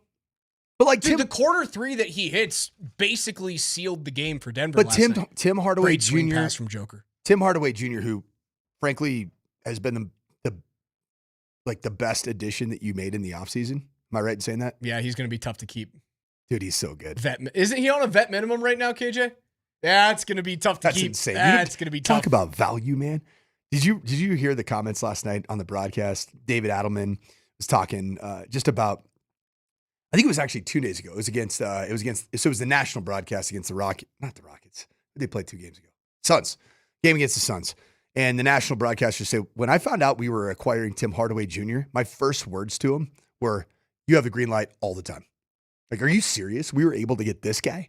But he's a terrific shooter. Cam Johnson, when he's at his best, is a terrific shooter. Man, what is it about Peyton Watson, though, that makes him so unique to where you say this guy might be the reason that you really, really get it done? I mean, defense gets ramped up in the postseason, and his defense it's top tier. Top tier. They win at least one of those games if he is defending either Luka or SGA, where they lose on back-to-back buzzer beaters. Was he defending in Phoenix when Booker had the step-back three? Mm-mm. Or was that CJ who blew by? Remember P. Watt didn't play in Phoenix? Oh, yeah. P. Watt didn't play in Phoenix. There you go. So There's my answer. So you got P. Watt on the second leg of the Thank you. back-to-back, and you got AG on the first leg of the back-to-back. They essentially switch spots. So this is why I think Peyton Watson's so incredibly valuable. I think he's the only player on the Denver Nuggets that has the incredible balance of length and elite athleticism. Oh, yeah. He plays above the rim. That also happens to now have an offensive game, which he didn't have. In terms of a jump shot. A jump shot, the ability to shoot 3-pointers. Do you remember watching Peyton Watson 2-3 years ago? Every time he launched a 3, you're like, oh, gosh, don't do it. It was like when defend. Russell Westbrook stepped back and tried to hit 3. It was man. almost the same exact feeling that you had. And both UCLA guys, both Bruins. It's crazy when you think about Peyton Watson.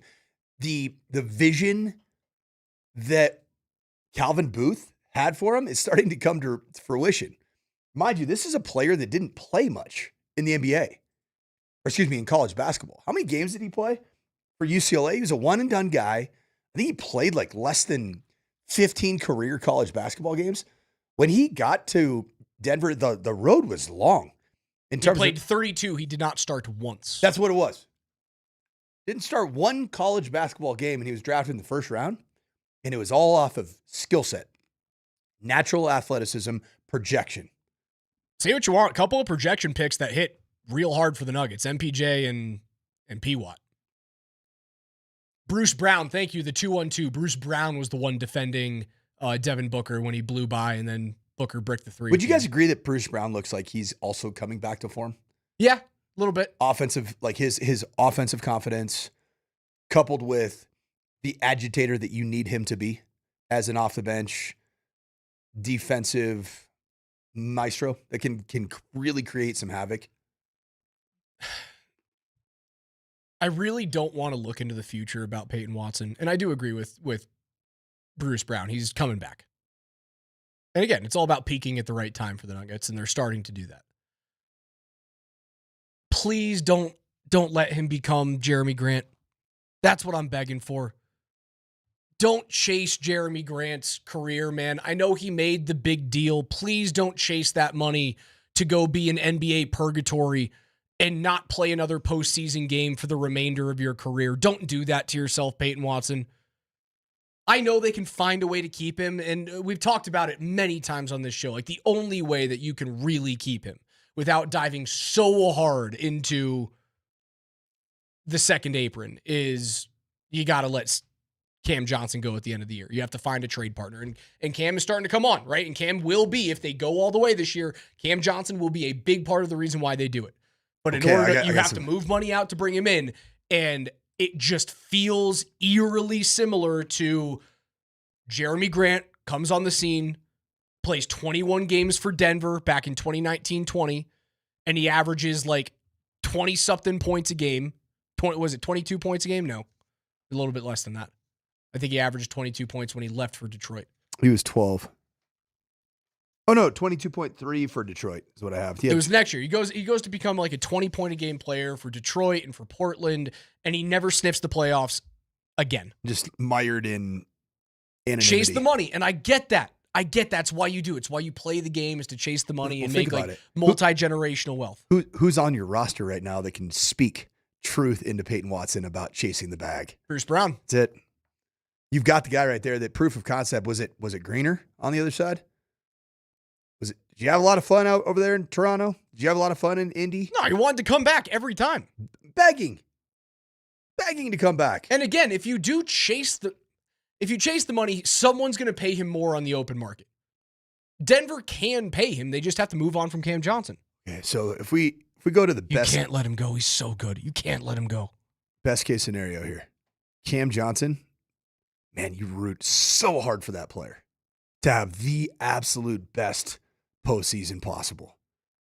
Also, while Peyton Watson is continuing to do what he does, which is be athletic, be above the rim, and start to continue to make some clutch shots, which he did earlier in the year and now is already starting to round into form.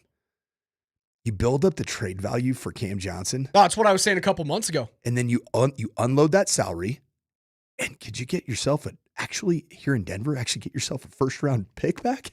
Could you imagine? Can you imagine like us covering the NBA draft and saying that the Denver Nuggets are actually going to pick somebody? I mean, how many drafts have we done? Like, NBA drafts today. Not that it matters here in Denver because, there's no draft picks, especially first-round picks. I've seen a lot of people talking about this with Christian Brown too. Like, you could move Christian because you signed him to that deal, but I think Christian's got the poison pill, doesn't he? Like, Christian can't be traded until at some point next season after signing that extension. So it's harder to move Christian. I don't think you want to move Christian. Neither do I. I think Christian's a big part. Even though this year's been somewhat disappointing, I'm also starting to see the Christian Brown come back that we all know and love. It's way, way harder to move Christian Brown because you have to wait until next season to do it. Way more difficult to do than moving a expiring contract, which is Cam Johnson, next year. Cam's only got one more year left on his deal after this season. It's easier to move Cam Johnson. Dumb question. Are they allowed? I know the next show after us talks about no dumb questions. Am I allowed to ask one? Sure. What if I don't know if I have an answer. What if you engage, KJ will, because he's Johnny NBA. What if you engage in a trade scenario with a team? KJ NBA would have rolled off the tongue. Would have been great. Yeah, it was right there for you. I didn't have What happens if a team that you engage in a trade with, say for Cam Johnson, ends up, say it's a future first rounder in 2027, and they're a lottery team? Do you get the lottery pick? Well, it depends what the protections are on the pick. So there's a lot of They could be top 10 but- protected. They could be Okay. top 15 protected, and then it could slide to a future pick. So you're not like, we're going to get into a trade discussion with I don't think Cam Johnson with Utah. There's not a level of play that Cam Johnson can get to that warrants an unprotected first round pick. Like that ain't gonna happen. Again, I don't want to get into this because like they're so entrenched in peaking at the right time. I don't want to think about moving on from players that are playing well and getting the Nuggets back to what we thought they were going to be this year. But it's almost impossible not to have that in the back of your mind with how great Peyton Watson looks every time he's on the floor. And then it's just a simple math problem where you look at the cap and you go, well, you can't have all these guys. You get back into the hellscape that was the team 2 years ago where you have no bench.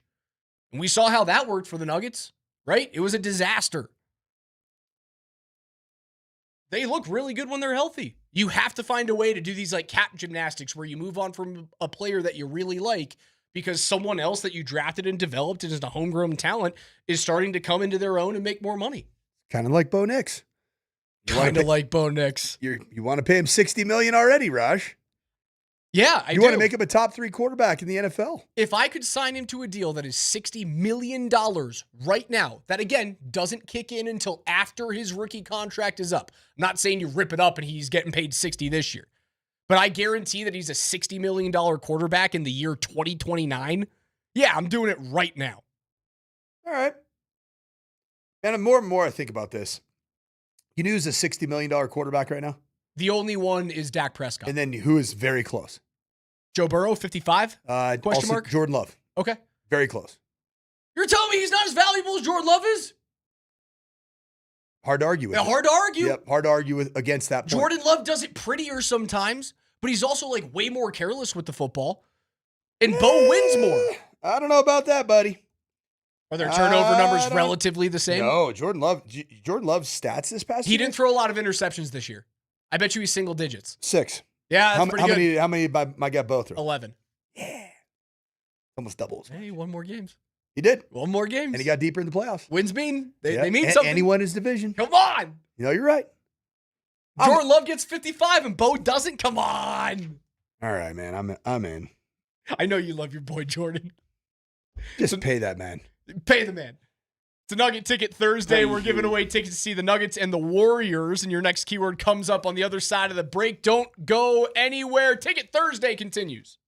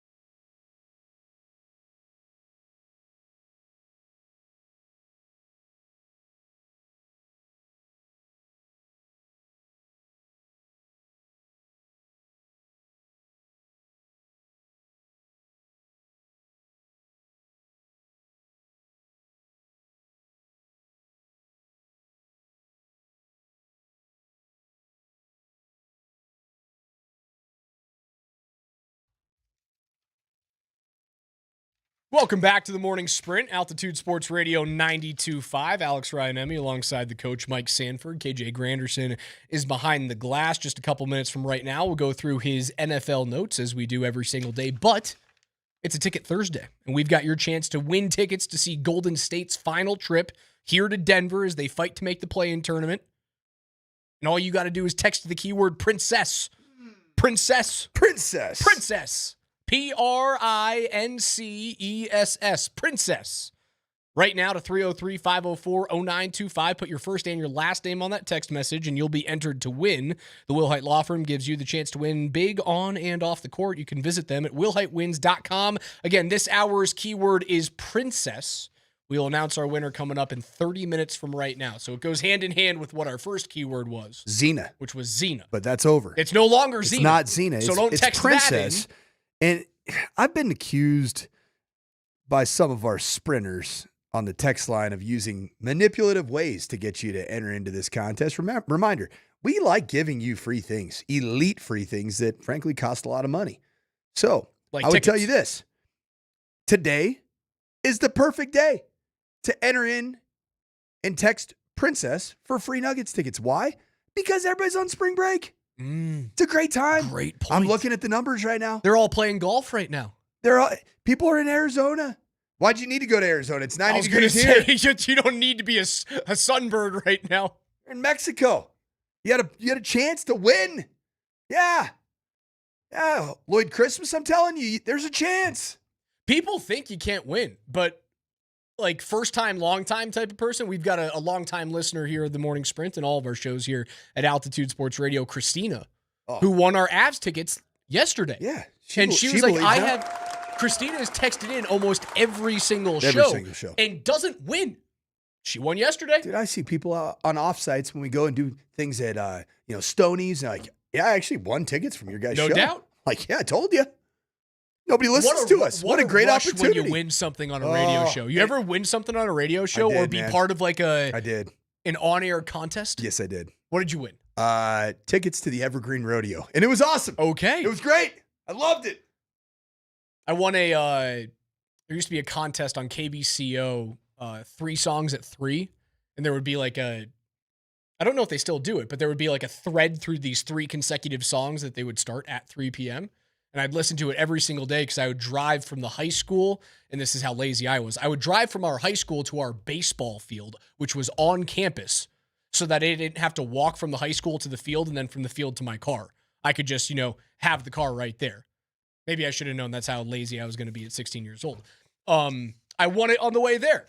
And I won tickets to go see Chelsea Handler live, and I did not want to see Chelsea Handler live. Did you go? No, I'll give it to a friend. Oh. Okay. I think I would take Chelsea Handler tickets right now. NFL. Yeah, KJ, NFL notes, save us.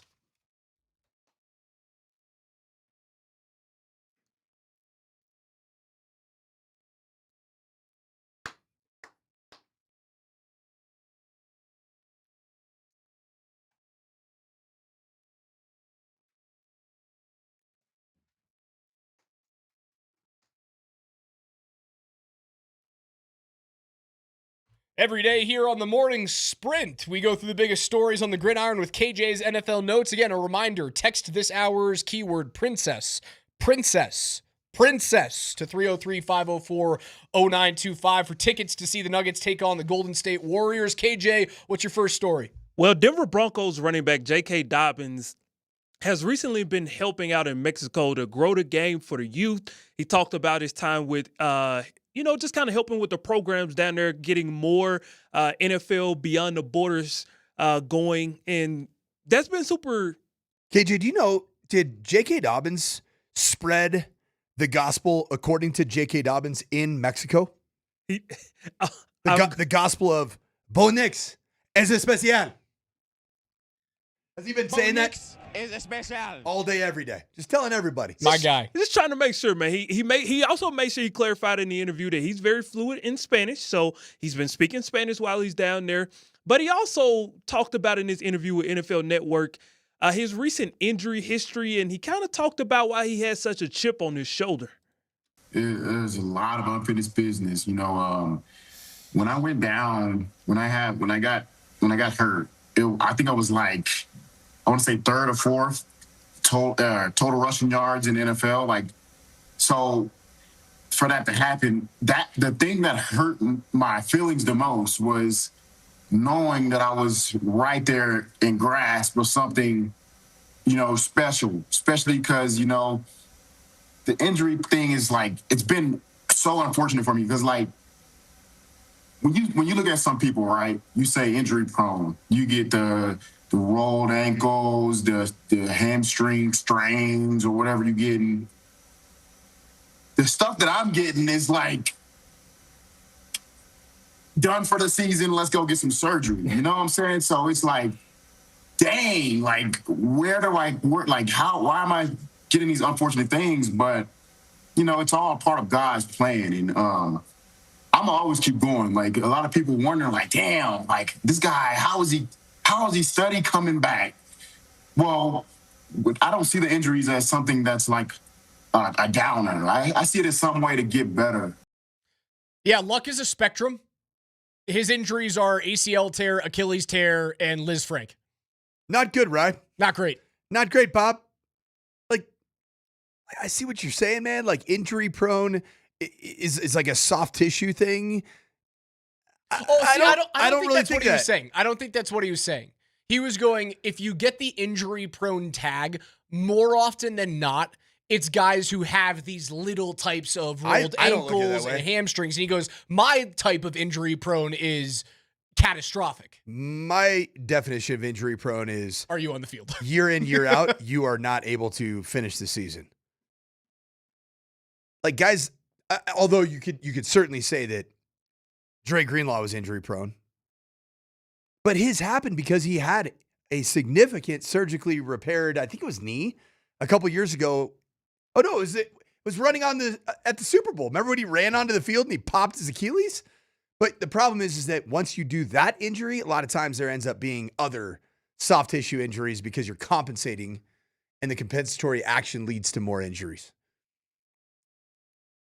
I hate to say it, man, but like, as somebody that is going to follow this team and certainly root for the best possible outcome for the Denver Broncos in 2026 and beyond, you have to look at the facts. And the facts are that J.K. Dobbins has only finished one season in his 5-6 year career, fully healthy.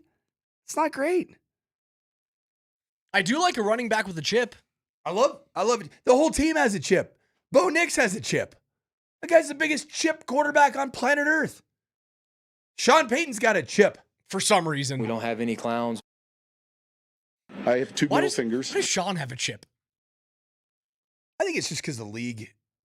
Because of the suspension? I think it's still all Bounty Gate? I think it stems from that. Really? And then I think generally he just leans into petty. I think he likes petty. He's more of a guy who creates a chip. Yeah. Chip manufacturer. He's a Parcells guy. Yeah. Parcells guy. These guys like to create any kind of little mini edge that they can. Belichick's a Parcells guy in a sense. You're the same thing, man. KJ, what's next? I believe I could have played in that AFC Championship game. As the Broncos offseason carries on, we want to make sure that we continue to get you guys updates on anything Burnham Yards or Broncos practice facility. And this time it is a small Burnham Yard update. When the Broncos announced the preferred site in September, obviously they talked about purchasing Burnham Yard from the state. No deal is finalized, nor has anything been signed, and this is due to the recent agenda item for CDOT as an expected development. The Broncos also have to work through the CBA, which is the Community Benefits Agreement process, community engagement, and numerous private real estate transactions. This also combines with them still waiting to get a couple of things done with the city as well. So I just want to kind of ask you guys, as we're kind of just tracking step by step where things are going, from your perspective, is there any chance the Broncos run into a snag due to the city or the state dragging their feet on not getting things done on their behalf? First off, you come in here, you get my wife's name right. It's not Burnham Yard. It is Burnham Yard. Thank you, Christina. Second, We're going to be joined by Mayor Mike Johnston tomorrow at All 11 right. a.m. So here's a question to ask. We're going to have him on to talk about the NWSL team, the Summit, as they have their inaugural home game on Saturday. I'm going to be there. Can't wait for Coach to be there. Oh, yeah. But we will be asking a lot of questions about Burnham Yard. Burnham Yard? Burnham. Tell me about Burnham, Mike. I don't think they're going to run into there's no way that they aren't at that site. It's too perfect. All right, hear me out. What's up? Did you see the value of this property? How much the Broncos acquired it for? $45.8 million. Feels like a drop in the bucket for that ownership Does group. that not say? Okay, so I just looked this up. The average home value in Castle Pines, Colorado is $1 million. Yeah, that makes sense. Just 45 That's actually of them, lower than I like thought. 45 of them give up your house, and you could go basically build a stadium in the middle of Denver, Colorado. Like that's a crazy deal. You just, move a bunch of houses out of Castle Pines. You throw it right into there where they're building all those Summit homes. Bo would have the easiest commute He ever. sure would. It'd be Could ride his fantastic. bike to the stadium. Help out with that ankle. Hopefully he doesn't ride his scooter to the stadium. No scooters. No No scooters. scooters here. Not a scooter family. They've got time. They are far away. I don't think it's a snag that's going to cost them. Like, we're not going to be looking to move them across state lines, right? They're not going to be the Illinois. Sorry, they are the essentially Illinois Bears. Who was trying to buy the Bears? Wisconsin? No, Indiana. Indiana, something Yeah. like that. It was one of those states up there. I lived kind of in that little area. South Bend is Okay. essentially in that world. I was trying to get them to be, I like Gary, Indiana, home of the Jackson 5. The Gary Bears. The Gary Bears. The Gary Bears. Gary Bears. The Gary Bears. I love it. KJ, what's next? I believe I could have played in that AFC Championship game. Well, Patrick Mahomes, he posted a short video clip yesterday of himself in a training session. And good. he's starting to come together. And Look obviously, good. this is his first public footage of him doing anything since he had the surgery back in December to repair the torn ACL and LCL in his left knee. Wanted to ask you guys, with Mahomes at this point in his rehab, where's your confidence level that Mahomes will be back by week 1? I don't think week 1. I think he's a week. I mean, I wouldn't be shocked. I wouldn't be surprised by it, but it's that same conversation that we talked about with the Nuggets bringing back players too prematurely. They didn't do that. They looked out for the long game of the franchise. I think the same thing with J.K. Dobbins, and I could have played in the AFC Championship game, but luckily I play for a franchise that won't let me ruin my future. I think the same thing's going to hold true with Patrick Mahomes. I bet my guess is the game. I don't know about how the Chiefs' schedule will break down, but I think their 4th contest, he'll be back up and running. Their 4th game. The Broncos' schedule release is everything to me. You need to get one game against Kansas City scared? without Mahomes. Are you scared of the witch? Why not? Why wouldn't I be scared of Patrick Mahomes? Because you beat the witch last year, brother. You beat the witch. I feel like I'm better than Bo Patrick beat Mahomes. the witch. I would like to play fewer games against Patrick Mahomes is the right thought process. So you're scared of Daryl Doucette too, aren't you? Huh? Yeah. I feel like I'm better than Patrick Mahomes. That guy. No, that's not how this works. Flag football savant who's I'm better being than smart Patrick Mahomes. right now. Fewer games against Patrick Mahomes means a greater chance to win more football games. You know what that is? That's the old little tiny dusty cowtown mentality that you come from, Raj. This is Denver freaking Colorado, man. This is the epicenter of sports now. What dusty cowtown do you think I hail from? Denver. That's what it used to be known as. The dusty little cowtown. Mike Malone used to tell everybody about that. You come from that small-minded, small-town mentality, man. Don't give me that. This is Denver freaking Colorado, man. Home of the Colorado Rockies that are going to kick off their season tomorrow. And I'm not going to let anybody tell me that I saw this morning that they've already been statistically eliminated for the 2026 postseason. That's not true. That's why you play 162 of these puppies. Huh? KJ, one more. I believe I could have played in that AFC Championship game. And the guy that Mahomes is chasing is none other than Tom Brady, who says he explored the possibility of coming out of retirement and returning to the NFL. Brady obviously played last in 2022, but he had an interview recently with CNBC, and he said, quote, "I actually have inquired, and they don't like that idea very much," inquiring with the NFL he's talking about. And he says, quote, "I'm going to leave it at that. We explored a lot of different things, and I'm very happily retired. Let me just say that too," end quote. If Brady were to come out of retirement, let's have an honest conversation. If Brady were to come out of retirement, who would want his services right now? The team he owns. No, they're getting Fernando Mendoza. You wouldn't want him to sit behind Tom Brady for a year? No. Why not? Because let him play. He's big enough, physical enough. Like he's not Jaden Daniels where he's going to break. He weighs 230 plus pounds. Yeah, he's a big tuna. He's a big tuna. Big kid that likes playing with trains. I just studied more Fernando Mendoza yesterday, film-wise. You're falling more in love day by day, aren't you? Yeah, Orlovsky, man, stop. Just stop. Dude, McAfee almost ripped his head off the other day. It was glorious. unbelievable. It was glorious. I didn't hear that. Oh, yeah. DMac, KJ, you'll have to grab that for NFL notes tomorrow. This was unhinged, man. Because Dan Orlovsky is he is doubled down by his original take that Ty Simpson is absolutely QB1. And Pat, those that actually watched college football this year from start to finish think it's one of the most outlandish takes. You could fall in love with a couple plays of Ty Simpson, but man, you have to look at the entire body of work. The word that was said by Dan Orlovsky that will never be forgiven publicly, and it's turned into a meme, is what big games did Fernando Mendoza play in this year? Huh? Like the national championship The game? undefeated national champion? The Big Ten championship game? The college football playoff semifinal? That crazy game against Penn State? Ohio State? At Happy Valley? You literally played against every big brand in college football this year, you moron. It's insane.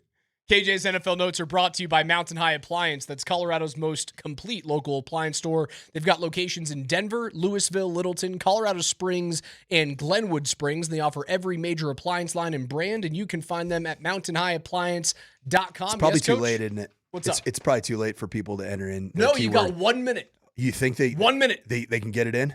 What's the keyword? It's princess. Thank you. Because we're playing the Warriors. The Denver Nuggets are playing the Warriors, and Xena, Warrior, Princess. So we got princess.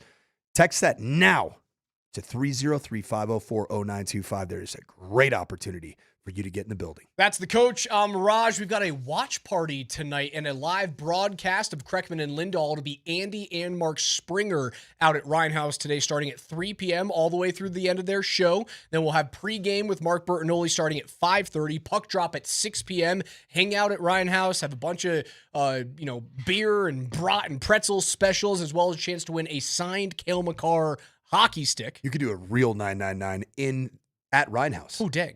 You can watch Major League So Baseball. is that 3 dogs, 3 beers? Yeah, and it's got to be a per full period. It's got to be a full kielbasa, or at Ryan House, it's got to be a bratwurst. Oh no, a bratwurst and a big steen of beer, a big German steen. I think we got to cut that in thirds. I think you'd die.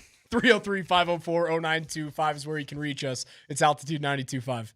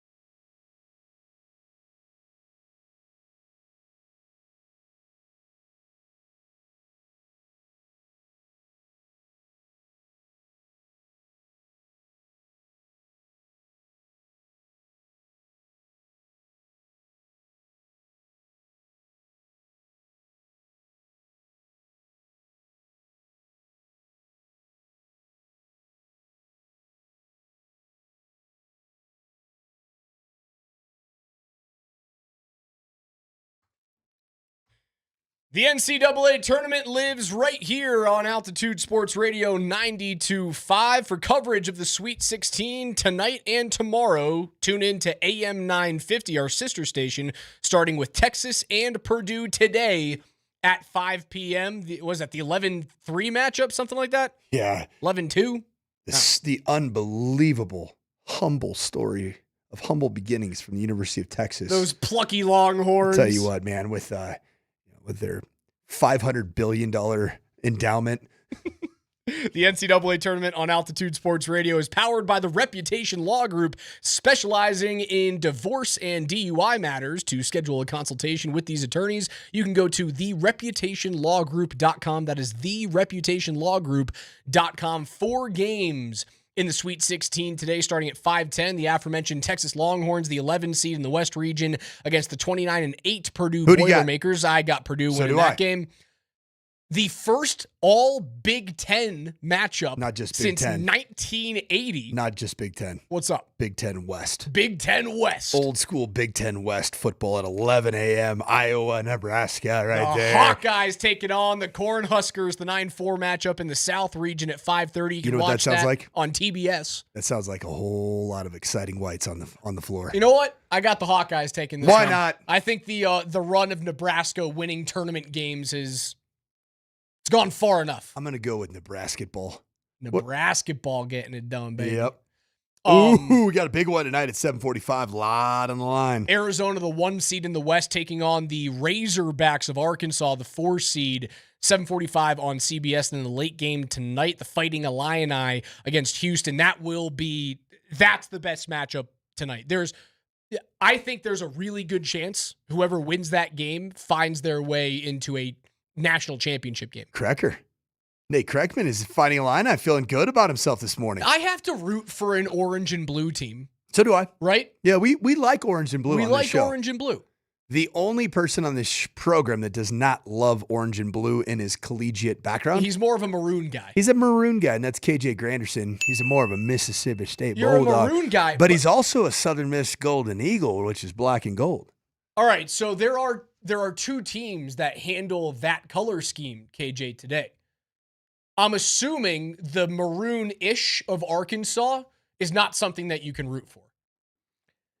Typically, I wouldn't, but I hate Arizona basketball so much that I'm going to put down my hatred for the Razorbacks, and I'm going to pick up my SEC hat, and I'm going to put it on today. I'm going to put that thing on, and I'm going to wear it like you've never seen before. So you're not exactly a who was it? Archie? Who was the head coach there? Was it Archie Miller? Yeah. Or was it his brother? Seth? Was it Seth Miller and then Archie was an assistant? Something like that? I think Archie Miller was at Dayton. So I think his brother coached at Arizona, was the actual head coach. I think you're right about Archie. All right, so you're going to root for the Razorbacks, which is insane to me. I was going to ask you if you can be a Purdue Boilermaker today, but that's not really the same hue of gold. It's actually a true gold in Purdue. Yeah, so Archie was an assistant at the University of Arizona, went to Dayton, and then was the head basketball coach at IU, did not end well, and now he's at Rhode Island. The Rams. Go Rams. Go Rams. Breaking news, by the way, in hockey. Breaking news. Huh? Yeah. Oh. Returning to the lineup tonight in the Great White North. You can hear the pregame at 5:30 tonight here on Altitude Sports Radio 92.5. Speak Finnish to me, Raj. Number 62, Arturi Lekkinen, back in the lineup for the Avs, baby. Let's go, man. Lecky. Coming back. How long's it been? 2 months? Almost. When's the last time Lecky played, man? I wasn't expecting him to be in the lineup, so I didn't prepare for this.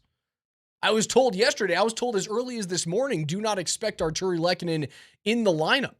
The last time he played was March the 2nd in a 4-2 win hadn't been that long. Against the LA Kings. So he's been out for the better part of a month.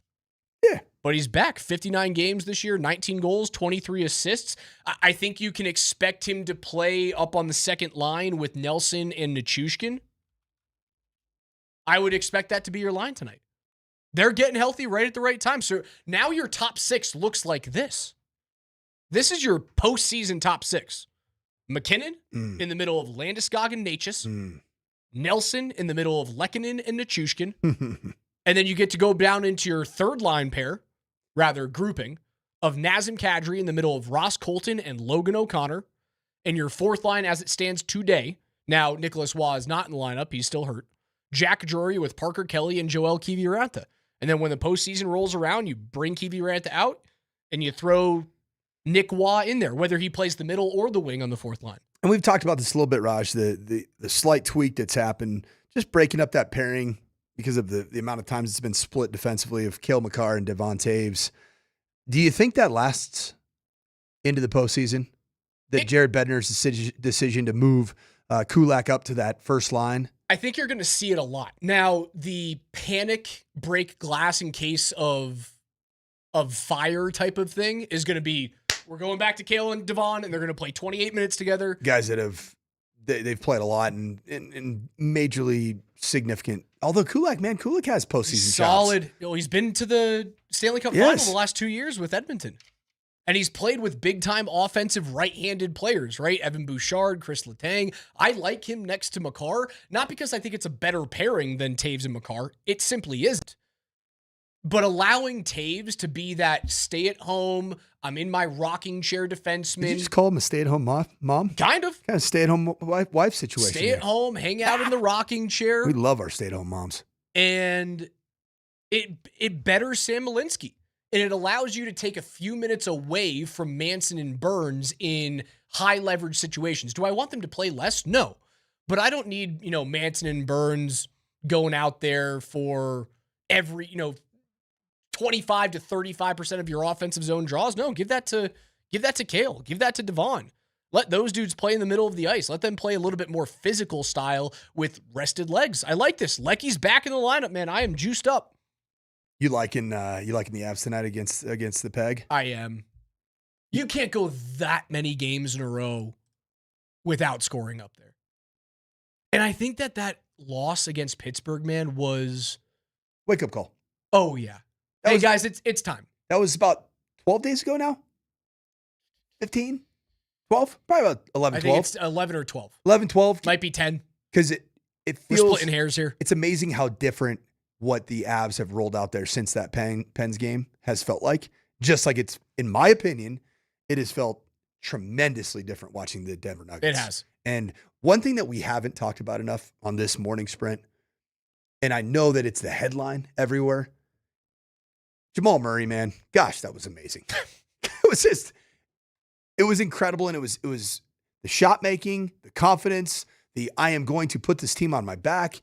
We're coming off of a basically worst case scenario back to back that you can have. Delays, get in your bed at 4:30, 5 a.m. and just freaking grit it out, man. And that's been the question mark about it. Does Jamal Murray have that in him consistently? I think he's starting to show, yeah, I do. And yeah, I want to be an all-pro player this year. I got the all-star for the first time. He's got a chance to be a third-team all-pro for sure. He's so deserving. Sorry, all-NBA, not all-pro. He is incredibly deserving to be an all-NBA player. And I think he's on a mission to finish this regular season the right way. And I think the Denver Nuggets are in that same spot. Happy opening day, guys. The Rockies don't play until tomorrow, but a bunch of games around MLB. If you want to listen to the Avs tonight, do so starting at 5:30. College hockey's men's tournament has started as of right now. We got college hockey, NCAA tournament in the state of Colorado, at the Blue. And don't look now. My Mets just dropped a 5 spot on Paul Skeens and chased him out of his first start of the year after recording only 2 outs. Of course, your team. Yeah, your team would do that to Livy Dunn. Watch out! You imagine for those Livy Dunn is in the New tank York because Mets. of you. Those plucky perverse New York Mets. Saw on the Today Show, man. I saw the stupid little twin male-female baseball heads. What are they called? Mr. and Mrs. Met? They're so They're dumb. not twins. They're married, They're you dumb. sicko. They're weird. As for me and my This isn't family, the Secret Lives of Mormon Wives. we like Dino. It's a winning mascot over there at Coors Field. You dinger. Whoa. I know Lucille from the San Francisco Giants. Congratulations to our winner, Sarah Lang. Sarah. Going to see the Nuggets take on the Golden State Warriors. Congratulations. If you didn't win with us, you can do so next with PhD or in the afternoon with Springer and Andy Lindahl. But that's it for us. For Coach Sanford, for KJ Granderson behind the glass, I'm Alex Ryanemi.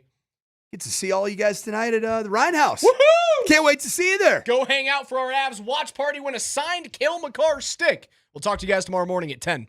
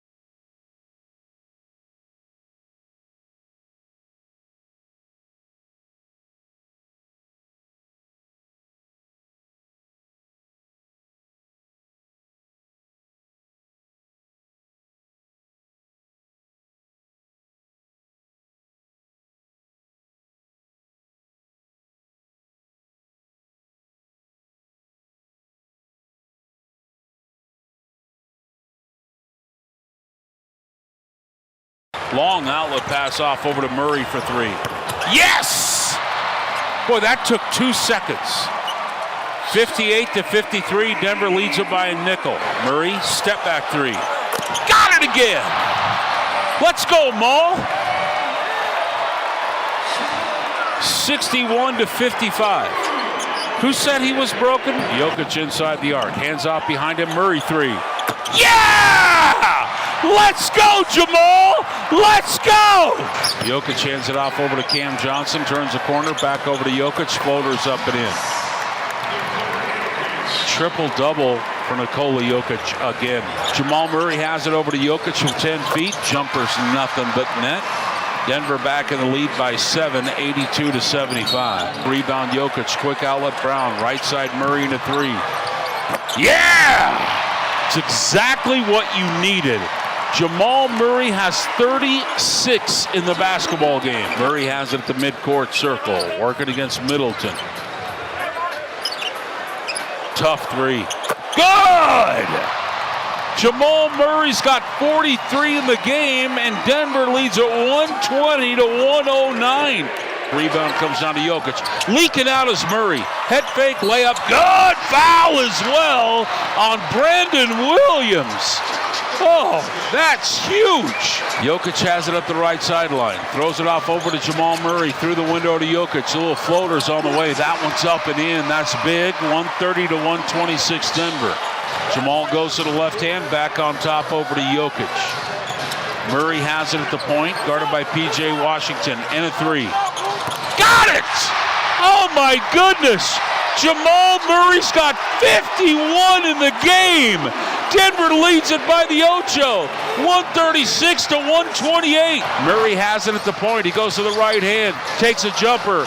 Yeah! 52 for Jamal Murray. LFG. Timeout called by Dallas.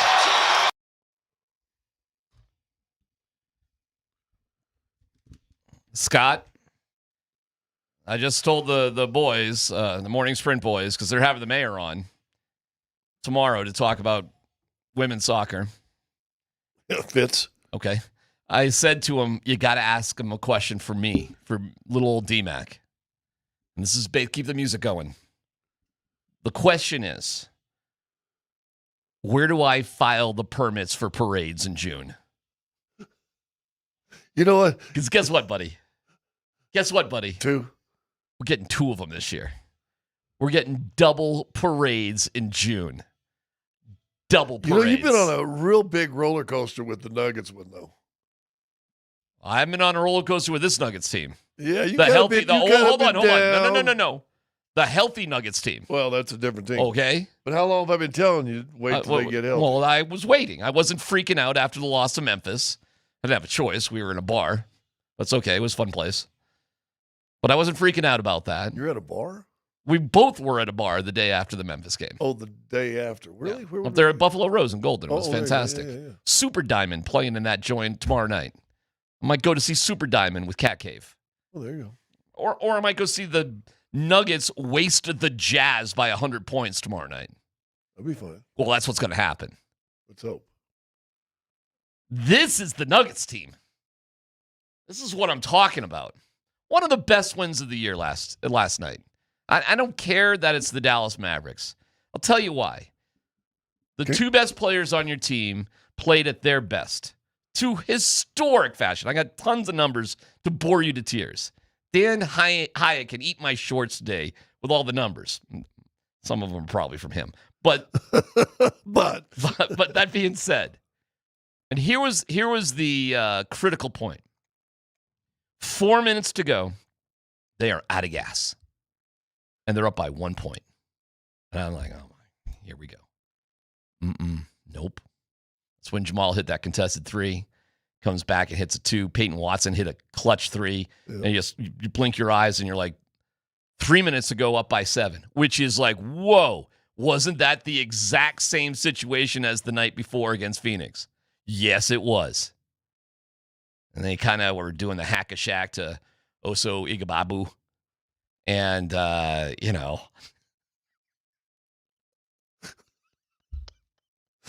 I can appreciate that more than you realize because it's done in tribute to you. The one thing I have in common with Charles Barkley is I could butcher a name with the best of them. Well, we can get the Oso down. Actually, his name is Iguodaro. It's actually not that hard, but it's funnier to say Igababu. Anyways, we're doing the stupid hack-a-shack thing, which was dumb, but whatever. But they just stopped being themselves, and they just needed to keep being the Nuggets in that one, and they learned their lesson. They learned their lesson the next night. And maybe they learned their lesson last night, too. Everything's smooth. They're winning 8, 9, 10, 11, whatever. And you could see all of a sudden Murray for about a 2-minute stretch. Well, he's chasing 50. But I don't blame him for chasing 50. I understand it, but it killed all your flow. All right. But they catch up to within one, and I did a report. I said, listen, they got to get back to, and that's what they talk about in the huddle. They got to get back to cuts. And next thing you know, you got a cut from Christian Brown. You got a 3 from Peyton Watson. You got a layup down the middle, and you're like, okay, they here, go get your 50. Oop, you take a couple bad shots. I mean, he took 2 wild threes. Okay. 50, yeah. And then they went back, okay, let's play like we're supposed to. They went bing, bang, bing, bang, bang, 7 points, all of a sudden it's 8-point lead, and you're like, okay. There you go. It was funny. There's a reporter from, I've never seen this Muggle before, but he was definitely from Dallas. Europe somewhere. No. He had a pretty... The big ball guy? Yeah. I sat behind him. Oh, okay. Seems like a cool guy, but he was like, Joker. Big? He wasn't that big. Well, I mean, big grub. I'm not judging. He goes, Joker, do you like to play the beautiful game? You got to find the quote, Dan. It's so great. He's like, do you like to play the beautiful, beautiful basketball?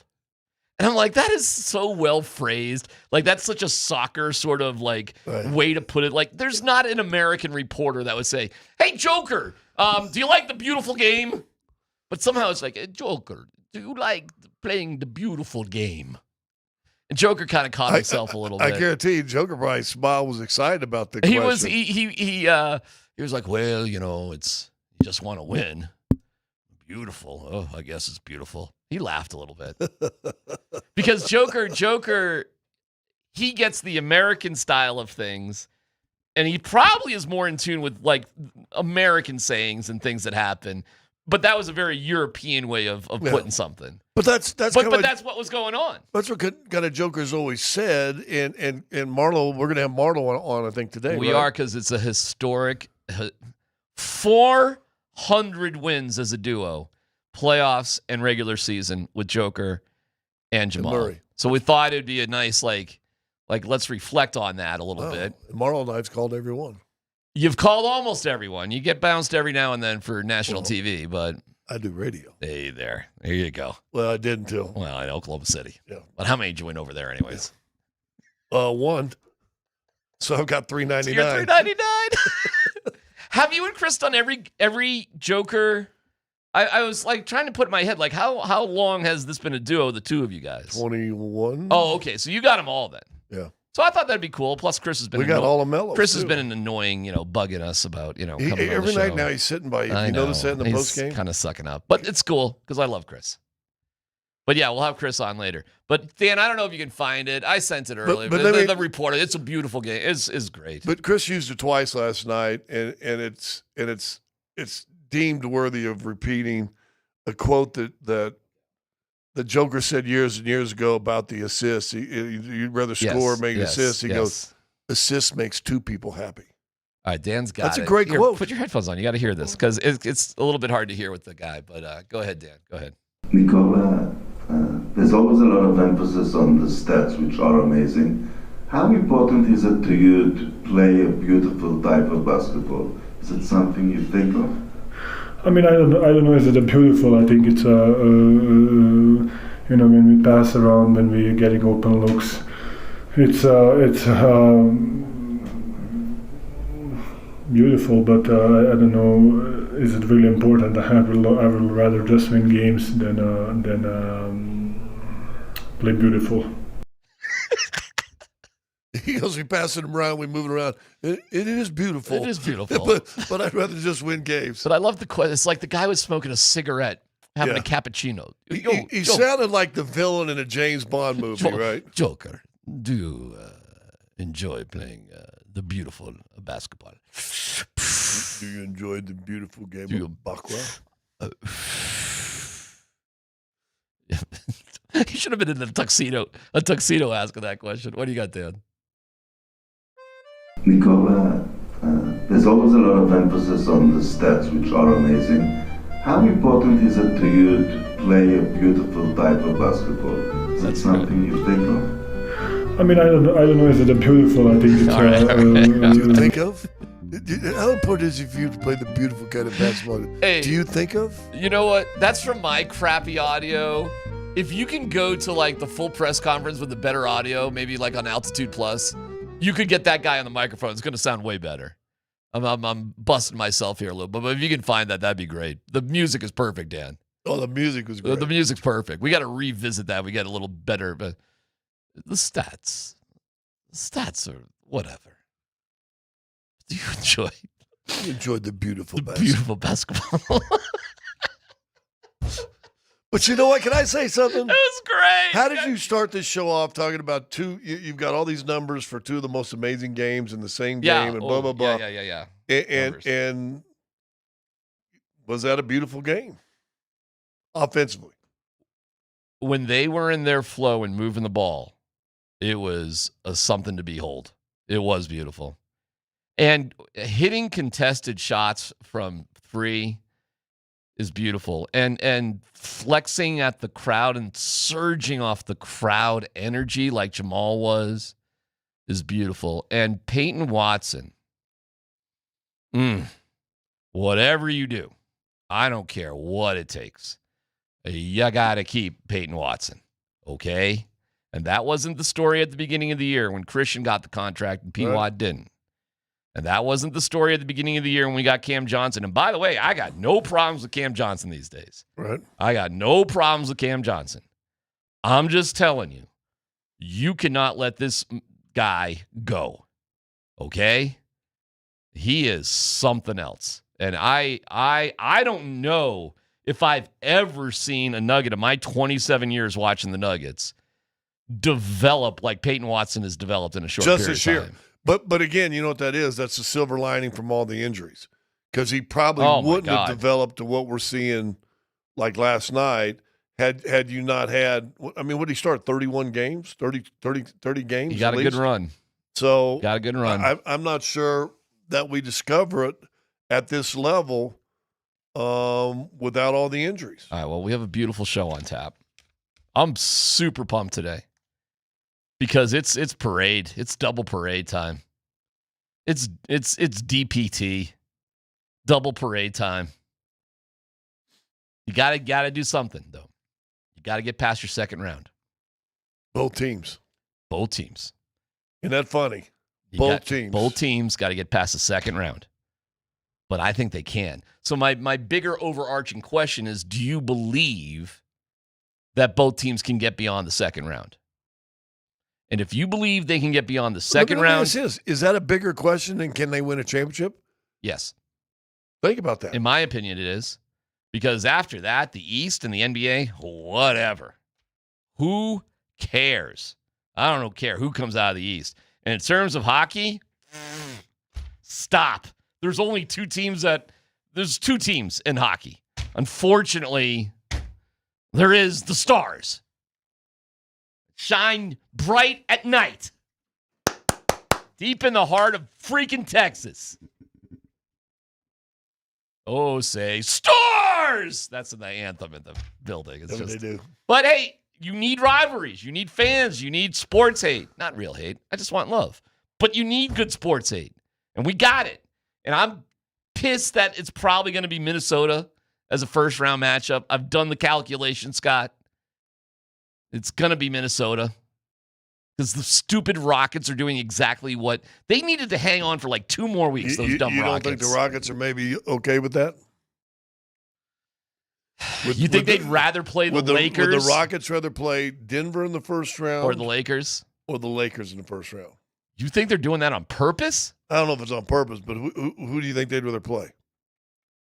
Well, I'd rather play the Lakers because I got a brain in my head. All right, I'm pumped for today's show. I want to let you know the best place to watch the Avs tonight is Rhinehouse. Andy and Spring broadcasting live at 3. Andy, because he's Andy, will just stay there and watch the Avs beat the Jets. Enter to win a Kale. That's a home game, right?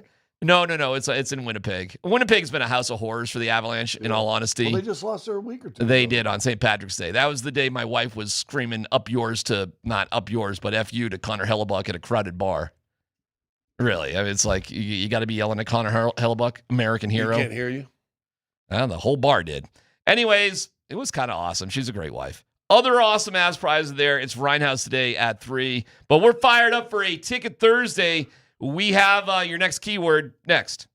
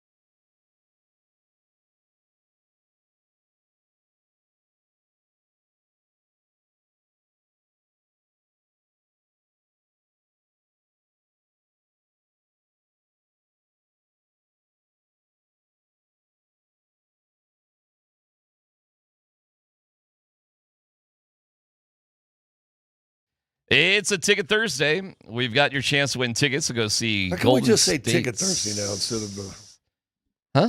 It seems like you've taken a word off of that, a descriptive word. Let me plow through this, okay? Is that what it's called? Yeah. So this isn't a beautiful read? Well, not now. It's not. Well, no, it was on its way. But it's entertaining now. Let's keep the music pumping, Dan, because I'm getting fired up. Because we are going to have double parade.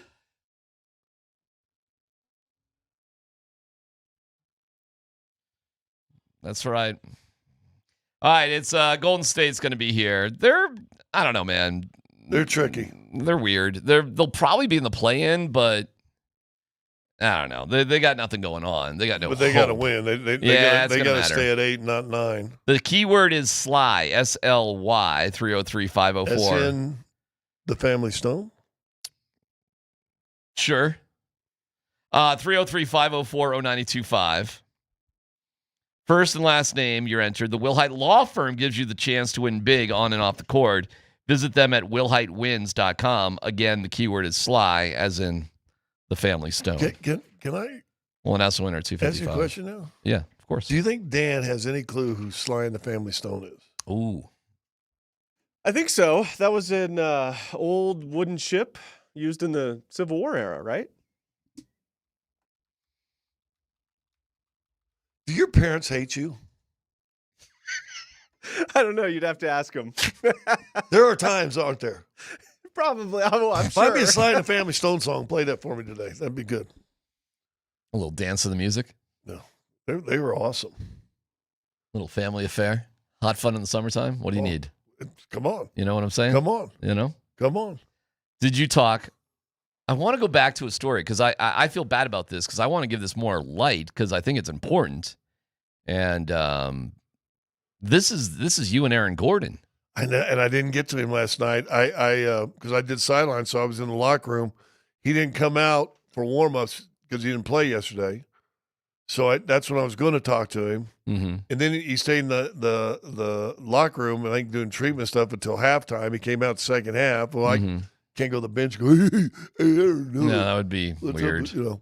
And so then I'm thinking, well, after I saw you with Adelman, I go right to, if you saw me run out there. You did run out because Jamal came right in. I was like, oh, that's interesting. Scott's not sticking around for this. Because I wanted to try to catch AG. I got it. That actually makes sense. You got a little pep in your step right there. I know. A little skidoo. Scotty skidoo. Here's Jamal walking up there. He's, dropping 53, and Scott's like, let me get the hell out of here. I knew I had an MRI this morning at 6:50. You had an MRI? What part of the body? Back. In the tube? Back. Tube? In the tube. How long? 20? In the tube. 20 minutes? About like 20 minutes. Wasn't too bad. Still. And then I had a doctor's appointment after that. Man.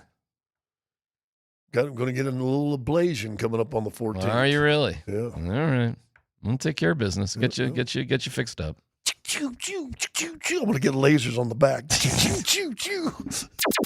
So the bet is Arizona, Arkansas, NCAA Sweet 16. So where are we at here? Well, is there a bet or not with you and AG? There's really not. Although I told you yesterday, he brought up you still got your jersey? All right, we're good. We're rolling on that. Bet. So what I was but do you have your jersey? Well, I got to find it. Okay. I think I used to know where it was, but then the warden in her what's it called, hoarding state, I got to know where she hoarded it from one room to another. A lot of words I could have used there, but so hoarding. Okay. I got to find out where it's hoarded at now. Boy, that D is so important in that word. yeah. I got to figure that out. Where the whore you do not want to forget the D when you say where the that. whore yeah, hoarded my stuff. I gotta figure that out, and then when I can, then. Well, she's still on a play date with your daughter in Norway. They are still there. That's they went. Amazing. This is kind of cool. First of all, technology. I'm FaceTiming there. It's like 4:00 in the afternoon, and it's 10 here or whatever. 9. They're at a church in some little town outside Oslo that was built in 1200. Wow. Still standing, still people go in it. And crazy. It's in the architecture on it's unbelievable. It's crazy. It's unbelievable. It was built in 1200. 1200. I thought that was just amazing. Yeah, well, yeah, it's pretty incredible. Yeah. History.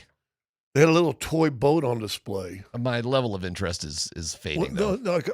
I thought that was well. interesting. Last thing, it had a little built a boat on display. Still looks cool, and you can tell built in 1775. Okay, 250 years old. That to me is not as impressive as the well, you went 1200. Nearly 1,000-year-old church. All right, so the bet is with UNAG, Arizona, Arkansas. I'll pull for Arkansas. Oh, did you watch any of the postgame show? Whose? Altitude. No, I was there. I was at the game. How am I going to watch the postgame show if I'm there? Peyton Watson. Yeah. And Cam Johnson basically say kind of pulling for Arkansas. Oh, okay. All right. Got them both to say go Hawks. Okay. Come on now. Okay. Do you think they even know? Oh, I let them know. Oh, okay. All right. Well, Dan, we'll have to chase that down today too. Now, Cam Johnson brought an interesting thing that the coach grew up in the same hometown as Cam Johnson did, Calipari. Okay. See, again, you're okay. And he's known him since he was a kid. All right. Really? Does he have a boat from 1700? And by the way, he said go Hogs. All right, we'll try to chase that down. Well, now, but Dan, I got good news. Yeah. What did I win? Well, no, that stat that BK sent us yesterday, which I thought was a hell of a stat. Which one was that? I don't even remember. First time since 1954 that Kansas, Kentucky, North Carolina, and UCLA, none of the four How about that? weren't in a Sweet 16. Good. 1954. Good. But does that say something about those programs? Well, they're really good, but they're boring too. I got a bunch of numbers. You want some numbers? I got a ton of them. Joker, first player in NBA history to record 15-plus points, rebounds, and assists in both legs of a back-to-back.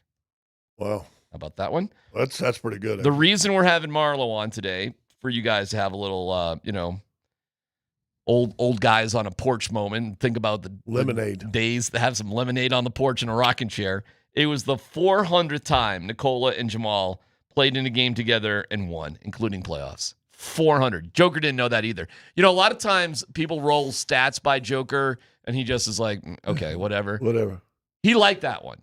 That's a lot of games. You could tell he didn't know that one, and he was like, oh, because it's winning, and it's winning together. Nuggets are the first team in NBA history to have one player with 50 points and another with 15 plus in a regulation game. First time ever. Wow. So last night was literally historic. And that Peyton Watson, if he can finish that layup, the Joker has a 20-20-20 game. Oh, my God. I didn't even think of that. Yeah. That's right. Denver, this is from Dan Hyatt. Look, I was giving him crap, but here it is from Dan Hyatt. It's from Dan Hyatt. Denver has won 4 straight clutch games at home.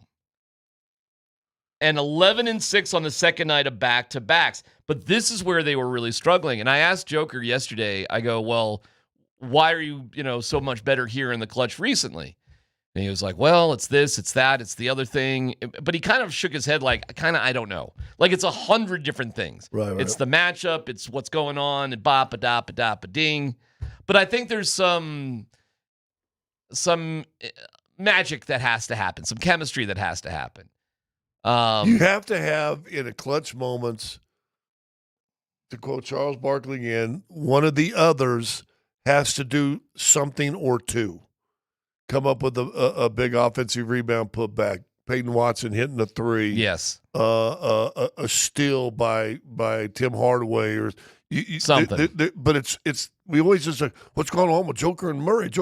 And I told you in the middle of the year when they were struggling with this, it's easy to take two guys away. You can take two guys away.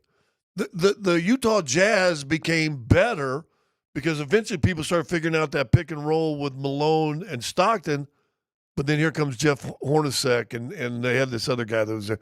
All of a sudden, they brought this third guy that can all of a sudden shoot, and you're like, now what do you do? As big as everything that Joker and Jamal were doing, which were both of them were just sensational. The dagger in the game was Peyton Watson's three. Yeah. All right, last one for you.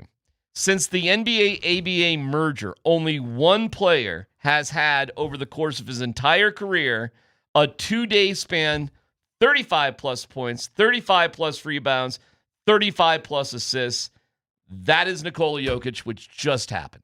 Wow. So there were like historic things, not only about last night, but recently as they've played at home. And Joker, who, I don't know, I think he had 19 assists.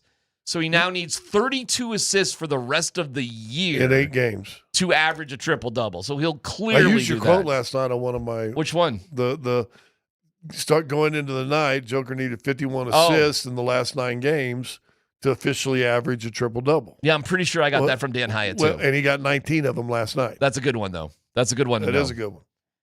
So he'll average a triple-double, no problem. And he had 1 turnover. And it was the craziest pass with. It was a really bad turnover. Crazy pass with 30 seconds to go. Yeah, it was not a great play.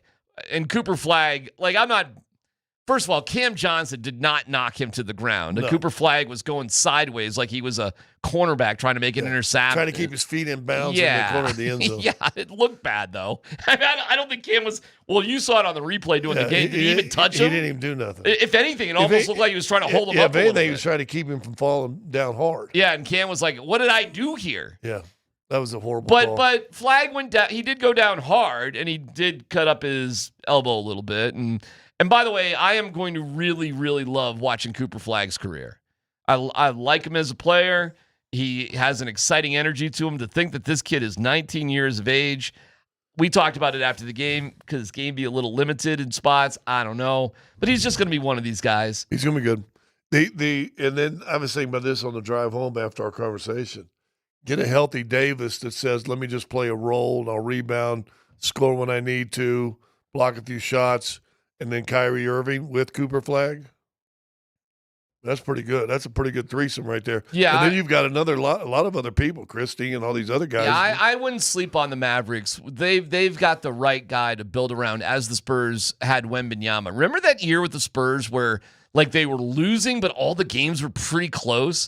And we're like, well, that's kind of an ideal year for the Spurs. Let's be competitive, but we don't really need to win. And they got Castle now, too. And look at them. I mean, and we got a battle against them. The Nuggets have a battle, not this Saturday, but the Saturday after. That's going to be a fun one. Yeah. I don't know if you guys have that game. I think we do. It's a prime game. Yeah, they'd rather have Golden State than San Antonio. All right. I'm not sure what you guys have these days and what you don't. I can tell you. Well, that's okay. It's coming. It's coming. Well, what also is coming is 2 parades. Do you have some Cooper Flagg? Yeah, go ahead, Dan. And I can learn a lot from him and just the way he's able to read the game, but I don't know if I'll ever be somebody that can get to that level. It was incredible just the way he was able to impact the game, and at some points it feels like he's not even trying out there. And he ended up with 20. So, he's incredible, and it's just, it's crazy to be a part of that out there and the way he's able to just affect the game.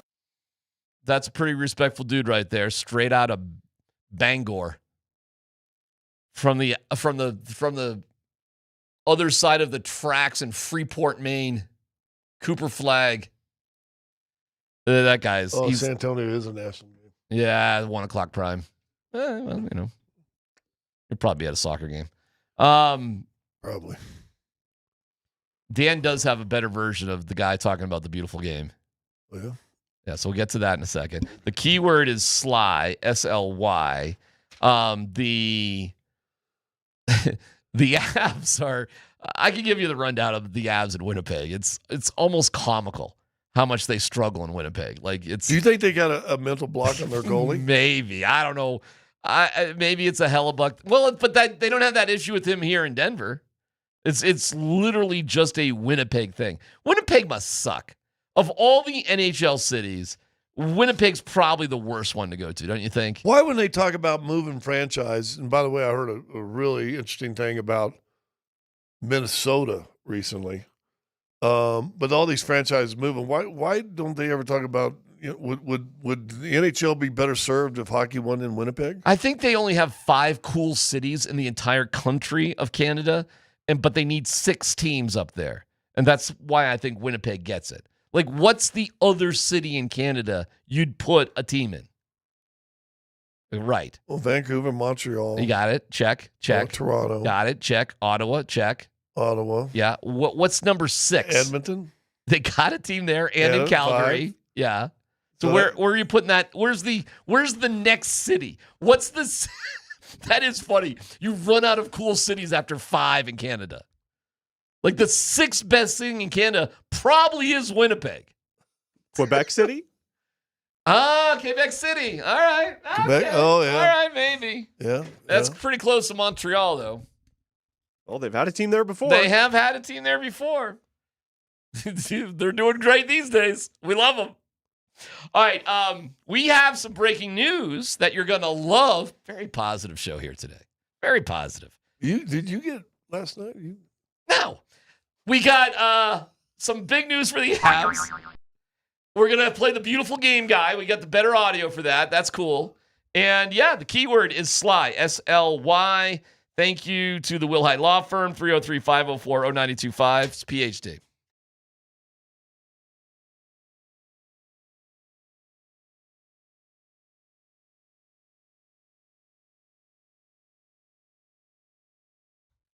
All right, it's DMac for the Rocky Mountain Men's Clinic. Now, okay, last night wasn't my night. I got home about midnight. Yeah. But listen, it's possible. Well, Rocky Mountain Men's Clinic, like if it's not possible for you, if the low T is killing you, if your workouts stink, if the love life is just as dismal as more cool cities in Canada, then the Rocky Mountain Men's Clinic can get you going. They're also helping men go further with 4 targeted body composition plans featuring GH peptides, NAD+, GLP-1, PDA, and more. It's designed to boost energy, support metabolism, enhance recovery, and accelerate fat loss. With the low T treatments combined with the body composition programs, most men notice a difference in a very short period of time, and I'd love this to happen for you as well. Simply call up my friends at the Rocky Mountain Men's Clinic, 720-440-7900. They have 5 locations up and down I-25, 720-440-7900, or simply go to RockyMountainMen'sClinic.com. Featured therapies are compounded and have not been evaluated nor approved by the FDA. Provider prescription required. See website for details.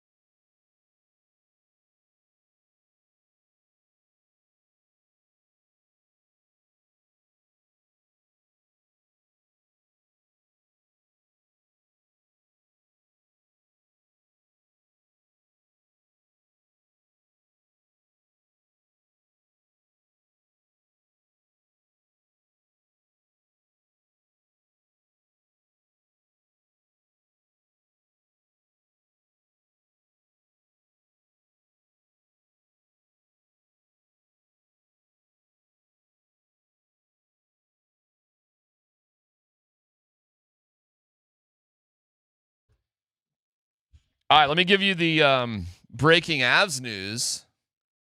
And actually, Dan, you know better than I, so why don't you just say it? You saw it, I didn't. What do you got? According to Connor McGahey. Oh, and Connor McGahey's the source on this? He's the source on this. Okay. Arturi Lehkonen is back tonight for the Avs in Winnipeg. Arturi Lehkonen, heard of him? That means they're fully healthy. That means they've got everybody back. Everybody Isn't back. it amazing how the Avs and Nuggets have both gotten fully healthy, like right around the same time, right at the perfect time of the year? Yeah, I'm laughing about the minutes restriction for Peyton Watson because he didn't start yesterday. Like, they started Spencer Jones, but, like, he played 23 minutes, and he looked absolutely sensational. Peyton Watson, that is. And I'm like, okay. And at the end of the game, he was out there, and it's like, all right. The minute restriction I wouldn't thing. have started him either. I like him not starting right now. It's only second game back. This way you keep him in, you keep him with that second, because he wants to work with that small ball second unit. He wants Peyton to be a part of that as well. And it's working well. So I think they just want the minutes to all match up. God, Jonas couldn't even get on the floor last night. Ouch. All right. Are you trying to win it, or are you I know. worried Hey, about I'm people playing? I'm not worried about anything. I'm double parading. DPT, double parade time, dude. I'm people's. By the way, I was watching Valanciunas on the bench. He looks engaged. He's engaged. He was high five. He was doing all that, rah crap. I think he's fine with it. He knows this is probably it for him in the NBA. He probably is off to Greece or whatever next year. Probably He's got one more year on a deal. I don't know. It's not the worst thing in the world to have a dude like that for the regular season. You just really don't need it in the playoffs, unless something terrible is going on. I mean, you could have weird things. You could have injuries in the playoffs. You could have guys foul out. I mean, things happen. That's the craziest thing. Like, how many games has Joker fouled out this whole season? Like, none? One maybe. Yeah. But you get to the playoffs, and it's like 3 fouls in the first quarter. And, like, crap like that always seems to happen. Mm-hmm. So there's a role for a big guy. But it does not have to be Jonas Valanciunas. It could be another big guy. You can find other big guys. I don't mean to make you feel disposable, the big fellas out there. Well, I think you're trying to. Well, I know, but I mean, it must hurt your feelings when you're so big and you can't even get on the court. Like, look how tall I am, and I still can't. But it doesn't hurt the little short guys. You know who the NBA is? I'll tell you. You know who the NBA is rewarding right now? Seriously. These 6'5" to 6'8" guys. Mm-hmm. The league is just like the league is all about 6'5" to 6'8". So I was going to say 6'7", 6'8", lengthy guys. Yes, guys got long arms. Yep. Yeah, lengthy guys. They can play. Like, I look at Klingon the other day out there, and I'm like, and he could shoot the three. Yeah. I'm like, why isn't he dominating more? But he never gets inside. His problem is, like, too many of the big guys. Joker stays outside a lot too, but he's such a facilitator. But when you need to get some, guess where he goes? Yeah. He gets on the block. It's just that these guys, these athletes, are so freaking talented in the NBA. These 6'5" to 6'8" guys. They're just, and you're probably right. It's probably more the 6'7", 6'8" guys in general. Just in long. And that's where Peyton Watson is. Yeah. That's who Peyton Watson is. And you know what? To a weird degree, so is Spencer Jones. Cam Johnson. He's not, like, Spencer Jones is, like, fluid, but he does have that length and sort of, he's quick enough. Cam Johnson, listen, man, I'm been kind of pumped seeing him, like, stick his nose into people's business recently. Like, I like that. I haven't seen a lot of that this year, but as well as the three-point shooting, he seems to be a little bit more dogged and determined around the rim, too. He's finishing a little stronger. He's just got a little bit more juice going there. Yeah. I think. I would agree.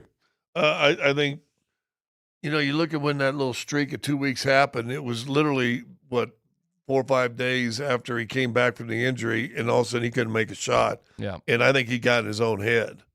But he was good before the injury, and he's good right now, and that's a perfect time to be good again. I wonder if it's about the first 2 shots for Cam Johnson. Like, if he can make a 3 on one of his first 2 attempts, does that just unlock the door for that dude? Well, that was a Portland game, was the second game. He started off 0 for 2, both threes in that game, and hit 5 in the second half. Okay, all right, so not necessarily. Good. Hey, listen. I just think his aggressiveness changes everything. So you got Lehkonen coming back. You have Logan O'Connor back. You got Gabe. He's back. You've got two goalies who could win you the cup with Wedgwood and Blackwood. I don't know. You can go AB during the playoffs. It's weird, but you could. Go hot? Sure. Who's hot? Sure. Why not? I mean, you could alternate. I mean, that's very untraditional, but who cares? You can make your own rules. You got a 7-point lead on Dallas. You got to play in Winnipeg, which you've scored like one goal in like 200 minutes, something weird like that.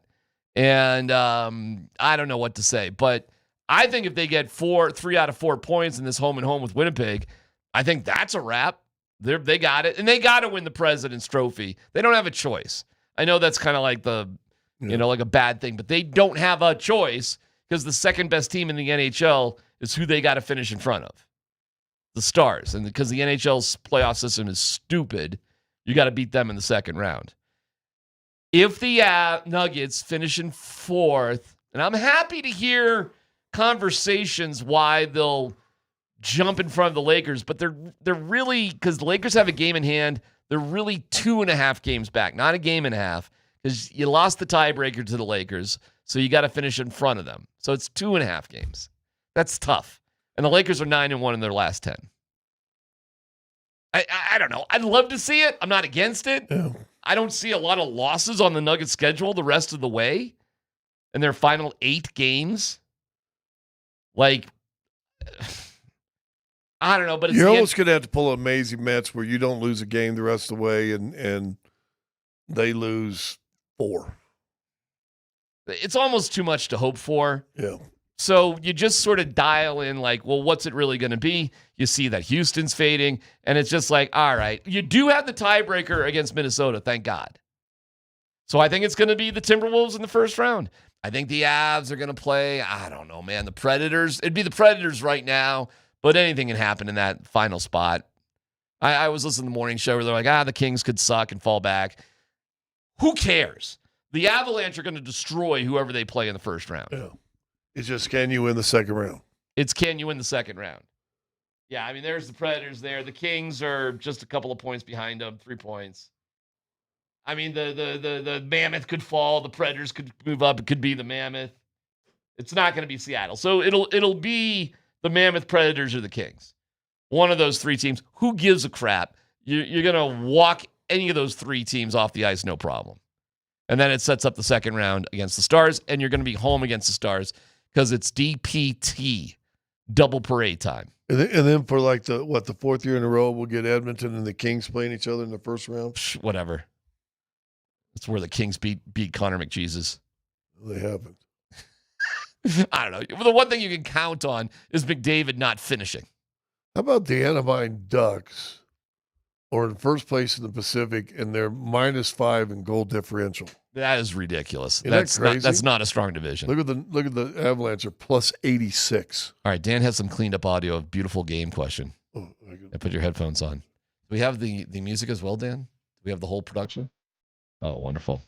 Let's hear this classic question to Nicole Jokic from last night. Nicola, there's always a lot of emphasis on the stats, which are amazing. How important is it to you to play a beautiful type of basketball? Is it something you think of? I mean, I don't know. Is it beautiful? I think it's when we pass around, when we're getting open looks, it's beautiful. But I don't know. Is it really important? I would rather just win games than play beautiful. I think we should start playing first beautiful. It's beautiful. I could listen to that dude ask questions all day. Yeah. Because he's just so Nicola. Yeah. Nicola. Yeah, play the whole. Just play the guy answer the question. I thought he was saying Uncle Rob the first time, but he said. You gotta listen. That's great. Nicola. Play the whole. Just play the question again. Nicola, there's always a lot of emphasis on the stats, which are amazing. How important is it to you to play a beautiful type of basketball? Is it something you think of? Can I say something? That is so great. I don't know if we could get a lot of knuckles on Ryan. Can we not vote that the greatest question? That is the greatest question of all time. That's been asked this year by far. Are you kidding? It's not even close. Dan, one more time with the question. I just got to hear it one more time. Nicola, there's always a lot of emphasis on the stats, which are amazing. How important is it to you to play a beautiful type of basketball? Is it something you think of? Have they still got it? I feel like he's got a little coffee. And by the way, when he was asking the question, it was just like you'd think. He was laying Oh, back. he was in front of hand was on a chair. He's got his legs crazy. It's like Nicola. Nicola. It's just like you would think he would be sitting to ask the questions. I mean, you could put that with a seat cigarette holder in a little outdoor cafe, right? He's in a little outdoor cafe. You know what it is? This could be the most interesting reporter in the world. By far. I don't know. I've never seen the guy before. I haven't either. I haven't seen him at anything. And he just comes in from nowhere and asks this question? I mean, Nicola, there's always a lot of emphasis on the stats, which are amazing. How important is it to you to play a beautiful type of basketball? Is it something you think of? We gotta call Nick at PR and figure out who that dude was. Yeah. Wouldn't that be great to get that guy on? Yeah, actually would. Hey, Dan, can you reach out to Nick and see if we can't track down whoever the hell that was? Because the way he says Nicola, it's as if he's like known him for like 100 years. Nicola. I'm going to get that in. I'm getting that in tomorrow. I say, when the Nuggets are rolling, Nicola is at the top of his game. Meanwhile, you gotta understand. Beautiful. You gotta understand how the American people ask questions. They'd be like, Nicola, Joker. No, first of all, nobody says Nicola. None of the American muggles say Nicola. But certainly nobody says Nicola. Joker. And Joker's face is so funny because he realizes this is kind of a funny question. Like, how beautiful is the game? How important is it to you to play a beautiful type of basketball? Nicola's like, I just want to win. But you know what? I don't really get the beautiful. But even Nicola's first part of his answer, he's trying to play it down. No. He goes, you cut, you move. It's beautiful. All right, beautiful. It's PhD on 92.5.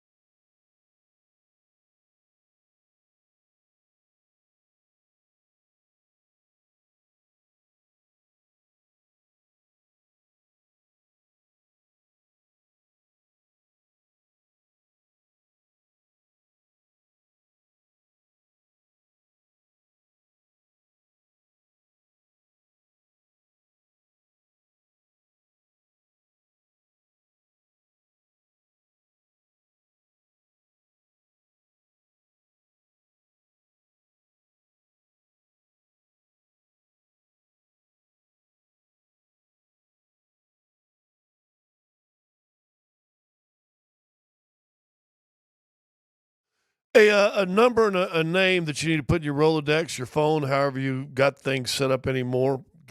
Email, you can do that as well. It's the Reputation Law Group, and they specialize in divorce and DUI matters. If you're someone that you know, it's you that are facing these issues, two of the worst issues you could probably go through in your life. You need to give the Reputation Law Group a call. It's real easy. You can get online, thereputationlawgroup.com. You can get a consultation set up online. They'll get a hold of you. They'll be advocates for you. They'll listen. It's not comfortable going through. I've gone through one of the two, and it's not comfortable going through a divorce or going through any problems associated with DUI. It's better to have somebody on your side. If you're in those situations and you just don't know where to turn, it's real easy. TheReputationLawGroup.com. Give them a call. Set up a consultation. Trust me, it'll be the best thing you did.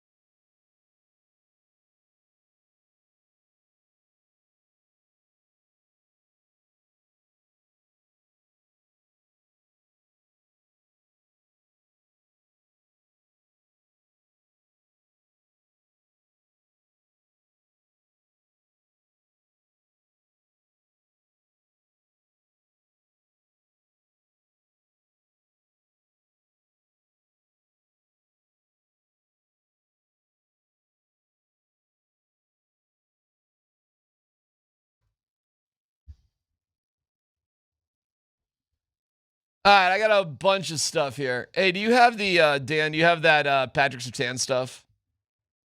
Okay, cool. Get that. Your buddy was there last night at the game. Did you talk to him at all? My buddy? Your buddy. Your buddy. Oh, no. Sean Payton. He ran out right before the game was out. I was standing right there. Did you talk to him? No, it was all right, a little behind the scenes here. So for the media where I sit, it's kind of on that like handicap level, and they put some tables there. So I'm in the lower bowl, which is great. It's fine. But the side that I sit on, I have a choice. I can go up and take an elevator down, basically right to the media room, or I can wait to walk down the stairs to go through the tunnel to get out there. But if you do that, they draw a gate across because they don't want everybody just going out while the players are coming out. So if you do that, you got to kind of wait a little bit, which always makes me a little nervous. But the advantage of being there, it's really interesting to me to see how players interact and how they leave the court. I find that interesting, like that whole process and their interactions and whatever. So I'm standing there last night because it was close. It was coming kind of down to the wire. I wanted to be down low. And there's like 30 seconds to go, maybe not even. And then I'm like, oh, there's like 10 feet in front of me. There's Sean Payton. I had no idea he was there because his front row seats were like, I'd be looking at his back. Yeah. I wouldn't be looking at him. Had his wife. You'd be looking right at him. Yeah. You'd be like staring at him the whole game. Had his wife with him. Well, actually, you were in the stands last night. You were on the. Yeah, I was in the. No, I don't know. You're with the cheerleaders. Anyways, so you didn't end up chatting with him. He did leave a little bit before the game. I think he doesn't want to get. I think he knows what happens. Like it gets to be. You get around a lot of people at the end of the game. He might want to think about losing a little weight. Oh wow! Hello. He tried to run off, and I went, ooh. But that was his wife with him, wasn't he? I don't know. I didn't. Well, he went off by himself. So he might have. If you go look about 3 steps behind, was it? Oh, really? Skylene? Skylene was trailing. I don't know what she looks like. Well, she's. I don't good follow looking. her. What dark her hair? name's Skylene. Dark hair? I don't know. Well, how do you know the name but don't know the look? Skylene is legendary. How do you forget a name? Your name is Skylene. How can you possibly forget somebody whose name is Skylene? How many Skylenes have you ever met? Well, still none. Anyway, Sean was there. Justin Simmons was there. I've seen him a couple games. Oh, he's definitely a huge Nuggets fan. I was like, that'd be an interesting Justin starting a podcast. He may be done in the NFL. That might be a wrap on that. Once you know, hey, like and subscribe. Once you say like and subscribe, you got a foot out the door. Dude, you do that 10 times a day. Well, this is who you join. This is what happens. Once you, as the athlete, says like and subscribe, you start hanging out with slugs like me. By the way, you were proud of me last night. I was very proud of you. I got to mention. You did. You know, I got it right here, I think. I could play it. Oh, let's hope I get the right one. Here it is. Yeah, I would say, I mean, especially off the that's court. Not it. That's not it. Is this it? I forgot which one it was. The way the season has here it gone, in and out, back-to-backs, your last one tonight, I think there's 18 days left in the season. You're going to spend 14 of those 18 days actually at home. Yeah. Do you guys, as a coaching staff, have to go back and go, okay, how do we plan this and game plan this? Because you're actually going to have more time to do stuff than you've had all season long. Yeah, no, we've talked about it. It's a delicate balance. They need rest because we have to continue to win games, but we have to get things done that we haven't been able to do because of the schedule, which means that the nice thing about being home is you can get yourself in a routine, and you can get yourself in a routine of shoot-arounds. Guys get used to it. The schedule doesn't change. It's not all over the place like it's been as of late. I shouldn't say as of late, the last 3.5 months. It's just been something new every day. So yes, it's a big advantage to have routine in anything in life, but to win basketball games and to be a team, to get them back in that rhythm is so important. It's paramount to winning games. And you know what it's like. You played. There it is. When things are off kilter and nothing is ever consistent, that's how you play. You play inconsistent. And I think this will give us a chance to settle down. Hopefully we have the full complement of players going forward with no back-to-backs coming. Which I think we deserve, because I don't know what number of back-to-back this was, but it's been 17. So it's been a lot. So these guys deserve it. We got to get a lot of guys right, not just mentally, but physically for this stretch run and see what we can do. I mean, it was no beautiful game question, but you got the stats, 14 home in the next 18. Right. And you got the 17, like, right there. Right. But most importantly, you got the, well, you played the game. Dan, I'm looking around the room, like afterwards, I gave Scott a little fist bump, and I'm go, you're the only one getting that one, as I'm looking around the rest of the slugs in that media room. D and I always talk the post-game press. I go, Darren, I got the longest answer back. You did? I got the longest answer. And he goes, yeah, and you played the game. Now, to be fair, sometimes there are other ex-NBA guys in those pressers. Yeah. Especially in the playoffs. There's always a couple of U's in the playoffs. Couple of Utes in there. There's a couple of I got to be a broadcaster because I played in 1982. I got divorced 3 times. Yeah. There's always a story, right? Yeah, there's always a story. There's always a story why I'm wearing a suit in a post game. Either played pre-85 or got divorced once or twice. I'm crying.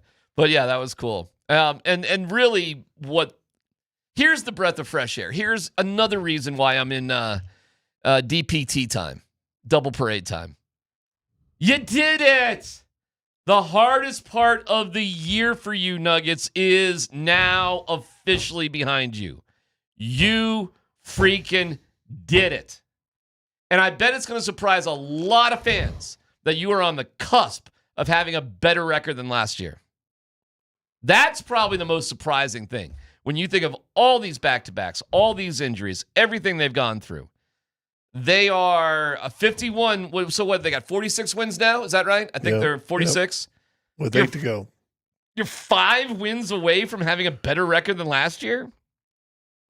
You did it. You're going to cruise past that. With all the injuries you've had. You're going to have, in these last 8 games, you're going to have a couple of them that are going to be blowouts, too. You're just going to destroy your opponent. Now, will you drop one in there? I mean, maybe. It's still the NBA. Will you drop 2? Possibly. But there's no way on God's green earth you're going to do any worse than 6-2 in these last 8 games. No way, in my opinion. And that's why it's DPD, double parade time. I want to stay on parade. That's right, Joker. The beautiful game. Nicola.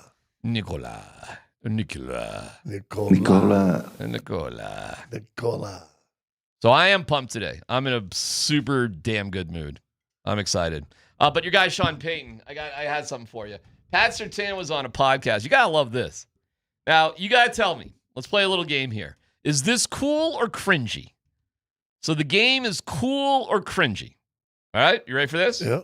What's halftime like with Sean Payton? Keep the momentum going, like keep attacking. This game ain't over. And he just keep preaching, man, because he always used to have these games where he called it back games. A game where you feel like it's going to be ultra physical, ultra competitive, and we really got to like finish all 4 quarters. He named this game a bat game, and we all get bats a couple days prior towards the game. Like actual baseball bats? Yeah, actual baseball bats. Everyone on the team and baseball he bat? engraved the bats with like the game, the date, the opponent, and stuff like that. So he named this the bat game for sure. This game, ironically, it wasn't a bat. It was oxygen tanks. Oxygen? Because it's going to take 4 quarters. Yeah, it's going to take 4 quarters. He was like, we're going to need our oxygen tanks. They going to need theirs. So it's going to be all 4 quarters. Wow. Yeah. So did everyone get an oxygen tank? Yeah, everyone got an oxygen tank. He literally got everyone an oxygen tank? He got everybody an oxygen tank. I mean, I don't know how he did it, but he did it, man. Okay. Is that cool or cringy? Kind of cringy. It's not cool? Yeah. We got bats and oxygen tanks. So what next year? They're going to have a knife fight? He's gonna get everybody. I don't know. Autographed knives. I don't know. You know, you only get 17 of these bad boys in the NFL, right? You only get 17 of them. And of the 17, how many do you really need to do the, it's a bat game? 2 or 3 a year, probably. Maybe. Probably. But still. Here's your oxygen. Hey, how about this? That's your guy. That's your buddy right there. Hey, you guys are out of That's shape. him. You're out of shape this game. We're going to have to suck it up a little bit. Here's an oxygen tank. Yeah. And has he given those little mini bottles I think so. of air? Or Yeah, is he giving one of those big No, I don't scuba think tanks? I don't think they were going scuba diving. I think it was probably one of the. Well, I don't know. Actually, I don't know. I'm assuming it was one of the smaller I'd like a ones. scuba tank. Can you imagine? Here's your oxygen tank. It's a big, huge. Hey, we're diving into this one, boys. Here's your scuba tanks. We're diving We into need it. we need everybody on board. We're diving in. Yeah, here's your Scuba flippers. tanks. And here's your scuba tanks. Like Scuba Steve. Ooh, Scuba Steve. I don't know, man. That's Sean Payton. I think there's a little cringe with Sean Payton, period. I think he's got a little cringe. He needs to lose some weight. I would tell him that as a person who's his best friend. Well, you're and I care for him. telling him right now. I'm saying I'll be with you. I could be your weight buddy, your gym buddy. Uh-huh. You know, maybe we could get in this together, try to. Uh-huh. By the way, I found out I need to do more work on my hip flexors. Okay. Just throwing that out there. All right. Yeah, so I think he needs a little weight. Okay. Gee, look at you. All right, listen. Do you not feel that way? I know what you're saying. Yeah. I know what you're saying. But it was a great win. I love it. And I could obviously talk about this game all day as we basically have, but we'll dip into some other topics as well. But we have a Ticket Thursday. See, again, you didn't answer my question from earlier. What was the question? Ticket Thursday. Is that a question? Well, I mean, it used to be something Ticket Thursday. It's a Ticket Thursday. You know, What's really, the question? So we have a don't- Ticket Tuesday and a Ticket Thursday. Don't worry about it. Don't worry about it. Just stick around for your keyword. So we'll keep this all summer and it might be for concerts. Sure. It's PhD on 92.5.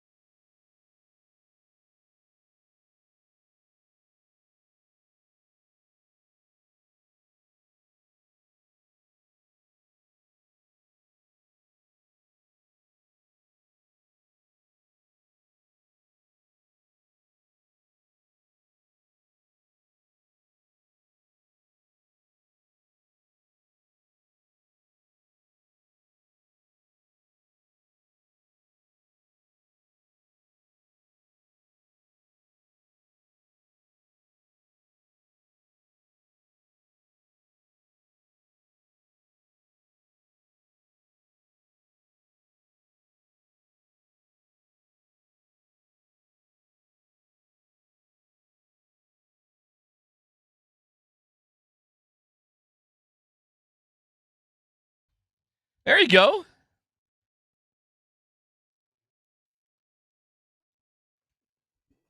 Get ready. Get. Hold on, right there. So you got to roll your window down. Roll your window down. It's like 80 degrees out there. Turn your radio up. Turn it up.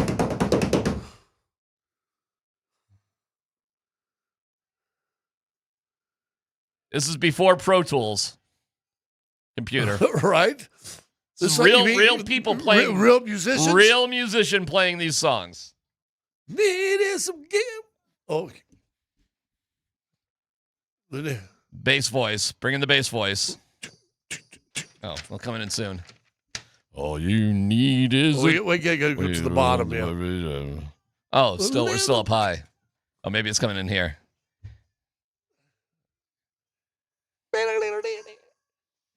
Get ready for the guy's going to add some bottom. I want the guy's going to add some bottom. It's a Ticket Tuesday. Some bottom. There it is. Now you got Screechy voice guy come in. It's a Ticket Tuesday. You didn't know nothing about them, and you kind of excited. Dancing, they're dancing. Well, you should be. We're dancing to the music. Golden State's final trip to Denver. It's Golden State. Tower is your keyword. Tower is your keyword. 303-504-0925. First and last name you're entered. The Wilhite Law Firm gives you the chance to win big on and off the court. Visit them at wilhitewins.com. Again, this hour's keyword is Tower. We'll announce our winner at 2:55. Man, I am in a great mood, man. Are you giving blood? Is it Saturday? Saturday morning. You want to throw out a little Vitalant? Vitalant.org/Nuggets. You register. Got a few more days here in the month of March. You're trying to really create some interest and some help from the community to donate a little blood. I am going Saturday morning. I think my appointment, I got to look, it's either 8:15 or 8:30. Easy to do. It's an easy process. They take care of you. They'll let you know what's going on. But if you do it right now, if you get online at Vitalant, VITALANT.org/Nuggets, and then get yourself an appointment, you'll be in for the register. They're going to give somebody a autographed Nuggets jersey. There you go. Which would be kind of cool. So thank you to the community for doing that. The text line, Shot Monster text line. That's why I love talk radio. Yesterday, KOA was praising bat games. And today you guys are making fun of it. I love it. Praising bat games. Listen, they got to, because if not, it's just the Rockies. Well, By the way, man, and listen, you got a KOA. You got to do what you got to do. We love everybody there. Not everybody, but most people. I love your pauses. I love your dramatic pauses. Most people. The vast majority of people. A few of them. Almost all of them. Almost.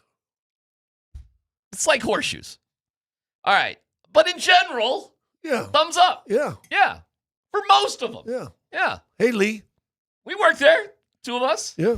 You much more significantly than me, but I'm, Well, I got invited to the 100th anniversary. I did not. 2.5 years there, working on all 3 of their AM stations. I didn't quite make that cut. Yeah.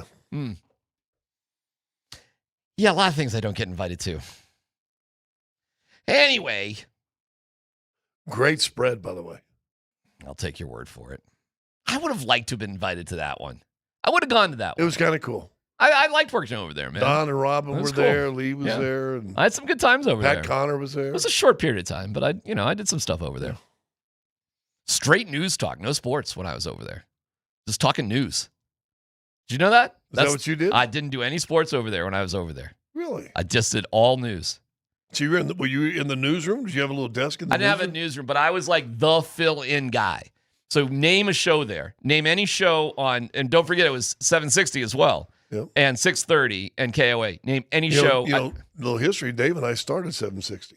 Yeah, because it was a sports thing, right? Well, it was nothing, and then they made it into a sports talk radio. Yeah, that was a crazy station to be on. First show. We were the first show. That was a nutty station to be on because, when I was on there, I was too conservative. When I was on KOA, I was way too liberal. You know what station I fit in the best, which was like K-How. 630. That was a cool station. Well, you and Peter. Yeah, Peter. I filled in for Peter a million times. He's like a mentor of mine. I love Peter Boyles. Yeah, he's one of the great guys. And I worked with Craig Silverman and Dan Kaplis and George Brockler. I haven't seen Craig in a while, but he used to come to games quite often. I see Dan. Huge basketball Dan's fan. there all the time. Dan's a big bad. Great guys. Both great guys. Still married to Amy Spoor, who at one time was the big news lady in town. Good for Dan. Right? Good for Dan. Well, it looks like Dan's doing okay. He overachieved. It looks like Dan's doing all right. Nobody's feeling bad for Dan. No. Even if he has a late night flight, nobody feels bad for him. Where's your optimism level here with the Nuggets? Where are you at? I think they're friends? a very good team. That they have 8 games to hone everything in. I think it's important. It's why it's right in the middle of the presser when I came up with those dates. I went and looked because I know they only got 2 road games left. And isn't that something? And it's not travel. It's not play. It's a travel. Yeah. Spend the night, play the next day, come home. Yeah. And I started looking. I said, "Gosh, there's only 18 days left in the season." Yeah. 2 games on the road, and that's 2 travels. It's only 4 days away from the city, so you're going to be. And I really did like David's answer. So because there's going to be times they've not practiced. They're not practicing. They call it a blackout day. Rightfully so. Yeah. But now, and I thought he was right, because now guess what? They'll come tomorrow and they'll have a real shoot around for like the first time in a month and a half at least. A long time. And you should plow Utah too. You should be feeling and then good. Saturday they'll either black out or and then you can come have in a practice Sunday on again. Saturday. You could if you wanted, because you play Golden State on Sunday, but that's a home game. and You're it's an evening game. I think you right? could get in like kind of a foundational practice. You could practice. No, what time game Sunday? I think it's like 5 o'clock. I think it's at like a kind of a weird time. Dan, maybe you could help us out with that, or you could get it quicker. No, 8 p.m. Oh, come on. 8 p.m. Is it Sunday. really? 8 p.m. 8 p.m. You know what I'm thinking of? I'm thinking about the Avs on the Avs play Winnipeg on Saturday at 5 o'clock. That's the weird time. 8 p.m. Oh my God. Really? NBC Seriously? game. You gotta be on the Peacock? On the Peacock? Golly, man. So last night I'm at home and I'm watching Survivor. They kicked out Charlie. Spoiler alert. So last night I was home watching Gilligan's Island. Listen, man. I mean, isn't this just Gilligan Island reality? Bro, there's 2 things my wife watches on TV. Two. Avs? And it's everything with the Avs. It's the pregame. It's everything. There is not a bigger, really, seriously, altitude. You got one. You got a P1. You got one. I mean, everything. So there's that. And, I love all you guys. It's so funny because I'm friends with all you guys, I'd like to think. But I want to watch. Does she know anybody? An hour pregame? Do I need an hour pregame? No. And I'm hanging in there for the postgame. It's like, I gotcha. Give me some highlights. Give me an interview. But really, we're more? But okay, we watch every single second. So I'm not complaining. I'm just describing every single second. So there's that. So that's like a 5-hour adventure for every game. And then Survivor. So I'm like, you know what? It's a late start anyway. I'm going to watch a little Survivor, and we cheat that because we don't start watching until an hour into it. So we hate commercials. Yes, you can go right through it. So it's great. I'll go right to the end and the tribe is smoking. It would take me 30 seconds to watch Survivor. I would get it. They hate this guy. They don't like this girl. This guy, that guy, this girl. She's loose. He's not. Whatever. Yeah. He's out. Next.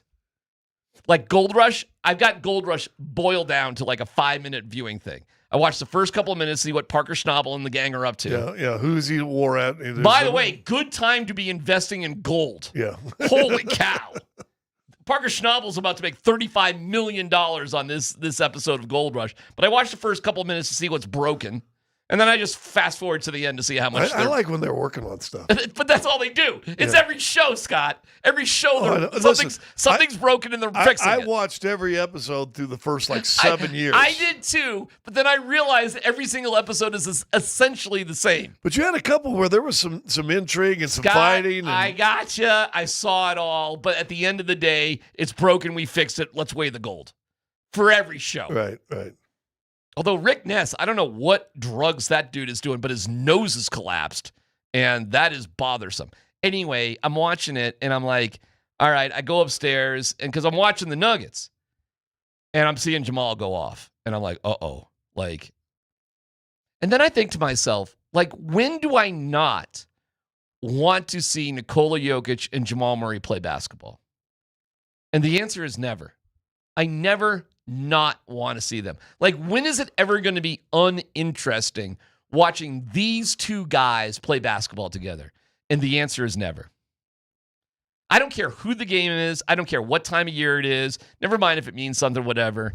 The privilege, and I'm going to say this, man, it is a privilege to watch these two athletes. And David Adelman said that afterwards. You remember that? Yep. He was like, hey, man, we gotta frame this a little bit. Like with these two, what's going on? And we're going to have Chris Marlowe on here in a little bit. 400 wins together. So my wife thought I was nuts because it's like 9:30 or whatever, and it's halftime. I got home at 11:47, 12 o'clock. Yeah, but I have no regrets about showing up. You know, I watched the whole game, listened to Kaz on the radio down there, showed up for the entire fourth quarter, and thrilled to stick around because listening to the guy ask Jokic about the beautiful game, hearing Jamal. It's interesting with Jamal, man. There's something. It's hard to put my finger on Jamal, man. Like, it's a great conversation. Like, what is driving this guy? What's truly driving this dude? And let's go behind our scenes that we have conversations about. He's almost more congenial in a loss or even a bad performance. Correct. Than he is when he goes off. Correct. A lot of athletes don't want to talk after playing poorly or whatever. Jamal always will do media after he plays poorly or they lose. And he'll talk about it. He'll talk about playing bad. And oftentimes he is in a better mood or more congenial in those settings than after they win. When they win and he plays well. Like last night. Typically, it is almost the vibe of course I played this well. This is what I do. This is who I am. Why are you surprised by it? I think there could be some of that. But you said something to me that triggered something that really made me think. In those games, and listen, he had that 2-minute window in the fourth where I thought he was chasing 50 too hard. When he got out of it and let it come, then all of a sudden he went beep, beep, beep, beep, beep, and there's 53, right? Yes. His highest game this year, I believe. 55 is his career high, and 56 is his career high, and 53 is his season high. But you said something when we were talking during one of the breaks. I think he gets into a zone mentally. Yeah.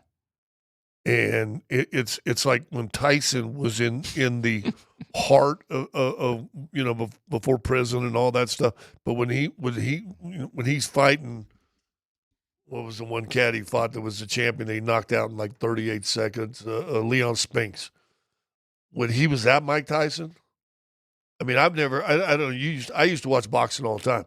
I had never seen a guy locked in like a young Mike Tyson. I agree, and I think Tyson, even when he wasn't at his apex, like I don't think he had a plan to bite Evander Holyfield's ear. I think he was in he was in just a weird zone that he was just locked in for better or for worse. But in that case, but it wasn't that champion zone, you know.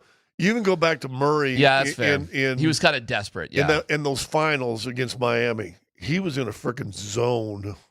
I think Jamal took himself someplace unusual yesterday. Yeah, that's a good point. Like, he's always a great player. Yeah. And we've talked actually quite extensively about... He cannot play another second in Nuggets uniform, and it's up in the rafters. Right? No doubt about it. And I'm a big statue guy. Because to me, the rafters are great. But, like, you get a statue...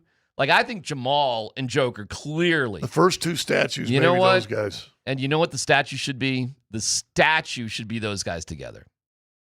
Because that's really what this has been. I mean, as great as Joker has been individually, Jamal's been there by his side the entire time. And while, how about a picture of, like, Joker setting the screen, Jamal with the ball coming off of it? If you wanted a definitive statue poster thought of this era of Nuggets basketball, it's the two-man game with the high pick and roll, high screen with Joker and Jamal. That's it. That's it. That's the definitive look of this era of Nuggets basketball. And it's been awesome. It really is in my life of doing this for all these years, it's been my privilege. And it was amazing being around Peyton Manning, but that was relatively short, man. That was 4 years, right? And Peyton was. We've already got a decade now. You were a little bit closer because you were locked in with the Elway time, and I wasn't. That was a little bit before my time. So that might be something else too. That might be something else. But what we're experiencing right now with these two guys is so special. And I think last night was like, we should remember last night. We should mark last night down with those two dudes. Hanging out with the Broncos during the Elway era would be like traveling with Led Zeppelin. And it felt like with Manning, we were at the Boston Pops. Okay. And it was more organized and it was crisper and everybody was in line and it was everybody's matched up. Yeah. Instead, that group that won those 2 Super Bowls, I mean, that was Led Zeppelin. Yeah. But these two guys, yeah, I think Murray gets into his zone. And when you said that, because I watched his face walking off, and I'm like, he's angry. Well, he didn't have time for your little interview on the court, did he? He didn't have time for anybody. He was the first guy off the floor. He almost ran off the floor. And I'm like, dude, you think guys would be out celebrating? I've watched guys do that, and they're standing on the rafters, Yeah. and they're he's getting off the floor, and I'm like, guys, I don't understand that. And then when you said that a while ago, I think he gets them. And listen, great athletes do this. They get themselves in a mental zone. Yeah.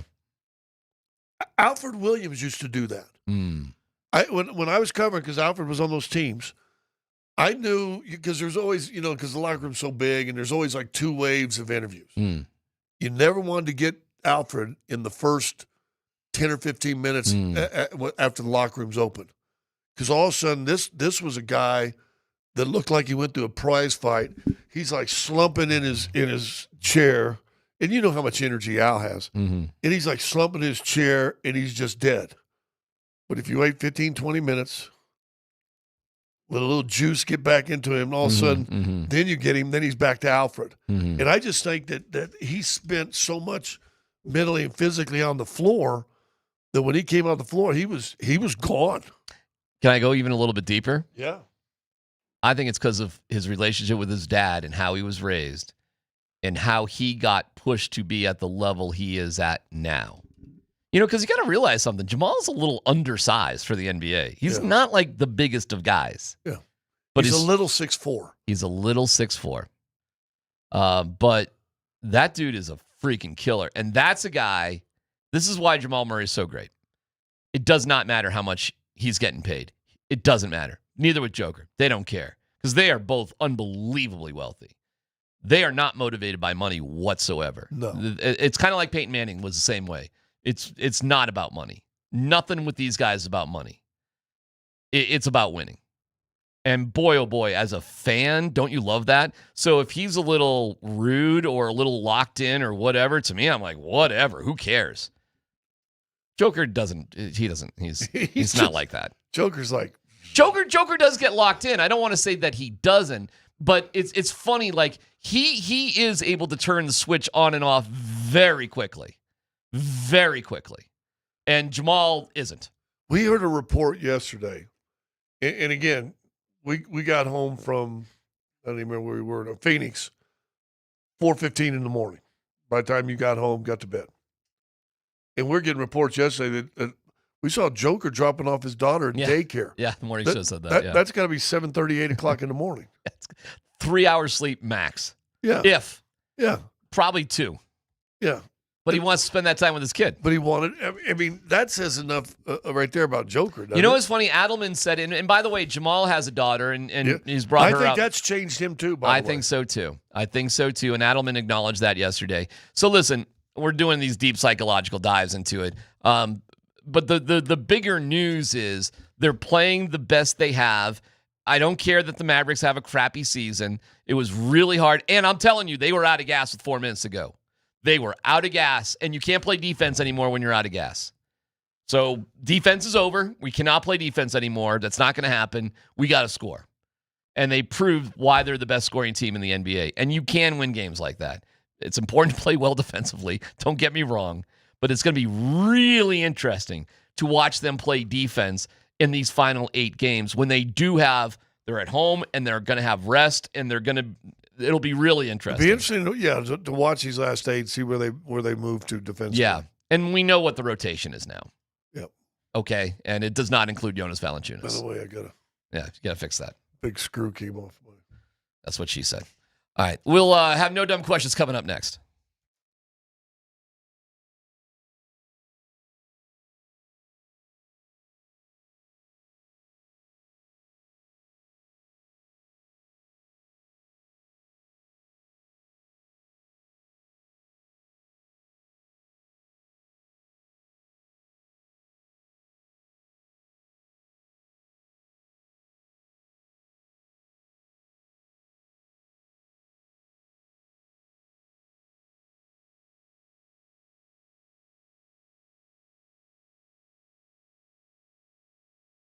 Hey guys, did you know that leaving an old 401k with a previous employer can create higher investment costs? If you have an old 401k you aren't sure what to do with, call my friends over at Trajan Wealth today at 303-900-1189 and discuss how to optimize those funds and get that money working for you again.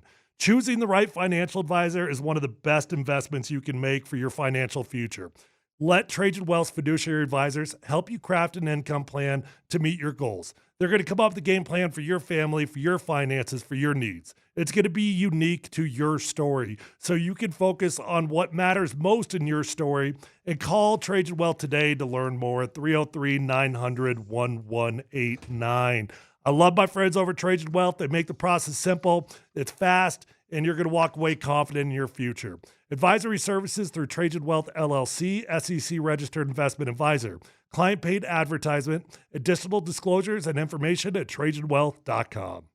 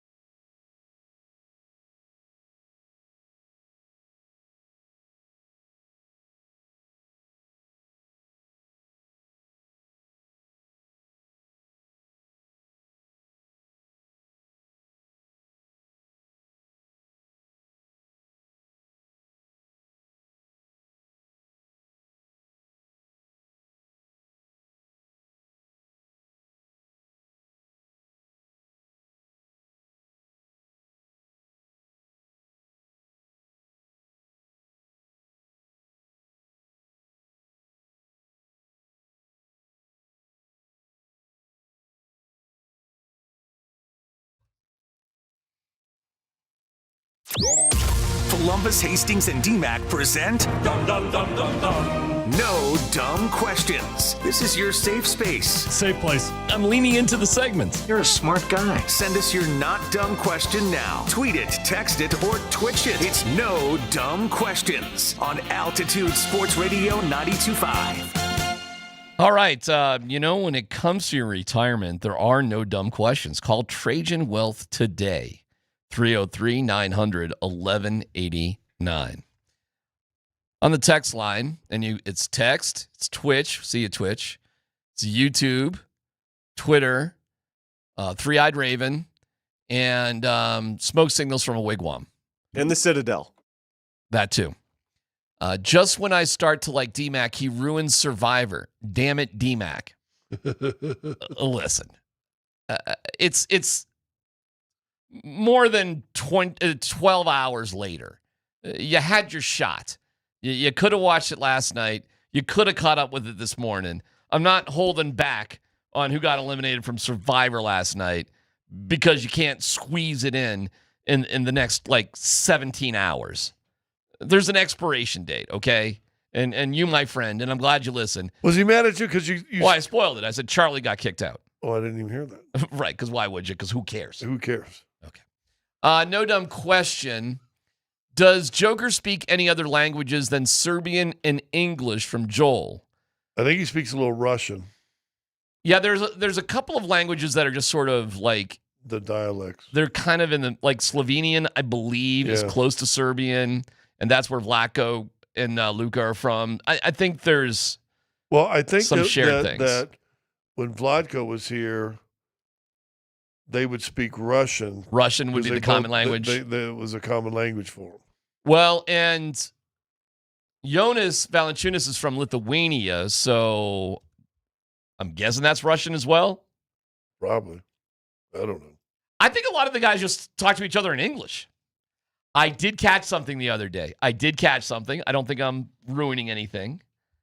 I came in behind, or at the same time with Mrs. Jokic and their daughter, who's adorable, speaking Serbian to each other, just like as they were going back and forth. So I'm like, oh, okay, that was, I thought that was kind of interesting. So that tells me Serbian is their primary language, right. Which but of course not surprising. If you talk to Joker's wife, you couldn't tell. She doesn't have an accent. She doesn't have an accent. In fact, it caught me by surprise because she was talking to somebody, no accent, nothing, zero. Yeah. And then she goes down to talk to her daughter, and it was like in Serbian. I was like, oh, wow, okay. Because I didn't pick up, I wasn't quite sure, but then I was like, oh, okay. Yeah, her English is fantastic. We need Joker's daughter. Oh, yeah. To hurry up and get in school. Best friends. Got to get a best friend. Get the first, second grade, start playing soccer. Go to the birthday parties. That's right. We got, sleepovers, maybe not, but, because his son is just a little too young right now. We get the daughter. We got to get the daughter in school. Get that daughter on the fast track to, Kent Denver. Start recruiting right now. I was going to say Cherry Creek, but probably not. It's probably Kent. So there you go on the languages.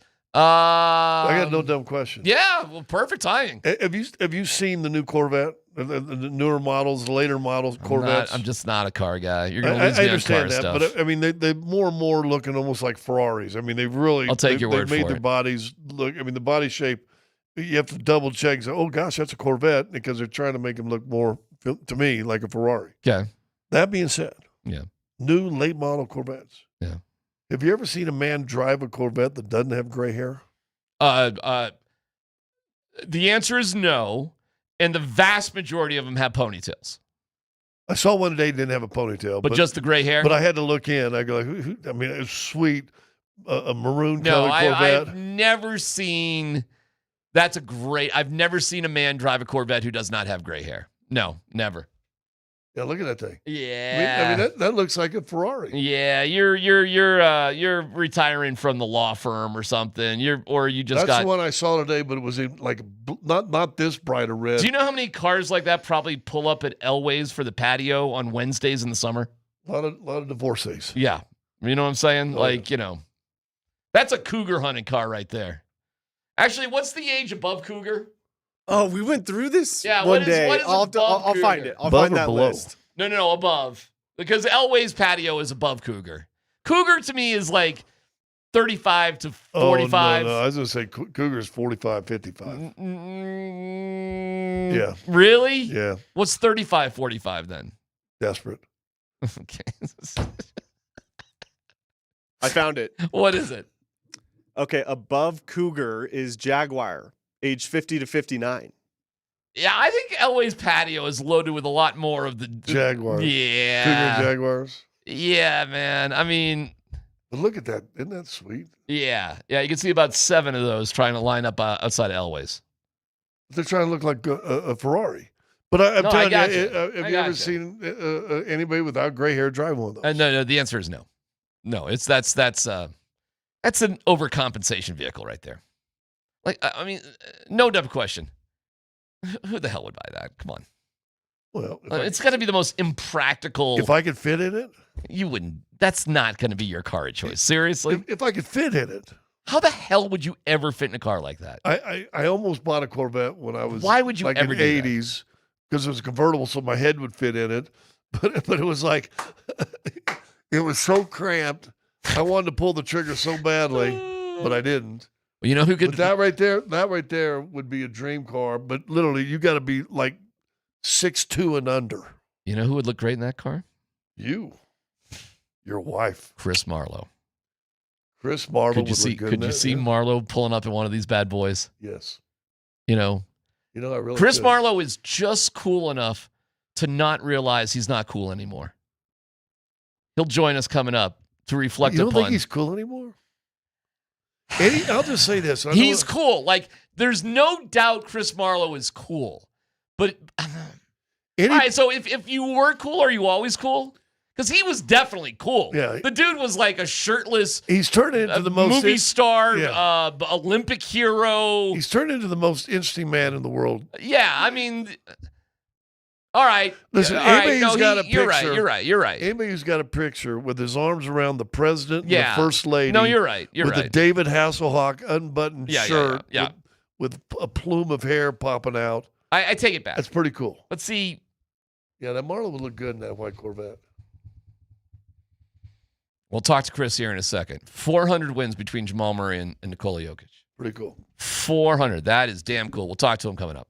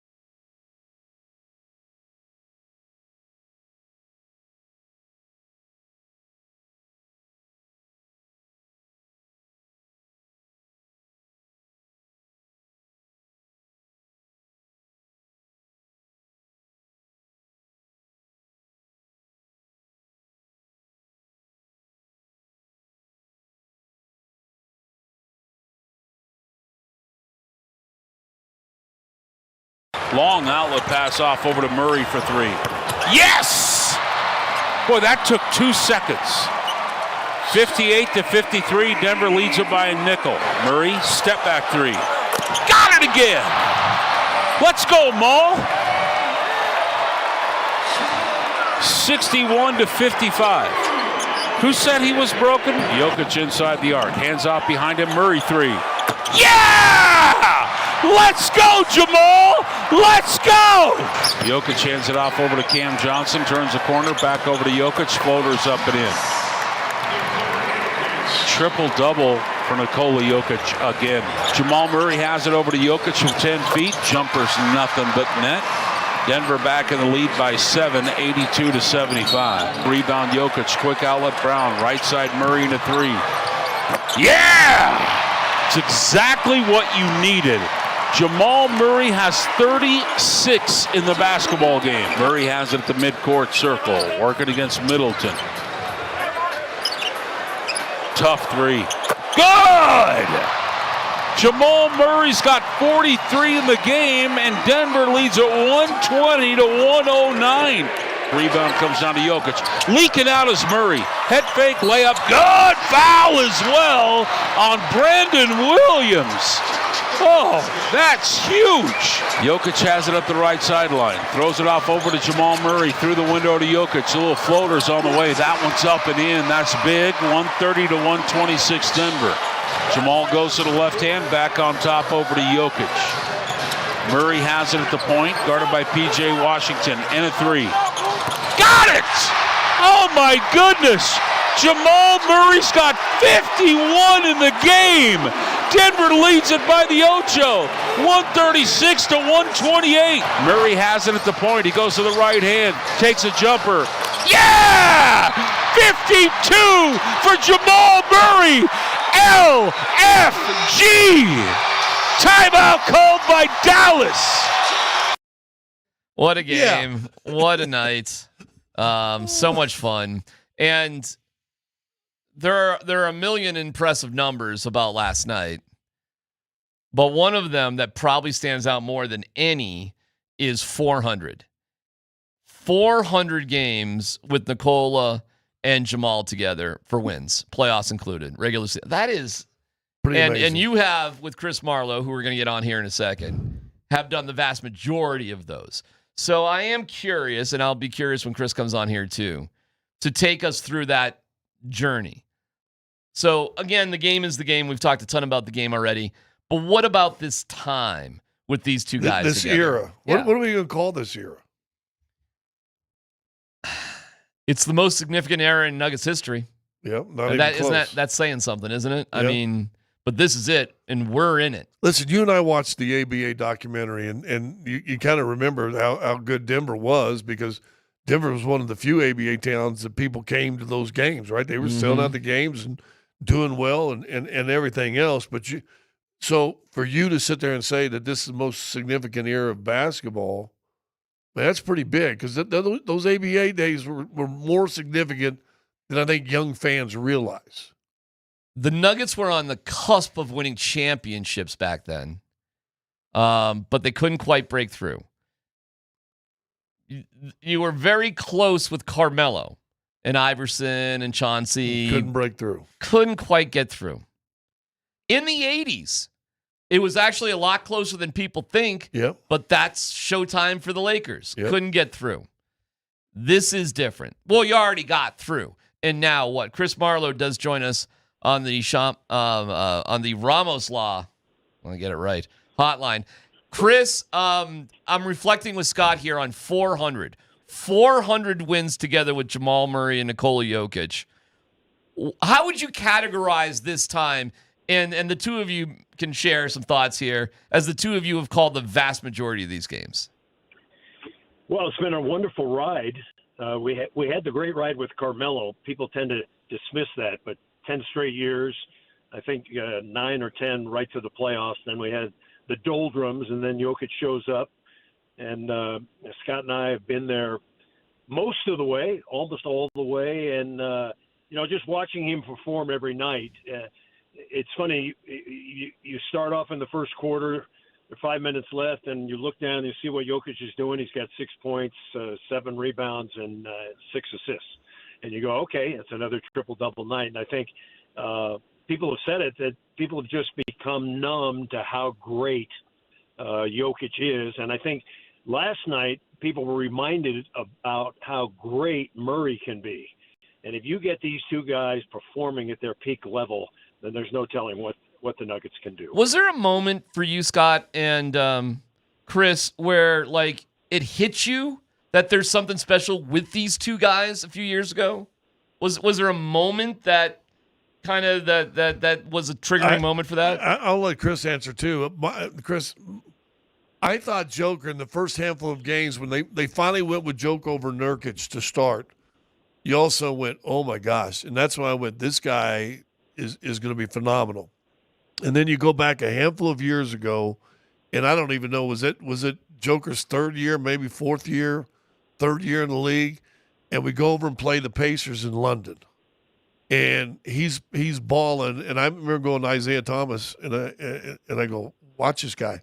I think he's going to be the best player that's ever played for the Nuggets. I said, he's a little bit like the one cat that played for Sacramento and the Lakers, and Divac. And, you know, he comes at halftime and he goes talk to me and Chris. And he goes, he's not Divac, he's Magic Johnson. But that London game, Chris, and some of the stuff he did in that game and some of the great highlights, that to me is when he entered the NBA world stage of, ooh, this guy's different. What was that with Chris? Was that with Jamal or was that Jokic by himself? No, I think Jamal was there. Jamal was there, but it was Jokic. I think Jamal has taken time to learn the point guard position. And I think that's one of the reasons why this partnership has flourished so much. When Jamal came into the league, he had only been a point guard, I think, for 1 year. And I had some doubts, quite frankly. You know, he seemed like a shooting guard. He seemed like a scorer. He's got the scorer's mentality. But he has learned how to play the point guard position beautifully. And I agree with Scott. That time in London, the play that really comes to mind is when we're sitting there and Jokic has the ball. He's not in the post, but he's away from the post, and he throws it, no look, over his shoulder, maybe 15 feet high, and Kenneth Faried comes flying down the lane and throws it down. And that's when Scott and I kind of looked at each other. I think Isaiah was sitting with us at that time, and we all just went, holy mackerel, this guy is special. You know, there's things that he can do. There's things that he sees that nobody else can see. And I think as Jokic developed, as Murray developed, as they developed together, it's just been a really nice partnership. And to see them both healthy and both playing at the top of the game is really rewarding. What do you think their relationship is? Chris, I'll start with you. What do you think their relationship is? I think it's very professional. You know, it's hard to tell because we're not always around them when the team is, the team is on the road, et cetera. But I think they greatly respect what each other do, and I think they respect what the other one can do, what Jokic can do for Murray and what Murray can do for Jokic. I think they like the fact that they're very, very good together. And I think they know that if the Nuggets are going to win another championship, they have to rely on each other and they have to trust each other. And I think you saw that last night. You know, it was Murray a lot of the time, Jokic a lot of the time together, and they just put the hammer down. And I'm really optimistic about the Nuggets. When you got your big two working, you're finally healthy. You're on a little bit of a roll, and I think the sky's the limit for this Nuggets team. Do you realize Murray? It was his second year in the league when he kind of became a full-time starter. He started 80 of the 81 games he played in his second season in the league, and he went from 9.9 points a game to 16.7. So pretty big jump. Didn't take him a whole lot long of a time, but that his second year he was doing it.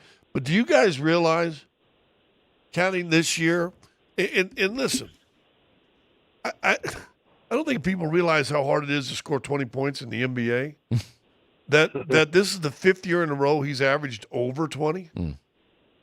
I mean, I don't think you can sleep on that. I mean, that's pretty consistent, and pretty I good. think another thing, Scott, is you look at his numbers. I mean, he's at a career high 9 years into the NBA. So he made a determined effort, I think, after last season. He's had kind of a deal with injuries, as has a lot of the Nuggets, but he just made it a point to get in great shape and to come into camp ready to go. I think he's going to make all NBA. I was scribbling out the teams the other day, and I think he's going to make one of the all NBA teams, which signals he's one of the 15 best players in the league. I know that's been a goal of his. And so I'm just happy that he's healthy. He looks to be playing great basketball. And he's got a team that, if things break right, that has the talent and the motivation to win a championship. They're going to have a tough road. It looks like Minnesota. It looks like OKC, probably Minnesota. That's a really hard road to navigate. But I think this Nuggets team has the talent to do it. Dude, you win a championship, you're probably going to have to beat Minnesota, OKC, San Antonio. Whatever. Yeah. And then Detroit. Who cares? It's the playoffs. You got to beat good teams. That's what happens. Here's what I like. When I see the top two guys on your team playing together like they did last night, it reminds all of us, Chris, they've got this in their back pocket. This can happen, and it can win. At the end of the day, even if things aren't going great or you're tired, Chris, you've got this. Period. The end.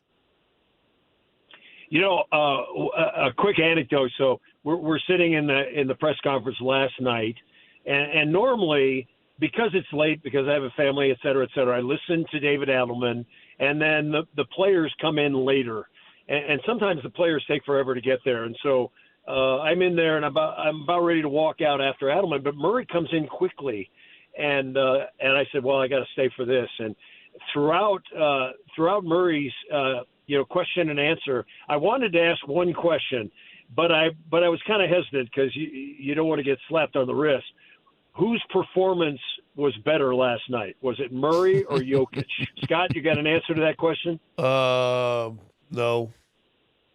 No, because you know why, Chris? Any guy that's probably ever played in the league would take a night of either one. Okay, but it's a good question. It's a fun good question. It's a fun question. I think the answer to that actually is Murray, without disparaging Joker at all. And the reason why is they needed clutch buckets, Chris, when it was a 1-point game with 4 to go. And that's what, I mean, this is by the finest of margins that I think Jamal's night was better than Joker's. But you needed, and look what the shots that he hit, Chris. A contested 3 and then a step back 2 and then with the crowd and the energy. Like, you just needed that moment, that night. So while they were both playing extraordinarily well, Chris, who can finish in the clutch? And not that Joker can't, but last night Murray did. That's my point. What's your take on that? I think closely it was Murray. We've seen Nikola Jokic do stuff like he did last night because he did it the game before. Right. But we were reminded last night how great Murray can be when he's on a roll. Katie, why don't you kind of mention the mentality of Murray when he's got that mean face, when he's playing with inspiration, when he's taking no prisoners. Now, did that get him into trouble a little later? Yeah, I think so. He just kind of went off on a tangent with the 50 points, as Scott mentioned. But, man, when he's on, there's no shot he can't make. There's no shot he won't take. And he can take you to that other level that the Nuggets need to win a title. Where are Murray and Joker? Well, 2 questions here. 2 questions. If you put their careers on a timeline, 0 is the beginning and 10 is the end, what number do you think the 2 of them are at right now? 0's the beginning, 10's the end? 10's the end, 0's the beginning. Where would you put them on their career timeline together right now? 6. 6. Chris? That's kind of what I was thinking for Jokic. 6, yeah, right in there somewhere. But I'm talking about them together. I'm talking about them as a pair, as a duo together. Not just individually, but together. Yeah. Okay. 6.5 for both of them. Okay. That's pretty cool. Because that's what a lot. What do you say? Well, I'm fine with that. That sounds good to me. Because my question they've is, still got a lot left. It just depends how motivated they are. If they could get to another championship, that might spur them on to play longer. People always say, well, Jokic, he wants to go play with the horses and do all that stuff, but he's committed to basketball. There's nobody that's more enthusiastic, that trains harder during the season, that thinks about basketball, that, coaching on the sidelines. He's really into it, and I think Murray is into it now too. yeah, there's I like think Murray is all in, so there- I think both of those guys play for a good while longer. There's like 60 to 80 million reasons a year why Jokic is in there, because those horse stables in Europe aren't going to build themselves. You know what I'm talking about? We're going to need to build that up. But Chris- here's my reason for asking that question. In the history of duos in the NBA, if they're at 6 and they're doing what they're doing now, where do you think these will be if you're looking for duos, twosomes? If you're looking for Pippen and Jordan, if you're looking for Malone and Stockton, if you're whatever pair you want to say. You're probably you could probably get to 2. The second best of all time. Yeah. Behind Pippen and Jordan. Pippen and Jordan. Because they got 6 championships. Can't discount that, even though those two guys hate each other's guts right now. And you could go Stockton Malone because They what never they won, did though. was unbelievable. They never won. They never won. Chris, what about you? Where would you put them? Where do you think they'll end up? I'm a little older than you Bears, and I go back to Elgin Baylor and Jerry West, one of the greatest scoring duos of all time. But again, how many did they win? 1? I think they got 1. No, because Elgin retired and they won a championship the year after Elgin retired. Oh, so they won that without Elgin. Okay. Yeah, but they went to the finals like 8 times. Yeah. Right. They were an incredible Boston. deal, and they're like the highest scoring duo.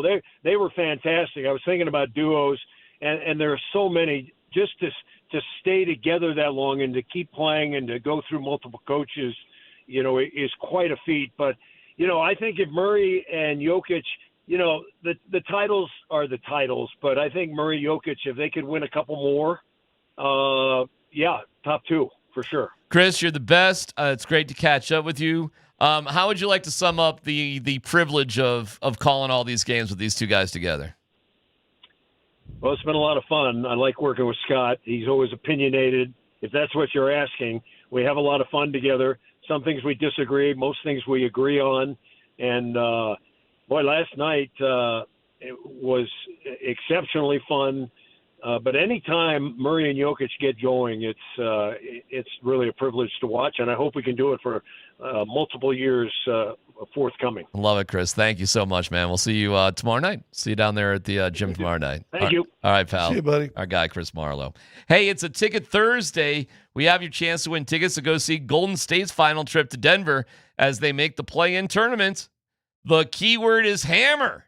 Speaking of hammer, we're going to have Parker Gabriel, the hammer. He's coming on with us to talk about Burnham Yard. But the keyword is hammer right now, 303-504-0925 with your first and last name and your enter. The Wilhite Law Firm gives you the chance to win big on and off the court. Visit them at wilhitewins.com. This keyword this hour is hammer. We'll announce our winner at 2:55. Good luck.